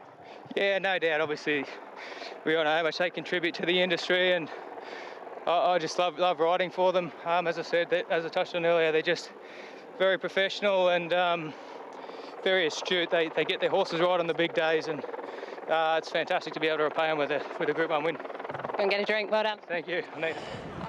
Yeah. Looks that way. Well, welcome into our final race of the afternoon, the 10th, the Windsor Park Stud 3-year-old trophy. Just seen the running of the All-Star Mile, where Tom Kitten was the winner. For us, it's the final race over the 1,500 metres. I'm just going to talk about this market as sort of a general, the field as a general, and obviously there's a number of key chances. Who did you settle on here in the last? Well, the obvious form line, first of all, Emily, is the Tardelli Uncle Remus reference, because that horse finished into 3rd position. It wasn't Kiwi eligible as well, and brings the good form out of those races, bumping into Savaglee when running 3rd in the Levin Classic. Class went huge in the racing behind Risque Ruler. Set the speed up in that race, $4.40. And if you're looking for one outside of the Uncle Remus, I really did like TriStar's run. The horse was so unlucky in that race, didn't get a clear shot at them. She was on the ballot for the NZB Kiwi. I thought her price was around $8.50 was backable. She's now $6.50. And this, of course, is really the consolation race, isn't it, for the NZB Kiwi? A number of these horses were considered to take their place in the Kiwi this afternoon. So a great concept to have this as our last of the afternoon. So at the top of the book there, Tardelli, a huge day for Stephen Marsh. Obviously, he's had the 2 winners already, hasn't he, with Group 1 in El Vencedor and taking out another one on the programme too with Provence. Jane, what about for you in the last race? What are you liking? Yeah, there's a couple that I really like from the yard. Tardelli is a bit of a standout. I saw him down at Trentham and I thought he was a lovely horse, and there's just a lot to like about him. He's got some real physical presence. Blinkers have come off today. He had a little look about around the mounting yard, but I thought he was really relaxed. He goes on top. Look, outside of that, I thought Peerless actually presented really well. The gelding, again, tick boxes in the yard. And what about the race from a speed perspective? Who is going to be the influence in terms of speed in the last? Yeah, obviously Class from Barrier 3 and Timbuktu was probably the other horse from Barrier 11 where they'll probably cross over and be sort of lead, sit outside leader. I thought a good sort of each way chance in the race was TriStar. She was held up and had no luck last start. Yeah, Class definitely looks like the key speed influence in the race. I agree with you there, Lethan. Look, TriStar drew low barrier number 2 and ended up 3 back the rail. So it'd be interesting to see what sort of tactical advantage they want to try and do there. Did they try and overcome their draw by being just a little bit more positive and trying to get to an outside leader position? I did like the form line of Machino as well. Machino comes in with 2 very good wins, went forward and won a maiden race. They've drawn barrier number 6, so maybe they're looking for a position of a little bit forward and running as well. Mick D coming off the high of winning a derby. There's been some great stories throughout the afternoon, haven't there? Of course, Team Tiakau and Blake Shin combined for a Group 1 early in the day with Return to Conquer, and then an NZB Kiwi with Damask Rose. You've also had the Stephen Marsh stable on fire with Provence and El Vencedor. Thad Taylor, for the final time on Champions Day, we need a hot horse. What have you got? Going for 7 out of 10 here with the TAB hot horse today, Emily, and it will be Tardelli. We opened $5.50. We have had a couple of scratchings in the race, but into $2.09. This is a really good push for your favourite Tardelli. The class is rock solid in this market. The long shot here looks to be hard rocker. We opened $17, gets into $11. TriStar working its way out to $7.50. Machino working its way back to $7.50 as well. It's the Tardelli train in the last. $5.50 into $2.80 now. And before I leave you, team, if you want to bet into the NZB Kiwi 2026, the team have just opened that market. La Dorada, your favourite in that one, and Damask Rose opened at $51 in that Kiwi futures market last year. Wow, that's incredible. NZB Kiwi market already. The countdown is on to the 2026 NZB Kiwi. Aidan Rodley will come to you for the final time. And obviously we've got another really big hand from Wexford Stables, Lance. How are you rating your horses there? Yeah, look, you know, the team, we rate them both real chances. You know, TriStar, of course, she's won a couple, but the other horse is certainly not far behind her. And, you know, on his work, you know, if they race up to their work, they're both going to be very competitive. Yeah, TriStar obviously, I think would have been pretty competitive in that Kiwi. On that sort of form, you'd think really competitive here in the last. Yeah, I think so. Look, although they call it the consolation race, there's still 1 or 2 pretty handy horses in here. But, yeah, you expect her to be pretty competitive, especially her last run. She had no luck. She got held up for a long way, but she's certainly gone the right way. Yeah, and obviously the win before that was first class. What sort of ability does she possess, Lance? Well, as you know, she's related to Carmen Lyon, her sister, and you know, she's certainly going to be a filly that's going to become better with time, but she's certainly shown good ability at home on the track. Can you just go back to the Kiwi for us and just assess your team there? Look, I think, you know, they ran well. Checkmate, he was given a lovely run and he finished 3rd. Of course, sought after, who'd had a little bit of an interrupted prep going into this. You know, he's run huge. He's run 4th, come from a long way back. And Cethito, look, she just had no luck. You know, she got further back than what we anticipated that she would. And you can see in the straight, if you look at the replay, she was certainly the unlucky runner of the race. We'll be back here next year for some unfinished business, I'm thinking. Yeah, exactly. Yeah, Andrew and I will find a few. We'll have something back here for sure. Best luck in the last 2, Lance. Thank you, Aidan. Lance O'Sullivan chatting to Aidan Rodley ahead of our last. George Simon, last call on an epic Champions Day, the last of 10. Looking forward to it. Yeah, well described, Emily. It's been just an unbelievable day, epic day, as you said, and so many highlights. We'll all sit down and watch the replays, no doubt. Tardelli favoured in the last, but I made this my best bet of the day. 10 Machino at $8.50 now. As the last couple are about to come in, Tardelli goes forward. In goes TriStar. Last one up is Arundel Castle. Tony McGovern about to send them underway for the last. And a wonderful Barfoot and Thompson Champions Day. This is the Winter Park Stud 3-year-old trophy. 1,500 metres. Gates open in the last, they're off. First away, Machino has no real desire to lead though. Timbuktu goes forward from the deep, and right along the inside, Class is up there as well. Machino now trails third. Romilly is fourth, followed by TriStar. Then came Arundel Castle. Hard Rocker back third last from Peerless, and last is Tardelli, the favourite. They work towards the 1100 metres. Class has the lead by 2 lengths here from Timbuktu. Romilly now third, Machino fourth. Back in fifth spot as they climb the rise is Arundel Castle. Then came a TriStar from Hard Rocker. Peerless, it's inside.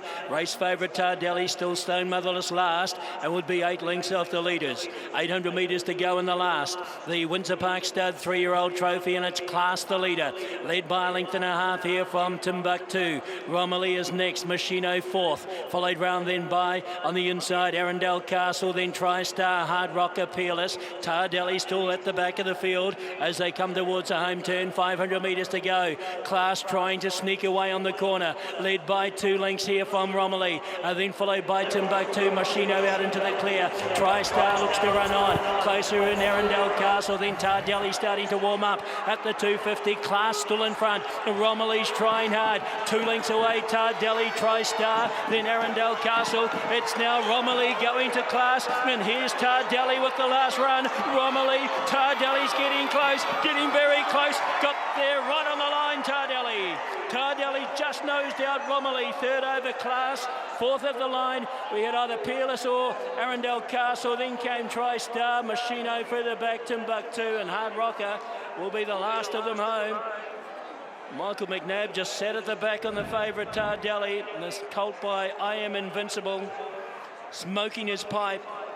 And then he had to really ask him to stretch, and he's timed it to perfection. Tardelli, Michael McNabb, and what a day for Stephen Marsh. He's got there in the very last stride, the favourite, and he'll pick up Romilly just short of the line. Tardelli will win for favourite punters. Second over Romilly, third will be Class, and Peerless will be the fourth of them home ahead of Arundel Castle and TriStar. Stephen Marsh has had a day out. It's been a wonderful day. Well done to all concerned. And yeah, thanks team downstairs. Barfoot and Thompson Champions Day. I reckon we'll do it again in 12 months' time. I really hope we get to do it again in 12 months' time. And as you said, a sensational day for Marsh Racing as they take out another on the programme. Tardelli was a real eye-catcher in the parade ring, was on toe, was pretty fired up, and puts that energy into the races and muscles its way out, works home strongly. Yeah, good effort to come off. Which wasn't a really hard tempo either, so well-timed ride by Michael. Romilly had a really good run, transcendent winner at the sort of 50-metre mark. Yeah, Kelly gave that every possible chance, didn't she, with Romilly? Class was rolling in front, looked to be under a nice ride from Blake Shin, and then Tardelli really built the revs. A horse who was close to Savagely, ran a good race in the Uncle Remus, and it's a nice consolation. It's a $100,000 consolation. He was never eligible for the Kiwi, as we said, so it was a nice race to target for him, and boy, hasn't he really picked them up strongly in the concluding stages. He sure has, and that's a Group 1 bone crusher for Team Marsh. That's a Group 1 thoroughbred breeders for Team Marsh, plus the consolation, the Windsor Park Stud 3-year-old trophy over the 1500 metres. Let's get you off to Randwick. It's time for the Randwick Guineas. A quality field assembled for the Group 1 coming out of Australia. We'll hand you over to the Sky Thoroughbred Central team. .com.au hold, and he's 145 on the Whirlpool. So at that 160, he's very, very easy to lay. Well over $250,000 in that Whirlpool already. He's our only loser. He's going to go forward and make his own luck, and a lot of his rivals are going to be behind him in the run. I really loved what he did first up from a spell, just putting himself into the race under Zach Lloyd. So not a fave that we're that keen to take on. So $1.60 about your favourite Swift Falcon, your second pick. There was money for him early in the week, $4.60 into $4. He's been a bit soft today, $4.20 out to $4.80. He did touch a high of $5, just trimming now back into $4.80. He hit the line very strongly after doing no work in that Hobartville Stakes, but we've got him getting too far back, so we're happy to lay him at that $4.80 quote. Aliana is actually the second most popular runner in betting, so holding a little bit more than Swift Falcon, and she was $6 out to $7, but a firm today, 7 into $5.50. Linebacker, after going up $8 on Wednesday, there was a bit of a trim up for him this morning. He was 10 back into 8, but he's just gotten a bit soft now. He's out to $9.50. He's the fourth most popular galloper in betting, and then we're out to 50 or longer about the rest. And I can't give you a push for for any of the roughies. It's just all about the big four. But there might just be a big one. $1.60 broadsiding, and will you believe it, the Whirlpool. Have a look at that on your screen. $1.30 on the Whirlpool. He's absolutely been smashed on the tote, so 160 you won't see better than that fixed odds. I can guarantee you that. If anything, he may even firm from that quote. Okay, well, let's get a nice close-up of this three-time Group 1 winner broadsiding. There he is, walking around behind the mile start in front of Chantel Buckley. He won a Group 1 as a 2-year-old here over the Randwick Mile. He won another one in Queensland, and he won first up in the Golden Rose as a 3-year-old. He is Group win number 4 that he's chasing. Chantel, he looks a picture over there.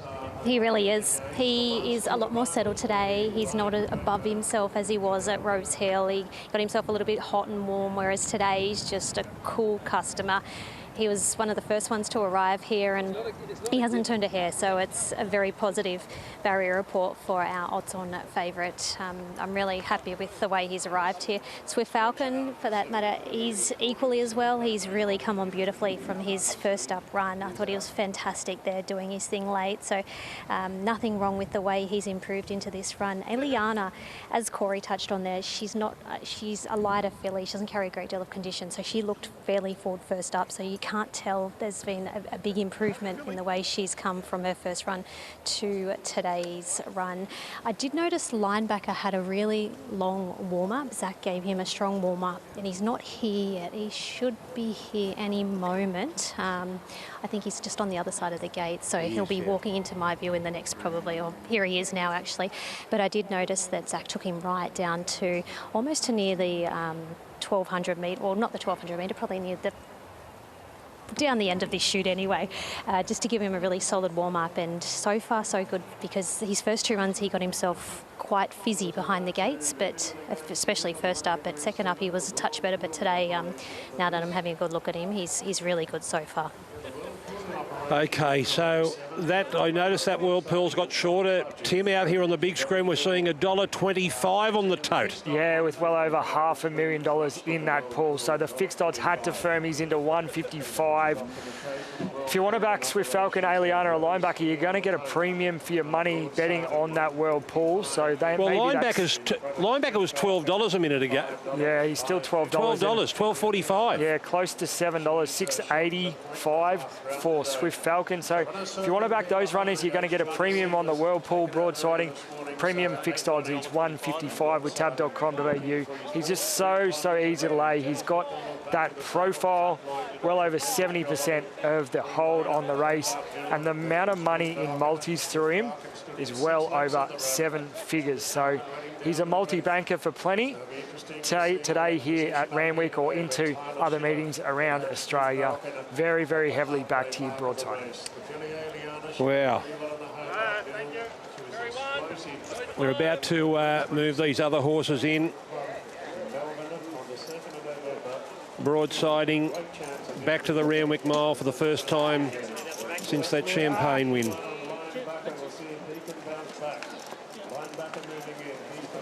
And they're loading up well. Let's get up to Darren Flindell for race number 7, the Group 1 Randwick Guineas.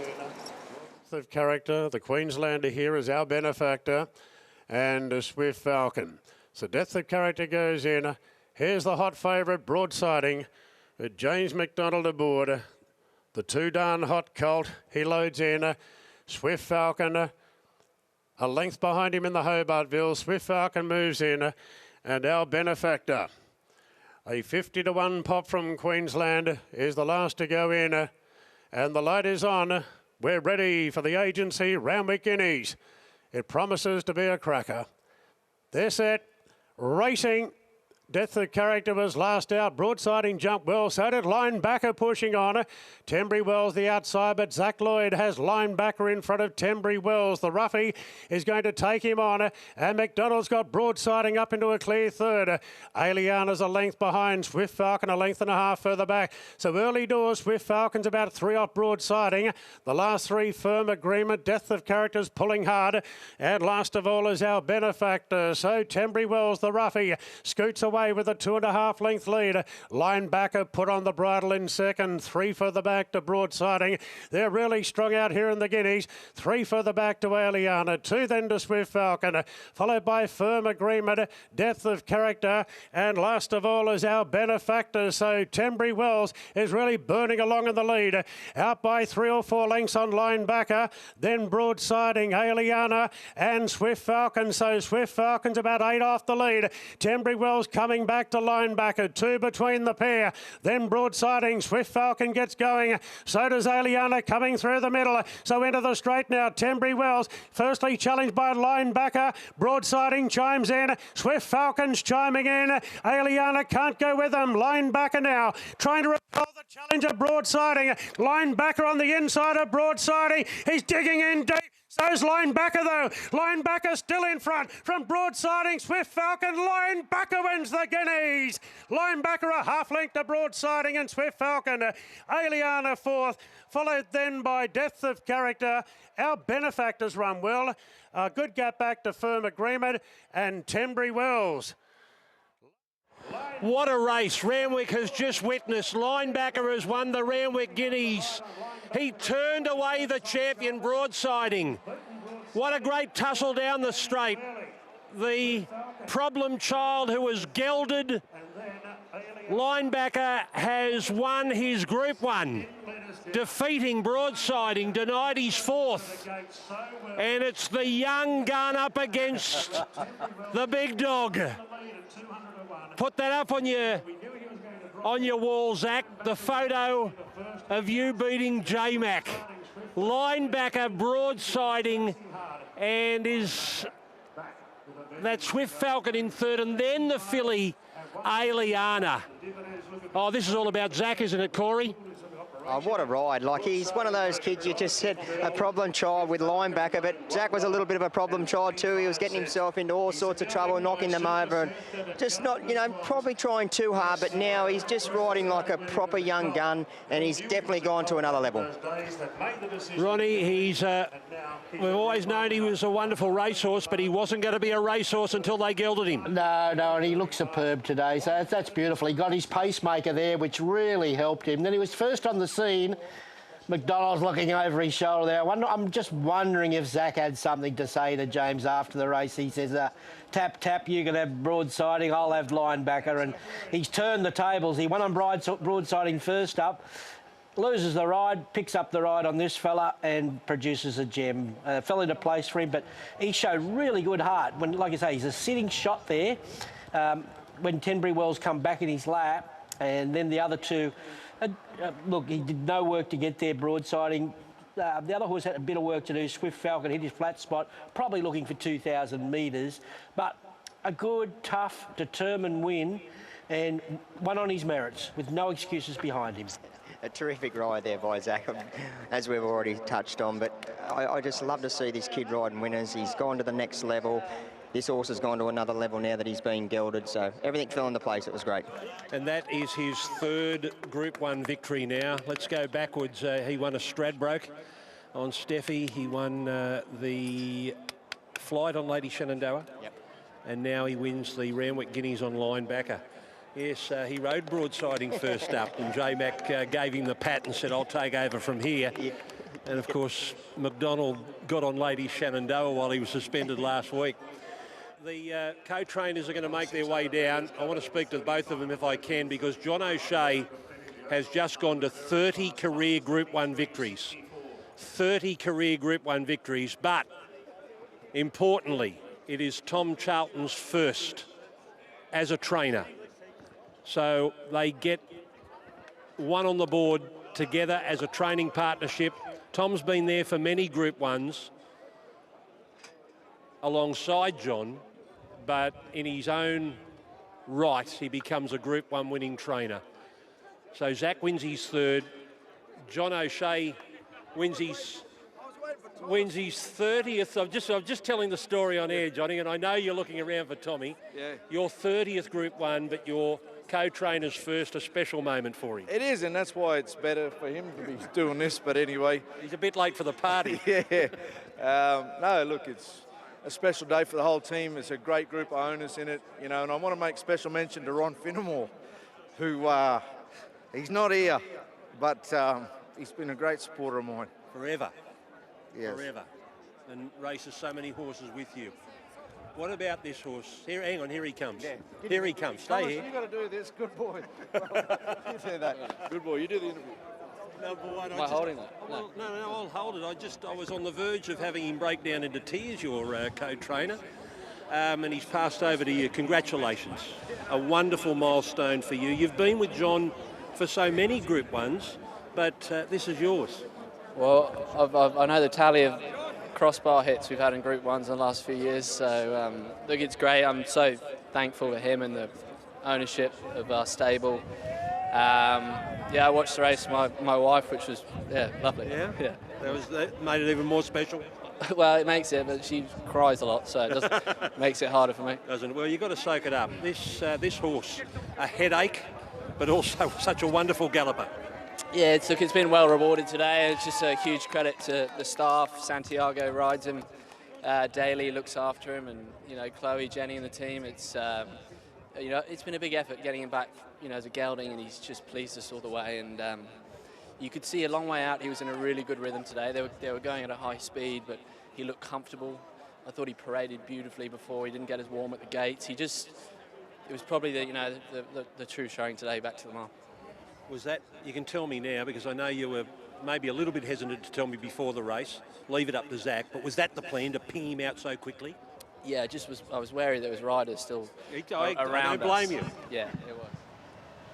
Huge coup for the New Zealand industry too. Obviously, linebacker, the progeny of Super Seth, a great result for Waikato Stud and the New Zealand breeding industry. Welcome back with us at Trackside as we wrap up what has been a magnificent day here at Ellerslie on Champions Day. I'm not sure how many times I've said wow today, but I think it'd be a lot because there were some incredible wow moments. It certainly was. There wasn't just one wow moment, it was the whole day. Yeah.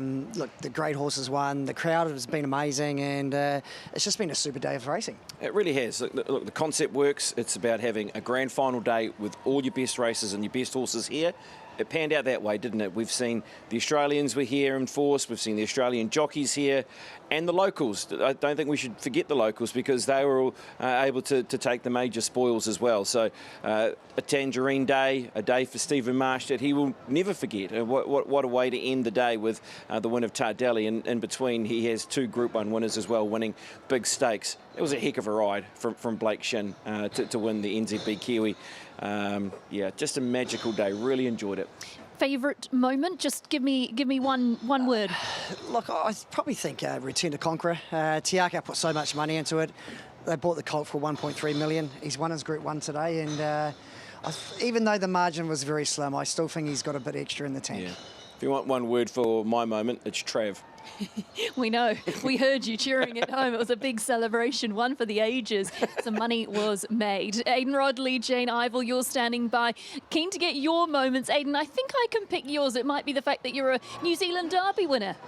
It's so cool, and honestly, we've got the tiniest of shares, as so many of these owners do, but the thrill is still the same. And this is the iconic race. This is a race that is my favourite, and it's always been my favourite in New Zealand Derby. So just to get a little slice of that history is brilliant. And I'm not going to take away from what I thought was the moment of the day, was that El Vencedor La Creek clash. That was a spectacle in top-class racing. Jane, for you, your best moment of the day? Well, congratulations to you, firstly. I'd like to win a New Zealand Derby one day.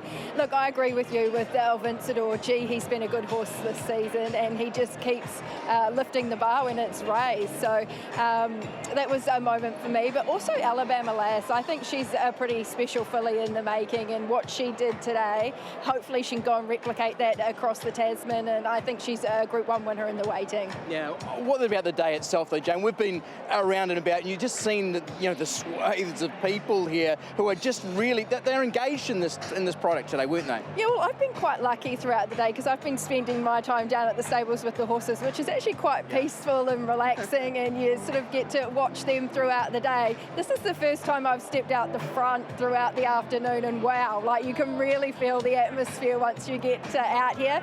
The music started 8, and I think people are pretty keen to kick on with their afternoon. I think I know someone who's going to kick on, Jane.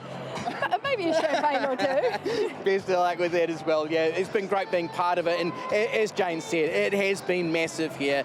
Just battling through the crowds to try and get some of those aftermath interviews, post-race interviews, has been terrific. But a day we won't be forgetting in a hurry, team.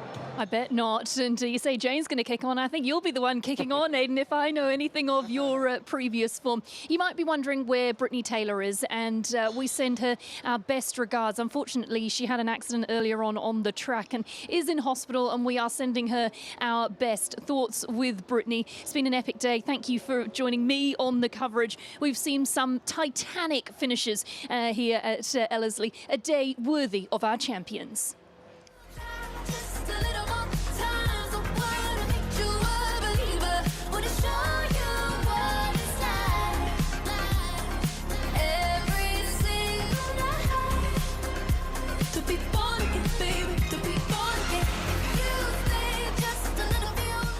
Favourites in serious drive here. Jockey, Brabant's on the outside, they hit it. Oh, there's nothing in it.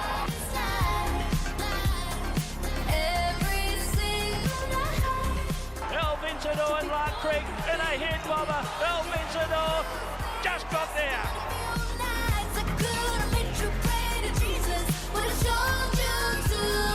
New Zealand, let's make some history.